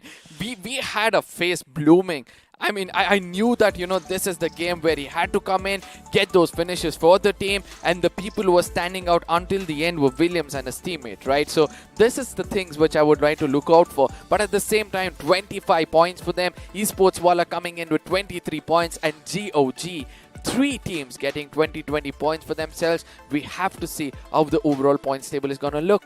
Of course, ladies and gentlemen, the post-match segment powered by Loco, the point standings. This is what we were talking about, right? Esports Wala WSF, their final game for the evening, and they come out swinging, right? 11 finishes to their name. Of course, did not have the chicken dinner, but not a cause of concern. GOG, as a matter of fact, the teams that we were really rooting for did come out swinging. And same can be said for Hydra official. Not their best day, not their best game, but certainly a game that was much needed. Now, Walkouts on the other side is one of those teams who actually needed some more for themselves. But it's time for us to look at the iQOO MVP of the game to see who did the best of the job. I do believe it's going to be somebody from the blind, if I'm not wrong, or from the side of Esports Wala. But let's see who that's going to be. Could be Tango, could be MJ, could be anybody else, maybe Rage as well, but hey, it has to be Tango, ladies and gentlemen, our iQOO MVP. 839 points of damage with 5 finishes was sufficient enough to earn him this title. Now, this is understandable why, right? Esports Wala WSF have always focused at the heart of the circle, right? They held on to it for so long, dishing out damage left, right, and center, and Tango had been creating all the difference from the front lines. No, let's not forget to thank the side of GOG. Have two players over here, right? One is going to be MJ, the other one is going to be Nick OP.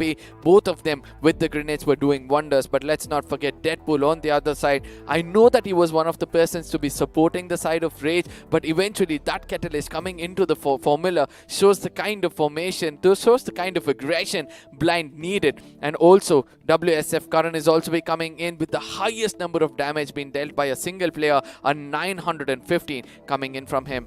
Oh yeah. Now it's time to take a look at the match summary, and a lot of healings done. I'm starting to wonder when, actually, considering how it was so late into the fights that we late into the circle that we finally got all those fights happening. But 330 meters of a knock, I think I'm gonna take that. When you have GOG rotating late into the circle, what can you expect? Oh, yeah. Healings, right? And there was two teams doing that. One was Marcus Gaming and one was the side of GOG. So obviously the healings are going to be high. But 330 long distance finish is something, which I was looking out for. But the FD graph is going to show us who did a lot of hard work. And it's going to be WSF. The way they were holding the fortress, I mean, we have to give it to them, right? 2,641 damage for the ratio of 11 finishes. I know the hard work was actually taken away, but Blind can be as clinical as possible with 1,446 damage, 10 finishes for them. I mean, this is where I've got to give appreciation to GOG, right? Despite all odds, considering how open they were in, they somehow still managed to survive. Team Blind just come out of nowhere. They were waiting. It was a perfect Mexican standoff situation. Yep. 3 teams alive. The first fight did come up, but now is the moment that we've all been waiting for. The overall standings, ladies and gentlemen, no changes on the top, but I think Hydra official definitely did rack up a few points. Yes, but this is where we have to see whether Hyderabad Hydras can outnumber the side of Enigma, because they have one more game to go. Whereas the teams on the top, they're going to be remaining over there, as you said, because they have the last game to play, which is going to be next. But 40 games played is going to be at the end of the day itself, and they're going to be left out with few more, which is going to be the next 2 days. But yes, this is where it is 245 points or 250 points on an average to make it into the next round, where RTR Retribution with 3 winner chicken dinners have come in. And let's not forget, the side of Blind is there with 264 because of one game they played where they woke up and they struck really hard. They finally did get Rage in. That's the answer that they needed, but 245 is the threshold, ladies and gentlemen, and INS finally have been thwarted out from that top 16. And this was sort of inevitable, right? How good the week number 2 was for them, it was equally as terrible for them this third week that's going on. But talking about Esports Wala WSF, they made it so close, 241, just 4 points shy.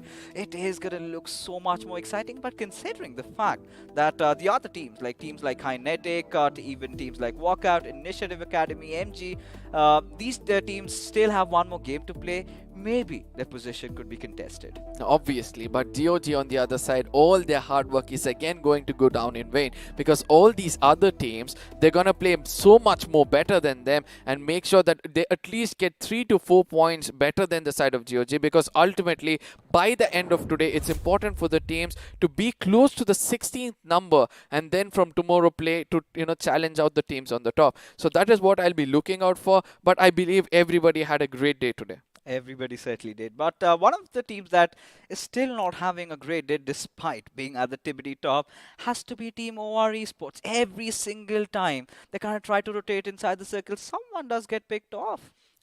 It's not going to be easy, right, with such a tournament, with such a game where everything is come to the neck. But yes, ladies and gentlemen, it's time for us to thank our sponsors for what they've done so far. But yes, this Neo 6 is going to be one beauty in your hand, and I know that iQOO smartphones will have a beautiful promo for you guys. So please go ahead and enjoy this promo because it has a lot of information.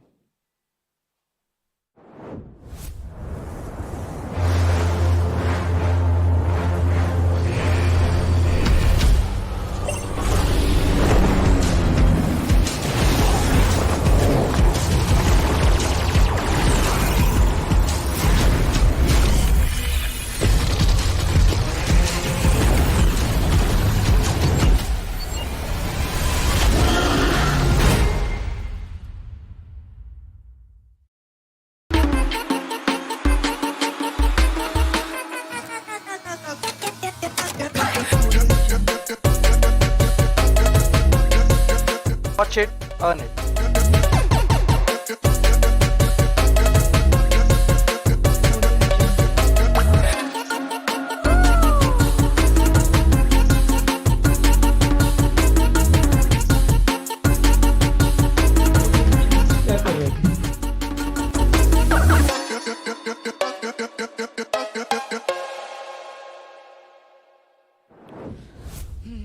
Watch, stream, play, repeat.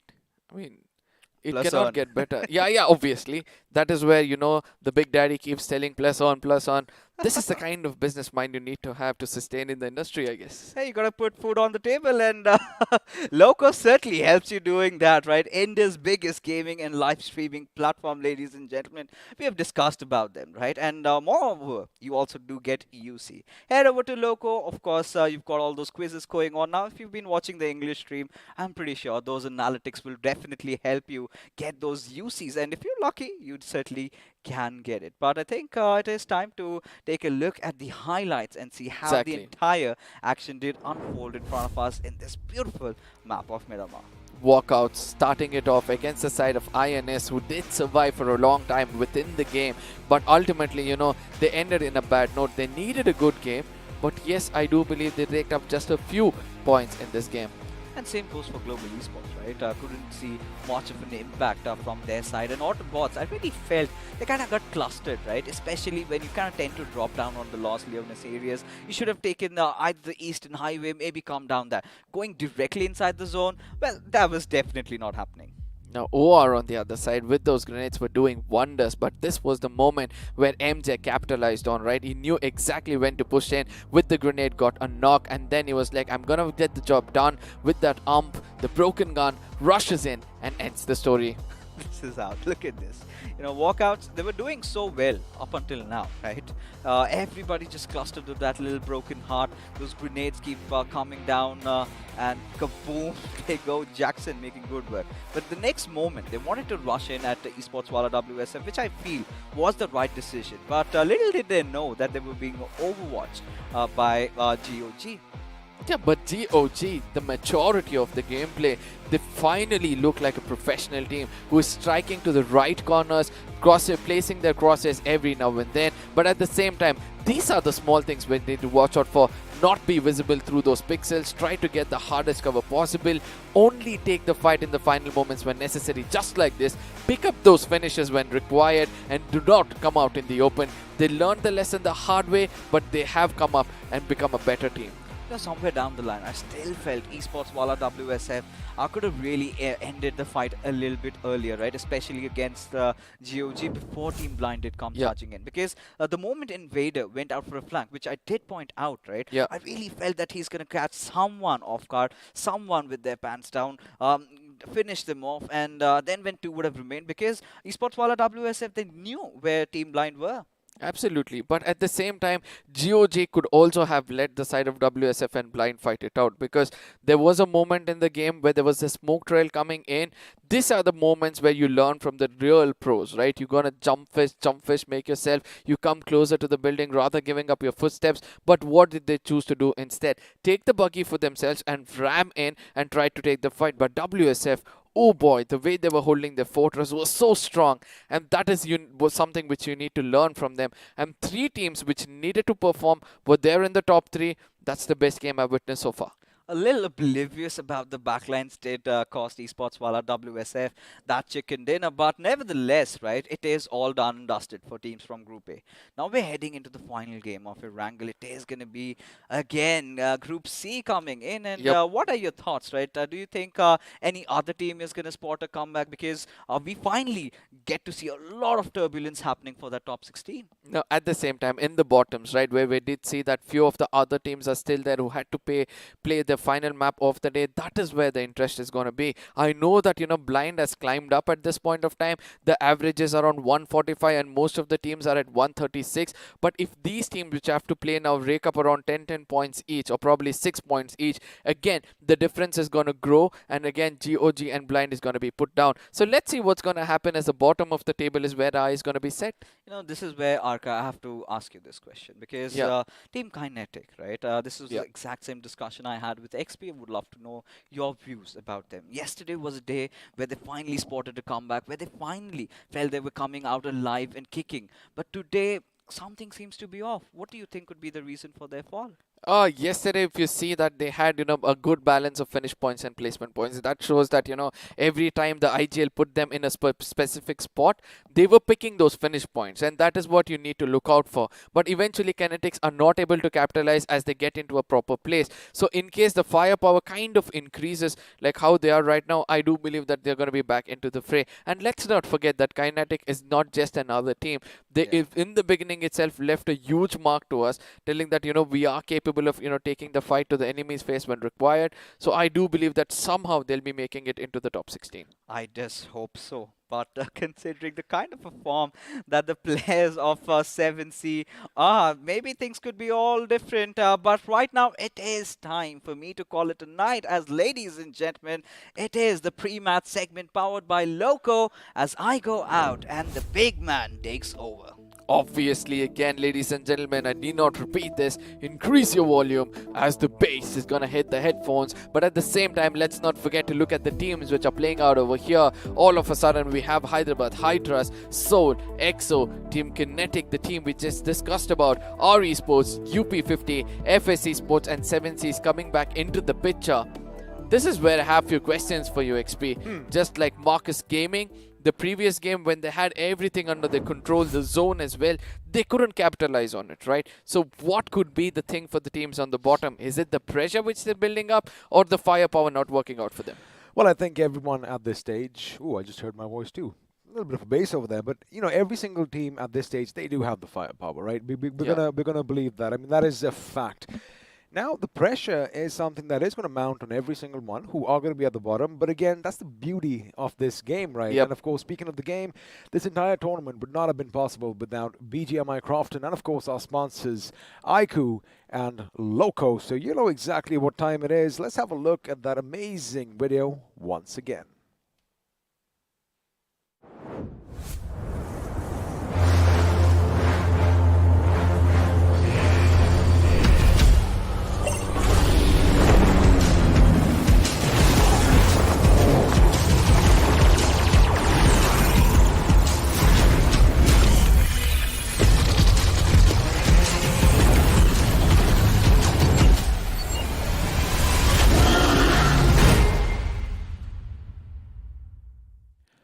And I can't wait for that. I can't wait for, although, I mean, we've already played a few games on this. The 90 FPS is something that, of course, is a game changer along with all the other features that you've seen so far. But again, are you ever going to get over this video? Because the way it just describes the device in your hands, of course, I'm talking about the iQOO Neo 6, is just brilliant. You've got the charging and the cascade cooling system, which for me stand out amongst anything else in the market. Now, at the same time, there is so many other features which are still not revealed, right? Because when you have a gaming beast like this, you can add a very beautiful camera for it. You can have the touchscreen, and that instant sampling which comes in when you touch the screen is also one of the other things you need in gaming as well. But yes, ladies and gentlemen, the substitutions are going to be coming as UP50 is going to bring in KSR7, where Aditya is going to be sitting back. This is where I feel, UP50 did another mistake yet again, because KSR and Aditya's combination has been successful before, where we have spoken about it and they've become successful. Well, speaking of successful, you all can be a little lucky and successful too, because BGMI is going to be giving away a lot of merchandise, and all you have to do is check that link down below, fill out your form, and correctly predict which team is going to be at the tippity top as far as points on this day are concerned. And well, make sure you spread your love, hashtag whichever team you think is going to come out on top. You might just get a nice little tea and those bottles as well. Now, coming back to the game, again, Miramar, I like the fact that, the two teams that did go up against one another, it was pretty even Stevens. In fact, the three-way Mexican standoff, as we were calling it, was there for us. But again, you did mention UP50 earlier. At this stage, again, they're not making it. I mean, let's not beat around the bush, right? But they can still win our hearts, and that at the end of the day is something they should go in for, because for the last time before this game, we're going to say bye-bye from the studio as well. The beautiful map of Erangel is going to be played next, but now, again, the USE just overlooking the ocean. Oh, yeah. This is where I would want to be at this point of time, amongst all the pressure from work. Exactly. Nobody around, just you listening to the seashores, the waves hitting the shores. Exactly. And then having a peaceful sleep for yourself. But yes, coming back into the game, a lot of teams are in the fray right now, right? We have ACBC, who might... Wait, let me be a little more precise looking at who all are playing over here, so that, we do not do much mistakes. I mean, just a rough figure is going to be all right, because, again, the thing is... Yeah, ACBC. I'm so sorry. We play so many games and we witness so much, and the ups and downs is something that even confuses me. Yeah, absolutely. Now, we have ACBC coming into this game. Let's not forget the side of Initiative Academy, again playing it out. We have the side of Team Kinetic as well. These are the teams in the bottom three which I'm speaking about at this point of time. We have our Esports in the 15th position by the end of yesterday. So most of these teams are actually playing this out. I know that, UP50 are also over here, but in case UP50 will have to come into the picture, they need a huge miracle, like 50 plus point a 30 game. finishes or something higher than that. They basically need to go on a little bit of a hunt. But again, chances are we might actually see a few teams just, going out for a nice little boat ride. And again, okay, we've seen a lot of action around Gatka and the irrigation canals. I want to see something different. I liked that, Fixes wanted Stolber last time and he got it. Perhaps this time I'm going to be happy with Military Base or even Zarki. Oh yes, oh yes. I want a Zarki one, amongst that lushy green as well as, all those games. But ladies and gentlemen, with all these things, the big bird is going to be hitting the skies. As we can see, the flight path is kind of going to the dead center. We can see the big mountains of Georgiopol on our screens at this point of time. Nope. Somewhere I always get, proven wrong. Somewhere I'm not a better pilot, Well, I'm just a co-pilot every single time. Yeah, you were saying. The best thing is we are going to be heading down south, right? There's going to be a southeastern trajectory as far as the plane is concerned, and even the flight path is a bit skewed to the side. Now, what you did get confused with, because it kind of started somewhere center of the map, of course, you can be forgiven for that, but even for a second, I was like, wait a second, we might just be heading dead center. But now what this tells me is that A, the circle might have a little bit of a southern shift this time, and B, I wanted to have the entirety of the Sosnovka military base in the first zone. But as the teams are going to be dropping down, of course, as expected, they are going to be heading over to their preferred drop spots. As Initiative Academy, well, they're going to have Primorsk all to themselves. And Team MG, well, they are going to do something a bit different this time around. They're going to be dropping down at the ferry pair and all those surrounding areas. But the thing is, the question on everyone's minds, where is the first circle going to form? Now, Oh my goodness, that's going to go to the eastern side of the map. Eventually, Sarkar is interested to take down the big birds flying in the air. I'm meaning to say the players was going in for the late landings. But let's not forget one other thing over here. The side of UP50, which has nothing to lose at this point of time on our screens, could actually go in and ruin the party for many other teams, right? Is it the healthy sportsmanship they're looking out for at this point of time? Well, see, at this point of time, it's not about sportsmanship that I would be concerned about, because you got to look at it from two sides. Like, every single coin has two sides. Now, on one end, yes, we are saying positive things that, you know, go out swinging, boys. Let's go. Let's have a little bit of a show. But on the other, you got to look at it from the player's perspective, because trust me, I've been there. You feel so demotivated at this time because you know chances are you aren't going to make it, and you know, sometimes you might just think, hey, what's even the point of playing? But then again, this is where that healthy sportsmanship comes in, because even though you may be down and out, like I said, you can win a lot of hearts in the process. But as the circle is up on your screens, as expected, teams are going to be scattered around where they love going best. And, well, since INS isn't going to be in this game this time around, Team MG are going to have pretty much the gas station, ferry pair, and the surrounding areas all for themselves. Now, the northern side of the map, yet again, being abandoned completely. Nobody going in towards the side of Stolberg, 70 and shooting range, where most of these teams actually need to go in over there. I like the thinking coming in from the side of Kinetic as well, right? They're going towards the side of Yasna, yeah? Trying to get the center of the circle itself in case there's any kind of drastic shift. They will be at least in the corner of the next forming circle. But at the same time, towards the side of, talking about the side of Blind, towards the side of Pochinki, what a comeback coming in from them as soon as Rage comes back into the game. Again, you know, we said this before. He is one of those gentlemen who has been instrumental in their success so far because, again, his firepower is second by none. And, you know, once you do get a few knocks, once you get a few finishes, that is when all that confidence is infused and you feel good about yourself. So with Rage coming back in, they are going to be climbing up the leaderboard, and of course a few shots are going to be fired, making sure the guns work properly. They have been oiled, they have been cleaned, and well, there are going to be no jams as far as Blind Esports is concerned. No, I believe this is the best playing for the side of Team Blind, you know, where they have Rage, Shadow and Deadpool coming in. Shadow is going to be playing in the shadows, literally living by his name. We have, Lurker. It's going to be Williams coming in as a backup with Deadpool. And, you know, they shift every single time there's a formation. It's going to be Rage leading the fight as soon as he gets knocked. It's going to be Williams coming from the other side, trying to take the lead when it comes to the thing. And it's going to be Deadpool coming in and try to play a little different. I just love the team from 1 to the 4 they have standing.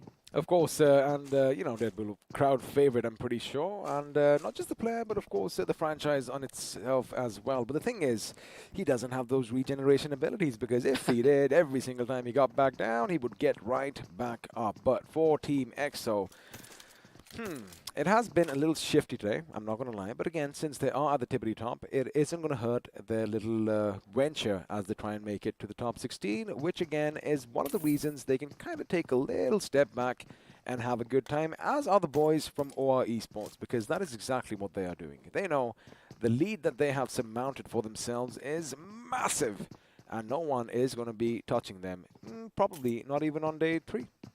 Yep. Marcus Gaming on the other side is going to be the talking point over here. They've got the least number of finishes compared to anybody else in the game itself. They've just got 75 finish for themselves in comparison to 129 placement points, which is way much better than the side of Blind Esports, who are way up in the 14th spot or probably in the 15th spot in the points table. So it shows that in case they come into a tie, even for the 15th or the 16th spot, they're going to be on the top because of the position points they're holding.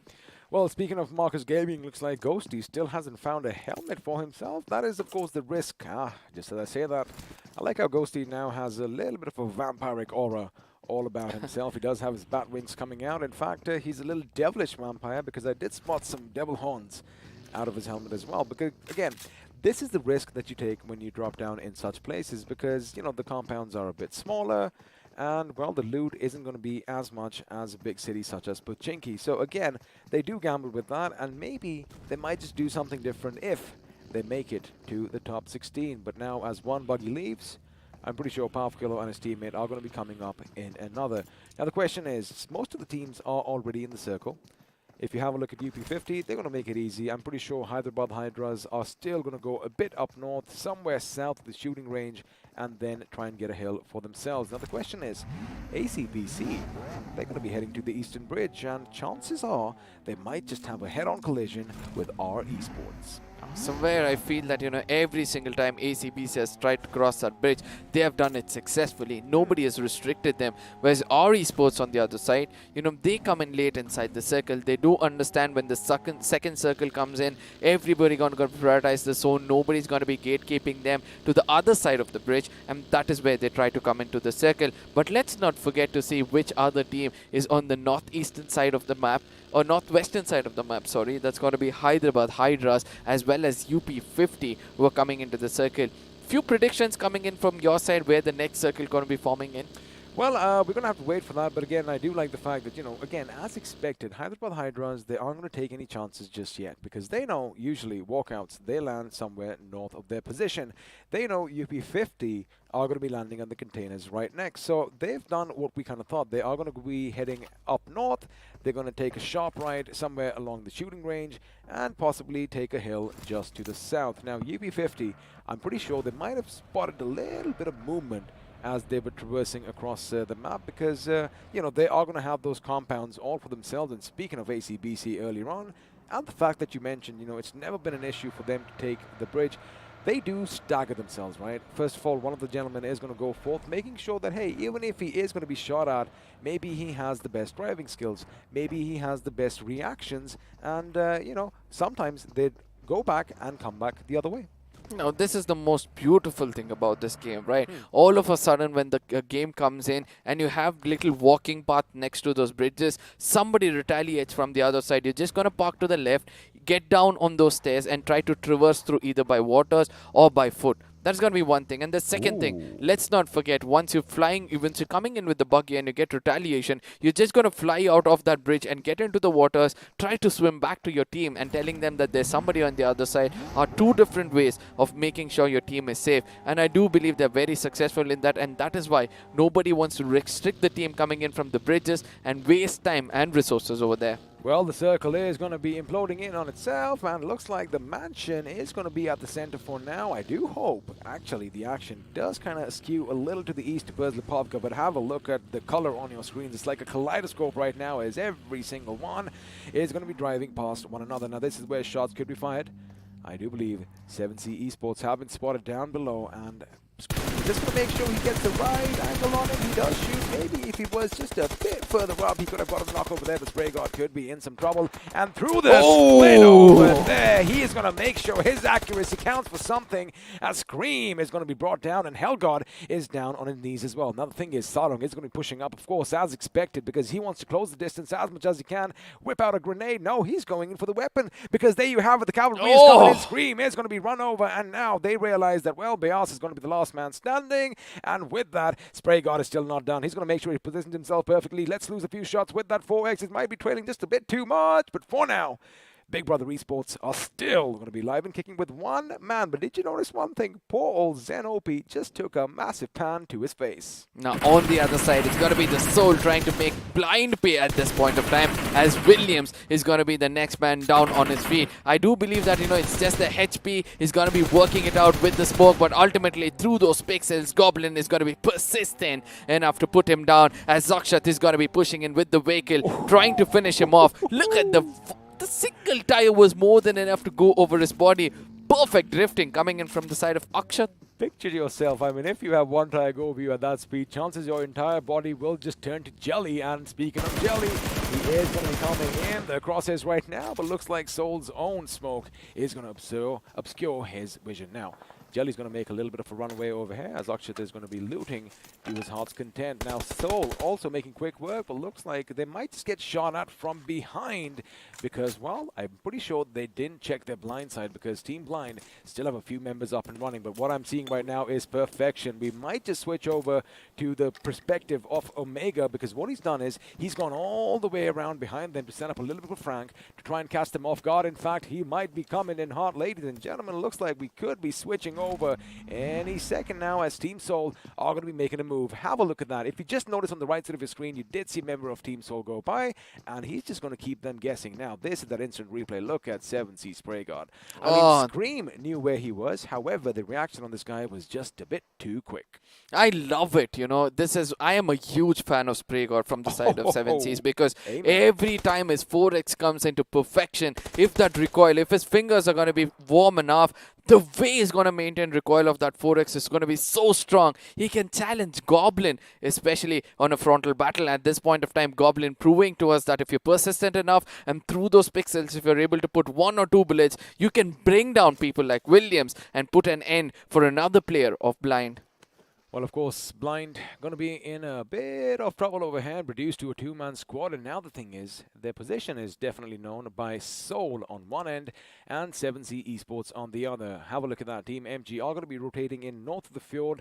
And, well, they are going to make it in, as are the boys from IA. Now the question is, where is the circle going to go? You think it might be a bit to the southwest. I think it's going to go towards Lipovka, and well, Lipovka is going to be where the action might come in, but looks like shots are going to be fired because Team Soul, one of the members, just went flying, and well, Akshat did lose a little bit of HP, and Blind raises grenade. Oh, that could actually be good. However, the thing is, had it been on the first floor, oh, it could have been a bit more instrumental. Now he's going to make sure that he keeps the enemy at bay, but he's got to be careful because a lot of grenades are going to be coming in. Now Shadow could be the difference, right? He has to put his process perfectly to where Goblin is going to be coming in, and eventually Goblin comes out, gets exposed, but still no shots coming in from the side of Shadow. Could be a mistake from the side of Blind itself. This grenade is going to go kaboom. No, Blind is going to be escaping. That's going to be Rage. This is the frontal battle we keep speaking about. He does do the damage. What is Shadow still doing, staying behind? He could have come in and helped him out as the grenade is going to be cooked in from his side. Is this the end of the side of Blind? Well, the thing is, Akshat knows his position. There you have it. He moved out in the nick of time because Akshat did have an idea, did have an inkling exactly where he is. In fact, he did get a little bit of a visual as well. Now, Rage, they know they only have one man to contend with, so they don't really have to worry about, you know, finishing off the knocked person over here. They want to make sure they go in as a team and are going to be flinging everything they have. There you have it. Shadow now, all he can do is patch himself up, but this is when they are going to come in full force. 2 members are going to be rushing in, and well, 2 guns are going to be enough for now as Blind Esports have been sent home in the 16th position. Not the kind of game Blind was looking out for, right? Because they needed to put some more points to be on the safe side, but ultimately they got challenged by the top team itself. It's got to be Team Soul. When these scavengers have their eyes set on somebody, they're not going to stop until they slay them down. But on the other side, we can see that the side of Marcus Gaming, Walkouts at this point of time, challenging out one another, as we can see that there's another team, right? FS is also passing by. And also, Walkouts are going to be spraying them with lead as they did go past, and looks like one of them is going to lose his life, which means now Team MG, again, they need a good game. They are going to be reduced to a 3-man squad. Now, 7C, well, they've been doing good. They're going to make it inside the circle as well, but the Walkouts do have the north all to themselves. And speaking of Team MG, looks like they just walked in right towards ACBC, if I'm not mistaken, and now there you have it. Dionysus, the god, hath fallen, as he's going to be on his bloody knees, and well, looks like Capron might just get an angle from the right of our screens right now. Now, you got to keep one thing in mind. Another team just bit the dust in a matter of seconds, and that team were the boys from Big Brother Esports. We would have loved to see what happened over there, right? Because they have one of the best assaulters over here, but still 7C Spray God. Look at him. Now he's converted this as the push comes in from the side of Savita. They know that they need to pick up these finish points, and they become wild as the fire goes towards the side of Atanki, as Soul on the other side has also formed them out in this rotation clash. And I do believe the knock came in from someone else, but Team Soul took that finish for himself, and now Goblin's position has been given away. Spray God, the god himself, he is going to reload. One more bullet might just do the trick, but look at him, they know their angles, and he's expecting someone to come out over the rocks over there. Lucky for Team Soul, they still have a little bit of maneuverability in that zone, and just as I say that, OR Esports are going to try and choke them out with everything that they have. Of course, snuff out, cut out the oxygen, and well, chances are Team Soul might just fall, but I like what they're doing now. They're heading straight from the enemy, and in fact, they're going to catch 7C Esports off guard. And speaking of catching off guard, Team Kinetic take the fight to UP50. Sarkar with the molly in his hand. I don't know what he's waiting for. I know that he'll be trying to be as safe as possible, as silent as possible, not allowing anybody to push in towards him. I know God at this point of time is cooking the perfect grenade, but it has to be placed perfectly because the crosshairs over here could take a player down. But on the other side, it's going to be 7C's taking down the side of Team Soul as Goblin far away is going to be in the crosshairs of Aladdin anytime soon as the location has been compromised. But it's going to be Savitar on the prowl as he's going to be pushing in again and again.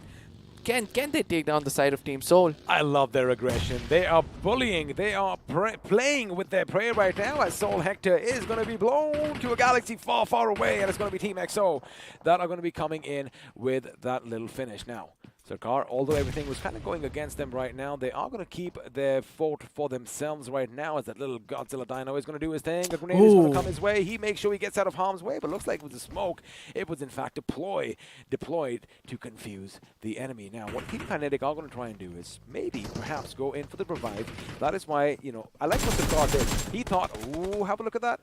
Bayo is going to make it to his teammates, and now he is going to be all by his lonesome in this house with his AKM, and there you have it. He has an idea exactly where they are. If he gets that molly out perfectly, it is going to make sure that the revive is kind of delayed, but a hop, skip, and a jump by Bayo is going to negate that. Now Sarkar can come out, right? He has a little bit of a open space in the first floor where he can come out and jump in from another angle and take down the side of Kinetic. He's given more time for them to become a pack of scavengers at this point of time as the rush comes in, does the damage. It's going to be God. He's going to show his back and eventually has to pay a hefty price from far away. Retaliation did come in through the windows, but it was not far enough for them to take it home. I wonder if you noticed something when I did chuckle out. Now, the map did come up for a split second, and we did see Soul suddenly head down south past 7C Esports. Now they've gone back up north past 7C Esports once again. They are basically reversing the tables on them, but now Savitar, we know that this is the gentleman who loves going up again. He loves chasing down his prey. He has been knocked down, but he's got to be careful because Fierce knows exactly where he is, and one good grenade could bring down two of their most powerful players. The grenade has been lobbed, it has been cooked, it has exploded. Unfortunately, it was just a wee bit too long. Now Sarang on the other side has got information as to where the enemies are, and we all know this man in a frontal battle is the best, and this is why I love the side of 7C. But Sarang on the other side is just going to wait it out. He knows that Sensei is going to be the big brains, right? If you cut off the head of a snake, it's going to be so easy for you to kill it one by bit. Well, bit by bit, but the problem is now Team Soul are going to find themselves in a similar predicament because they, again, remember, went back up north. Once again, they might be between 7C Esports and OR, but 7C have problems of their own because Team XO are dangerously close by. Now, this fight has been continuing from a long time, right? But also, from the other corner, Nigma Galaxy is also trying to come into the picture. They're trying to spray around them as well. But let's not forget, on the other side, Goblin gets taken down. I think that is the end of Team Soul. Yes, with 5 finishes, gets eliminated by the hands of another team. But let's not forget the damage done by the side of 7C's Ayush, the last man standing for the side of IE. Pretty much closer. I wouldn't say last man. I'm so sorry. Pretty much closer to the enemies. Can actually strike against Canary, but eventually gets detected. At this point of time, throwables will be the key for him. Well, right now, I don't think he can do anything because Loki, his teammate, was run over by a vehicle while he was blown to bits, and it looks like Jadu is going to make sure he puts that final nail in the coffin, and ACBC from the other end is going to come in and, well, steal a few finishes for themselves. Ari's Rockstar making sure he makes quick work, which means then there was just one. And looks like DG's position might just be given away. Of course, a molly is going to be thrown in, which is going to force DG to come out. In fact, I do believe he is going to be on fire. Looks like he does survive that, as another Molotov is going to be thrown in his place. But OR, on the other hand, are going to be at the receiving end. In fact, OR Esports, ladies and gentlemen, have been completely wiped out, and looks like Team Kinetic are finally showing their potential. Now, this is where all of these teams had to prove themselves, and they are doing it, as our Esports are going to be heading into the circle, leaving away the last man of IE. They had an opportunity to strike him with the bullets, but rather they chose to go for the throwables, where that's become a little bit of a blessing in disguise, as now they're going to be walking into the wrong crosshairs, as they're going to be taunting the side of 7Cs, and now Spray God is going to put up the smoke screen to avoid his teammate getting finished off. I do like the position that they have chosen at this moment. They are going to work with this little dirt fort because it is going to have a little bit of rise on either side. And now our Esports are going to come under heavy fire, but that is going to be precision shooting from their part, as Saurang is going to have to hit the deck. Remember, Savitar is still going to be alive and kicking, but the fact is they weren't anticipating anyone coming in from behind. Even from behind, looks like our Esports' position position is going to be noticed by Team EXO. However, this is when Team EXO, if they look a bit to the right, maybe 7C Esports might just come and do something. But wait a second, a massive grenade comes in from Sarang, and he lets his bullets do all the talking. Our Esports around. I'm going to come back to that in a second, as Team Kinetic's position is going to be contested by Walkouts. Now, Walkouts are going to be survived by one last man. It is going to be a one-on-one situation. However, it is going to be Onyx, 2-on-1, I beg your pardon, who do win. But oh my goodness, our Esports blown to smithereens by the combination of Savitar and Sarang. Now that is 7Cs for you, ladies and gentlemen. They're still not out of the game. The kind of aggression they're showing, but a good grenade comes in from the side of HH. The Grenadiers of the game is still pushing in. That's going to be Manti, who doesn't bother what kind of resources he has. He's going to be stepping inside. Oh, he's got clutching right in front of him, but eventually jumps down to take down the player. Retaliation comes in from the other side. This is where FS has to be very, very careful. They can eradicate the side of HH, as the final person is going to be in the crosses of 47S, one of the strongest assaulters for the side of FS. Keep in mind, I do believe Manti was taken down by ACBC on the other side, so means it K47 just might get shot in the back, but he is going to go for Ace Black. In fact, he lets loose with that butterfly. It isn't going to be enough. He does go down the ADS way, and now the M4 is going to be coming out, but Ace Black, again, as expected, he was going to be shot in the back, and ACBC, oh boy, they really dug that knife deep in his back. And speaking of Spray God and the boys from 7C Esports, they are not done yet, but looks like their days finally might be numbered, as ACBC once again from the distance could be playing spoil sport, but oh my goodness, Dream finally is going to be in a little bit of a dream world for himself. Now Dream is actually shattering the dreams of the opponents at this point of time. Let's see whether he'll continue to do so, as 7Cs gets another blessing in disguise where they could have been eradicated by the hands of ACBC. Nigma Galaxy have got their crosshairs set to the ACBC at this point of time. They're going to pay the price. They're going to be tasting their own medicine, as Dreams has taken the second man down. Again, remember, smoke can only obscure your vision, not stop bullets, as looks like Snacks is going to be taken up by another vehicle. I'm telling you one thing, we're going to have a lot of vehicle finishes in this game. Spray God hits the deck in the nick of time, and of course he's going to get back, making sure that his teammate is going to cover him. Now, I think he spotted him. Oh, sorry, you might just see something running around in that smoke. There you have it. The visualization is going to come in right about now, but unfortunately, he was still zoned in that smoke. Elsewhere, UP50's K7R is going to be brought down, which means Ranveer now is going to be the last man standing. A grenade has been flung. His position could be given away, but this is going to be ACBC from the distance, once again, being a thorn in the side of 7C Esports. Now Savitar on the other side again gets taken down. It's important for UP50 to play it very safe, as shots are going to be coming in from the side of Nigma Galaxy, who's been dominating to every look and corner of this map. Punk also gets taken down thanks to ACBC. This is an opening which 7Cs were looking out for to make it inside the circle, but they have to watch out for the side of Nigma Galaxy in front of them, and that is where ACBC again comes into the picture, takes down the side of Nigma Galaxy as well, as one last man standing. That's going to be MJ, has to do a lot of work. He does have to do a lot of work indeed. Quixie is going to be brought down by Haxa. Now ACBC, have a look at the spread on the map over there. They are all just lined up waiting for the enemy to come towards them. Oh, Haxa, you have been spotted out, because I thought he might have seen Sarang, but Sarang definitely saw him. But now is going to make sure he has that nice little the little burst fire coming in, and with that, looks like Nigma Galaxy, well, they have been sent back into a galaxy far away, and I hope you guys get that reference. Now, 3 teams are going to be staying in this contention, but looks like we have a little bit of a heal-off coming in from the side of Team Kinetic. It's all going to be about those position points, and there you have it. ACBC are going to win this game. All 4 members still intact. 12 finishes to their names. Now, this is the way you take the winner chicken dinner, right? You need to take it when necessary. They have no clue that Kinetic is far away. KU thought out of the box, is surviving, getting the most valuable 12 points for the team, and that is what I love the most. And let's not forget, they've got 6 finishes for themselves, a total of 20 coming in, and this is one of the teams who needed it the most. The second team which needed it the most is going to be ACBC on the other side, who are getting that winner chicken dinner plus 12 finishes with it. That's going to be almost 23 finishes for themselves. Well, it is going to be amazing, and they're going to end up with 27 points, and Team Kinetic, of course, are going to end up with 18. Mind you, of course, you get 12 points for the second place. I'm so sorry. It happens, and there you have it. He knows the camera's on him, and there you have it, a kiss goodbye. He sees his enemies ahead of him. He's like, you know what? I'm at peace, and at the end,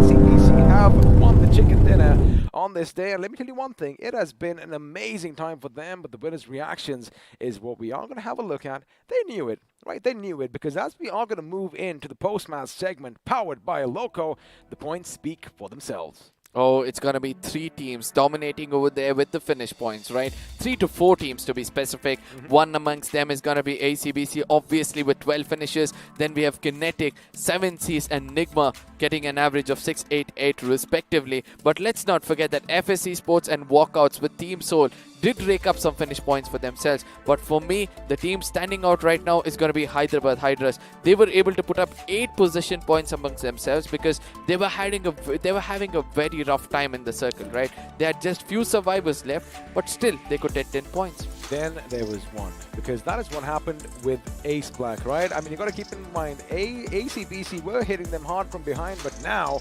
we already have an idea who it's going to be. He does have a bit of an evil eye on his side. I do believe it's going to be Evil Sky from ACBC Esports, who's going to be crowned the iQOO MVP in the last game, Day 10 League Stage Week 3.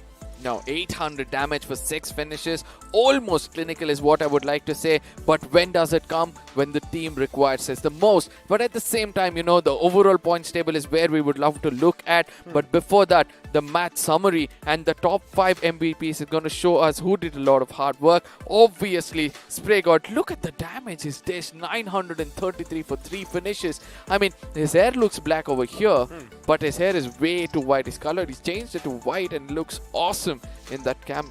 Of course it does, and of course, you know, a lot of wisdom coming in. It does kind of turn your hair grey as well, but of course that's not the case over here.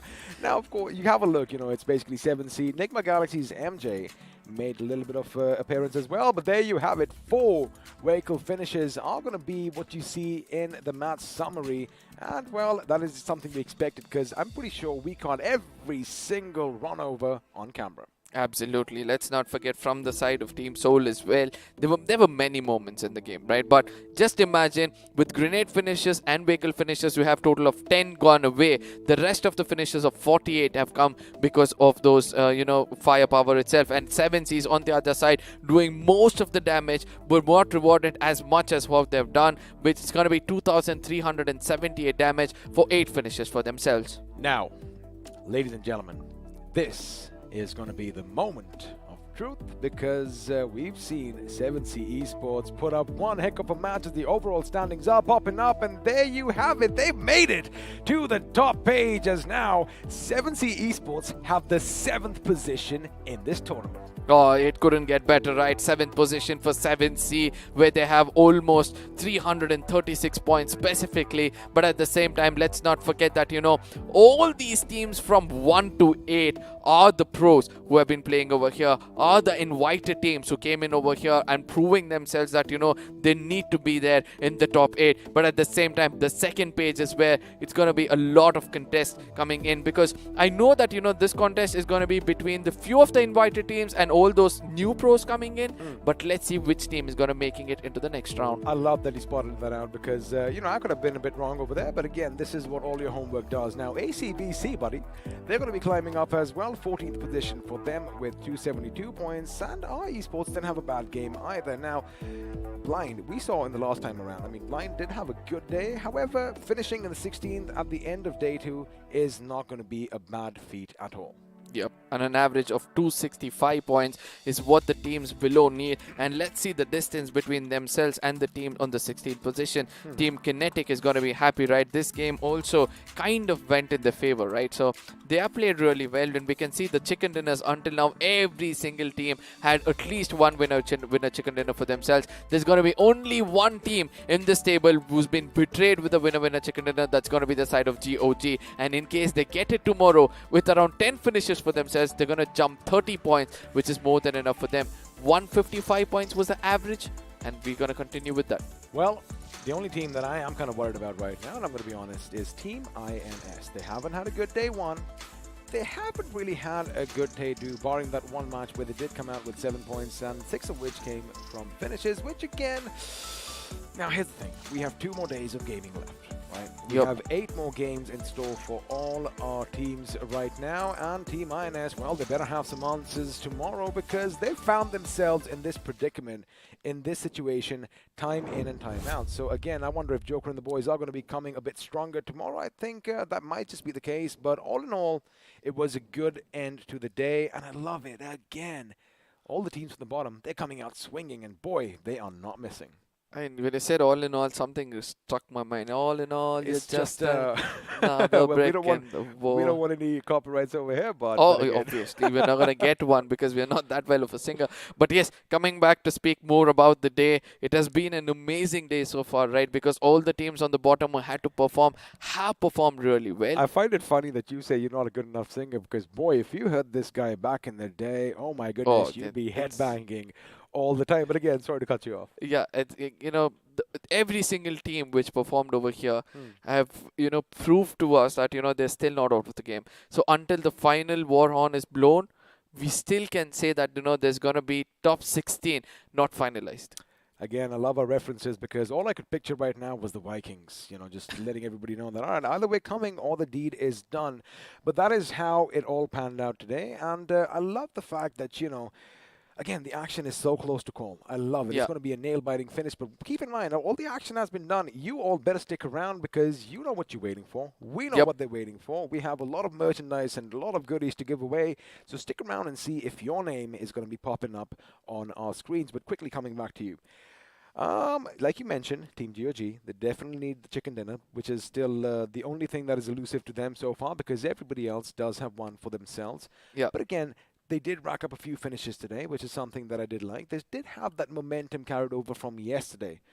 A little bit. But the next 2 days, now this is when the pressure is definitely going to be mounting on your shoulders. But before we talk about all this, before we do all that, we're not holding these phones for nothing. These bad boys definitely do pack a punch. And once again, thank you for iQOO and Loco for sponsoring this tournament, which wouldn't have been possible without BGMI Crafton. And for the last day, I get it, for the last time in this day, we're going to have a look at once more how to slay your dragon.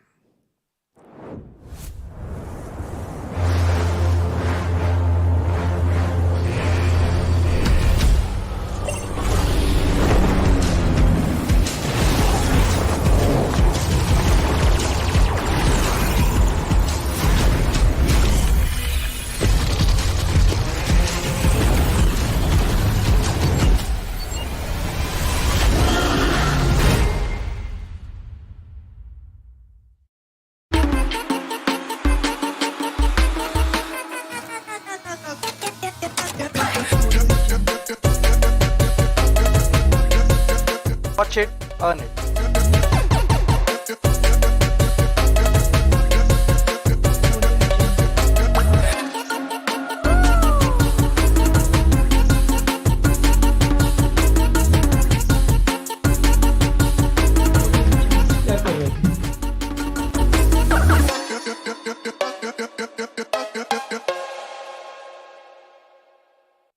Now, when I say, what are you waiting for? Of course, you already know it's about Loco, right? Yep. Because, of course, it's India's biggest esports community, and you are waiting for your chance to get your hands on the iQOO Neo 6, which, once again, is available on websites, and all you have to do is go search for it, and who knows, you might just get it on time. Remember, the pricing is right, and you better do it before the stock runs out. Now, the thing is, what they're waiting for is to find out if they've got some BGMI merch tonight. Yeah, I do believe that, it is important for them. They've enjoyed throughout the day, and also they're going to be rewarded for sticking around. I mean, how many times have you got paid for doing things which you love the most? Luckily, I love talking. I love yapping away. And, my mother once did say that you're never going to get anything out of it. But look at us. I mean, this is what we are doing. So, exactly. Dreams do come true. And, again, a massive shout out for all the organizations to let this happen. But now, before we do talk about who's going to be walking away with what, the thing is, we did see in week 1 and week 2, every single day we had 10 lucky winners walk away with some amazing merch. In week 3, day 1, we did see 25. Now, I'm assuming it's still going to be 25, but the thing is, we're going to do one thing. We're going to just round it off a little even odd numbers. We're going to make it a little odd today, because yesterday was even. Today, we're going to give it away to 24. Oh. But before we get to that, what was your take from all the action that you saw today? it's still not over. It's still, there is a ray of hope for all these teams to play it out, including UP50. If they can get an average of 15 points or 20 points every single game from here on, with the rest of the 8 games, okay? 8 games of 20 points is how much? You almost have 160 points. And I do believe that, you know, with 160 points, they can do wonders. And this is what I said. It's just miracles, right? It's just dreams which you're going to be dreaming. I like how, you know, of course, you got to be optimistic in life, but I like how he looks at the glass half full, while a lot of others would be looking at it as half empty. I love the fact that, you know, you still have kind words, because he is a nice guy. Let me just tell you one thing. Arca is one of the best dudes I've met around, but if the same here. If we talk, I've never seen a macho man buddy, being so soft when required, but at the same time, let's not forget that, you know, sharing this desk with 2 of the legends and getting to learn from them. Very less do you see that people on the top 10 to hold your hands and lift you up. And I've been blessed over here, ladies and gentlemen. These 2 men have helped me out a lot. Speaking of being blessed, let's see who's going to be walking away with some BGMI merch, because the giveaway winners are going to be popping up on your screen. And you're going to be wondering, is my name finally there? Well, a couple of them are going to be there, because Naresh Vadhavana, Arjit Paul and Anil Nirvan are going to be walking away with the first few goodies. Now, this is what you do when you fill the forms perfectly, right? Yes, Shri Vatsava, Kunal. Oh my God, this is so hard. Fagade. I've kind of heard this name. Kunal, Fagade and Alok Yadav coming in as the next 3. And there are more coming in. Remember, it's 24, so it's going to be a long time. Keep your fingers crossed, as Nayan Kumar, Bhavya Thakur and Lokesh are going to be the next 3 getting this for themselves. Lokesh, quite similar to Loki itself. I wonder if you are mischievous. Well, now you can be out in public with your amazing shirt. But again, congratulations also to Rohit Singh, Ankur Kumar and Yatharth Varshne. Oh, yes, Varshne. I like it when I, you know, don't butcher the name. Even me, I mean, I've been trying to do that from a really long time. All thanks to ADHD. But yeah, Tapish Jain, I'm so sorry, Harsh Sawant, and then Swapnil. Oh my God, Swapnil Upadhyaya coming. I probably is from the south, you know, I can get to know from the name Upadhyaya. Alrighty, let's see what I get now. Lokesh 28. Another Lokesh, just to make sure, you know, it's a little different. Mohand, is that how you say it? Mohand Khalid, congratulations. And Rajat Sharma, congratulations. You're going to be getting a few more goodies. And let me just add a few more names to the tally, because it looks like, well, Amit Kumar, not to be confused between the 2, and Paras Pandey are also getting all these goodies delivered their way. Yeah, the last 3 names are going to be popping up over here, and the hard job is done. Gagan Tiwari, Wakas, is that correct? Yeah, Wakas Umatyaya, and then Jay Parika. Oh my goodness, I just wish, you know, I was good at English sometimes. Warwick, I do believe again. The thing is, you know, whenever the numbers and whenever some words come on, sometimes they can get a bit jumbled, because again, we are looking at a screen. But once again, if we've called it out, if you read your name, congratulations, because you are going to be having some amazing goodies headed your way. And speaking about goodies, man, day 2 was again wonderful for us, because, you know, it was fascinating watching a few more teams finally get up and, you know, get things swinging. And well, I love the action that they brought. Yeah, Blind, Esports WSF, ACBC, Team MG, GOG, name the teams, Retribution, RTR, all the teams on the bottom have had an amazing day. Team Kinetic, Blind Esports, which I've already told already. I mean, these are the names which stood out today. Teams on the top, not much, you know, of a good games they had, but it's not going to bother them, right? Yeah, exactly. They're going to be fine. Yes, ladies and gentlemen, 2 more days are going to be very, very intense. Do not forget to subscribe, like, and share it, so that your teams, your players, or your friends can also come in. And also, you got to keep in mind, the next 2 days, the pressure is going to be mounting on their shoulders. And the question is, are these teams at the bottom going to crumble under the pressure? Or like Hercules, are they going to make sure that they carry everything on their back and, well, get the job done? But for now, from Arca and I, and Fixes, of course, we are going to call it tonight. Thank you so much for stopping by. Remember, we start at the same time tomorrow.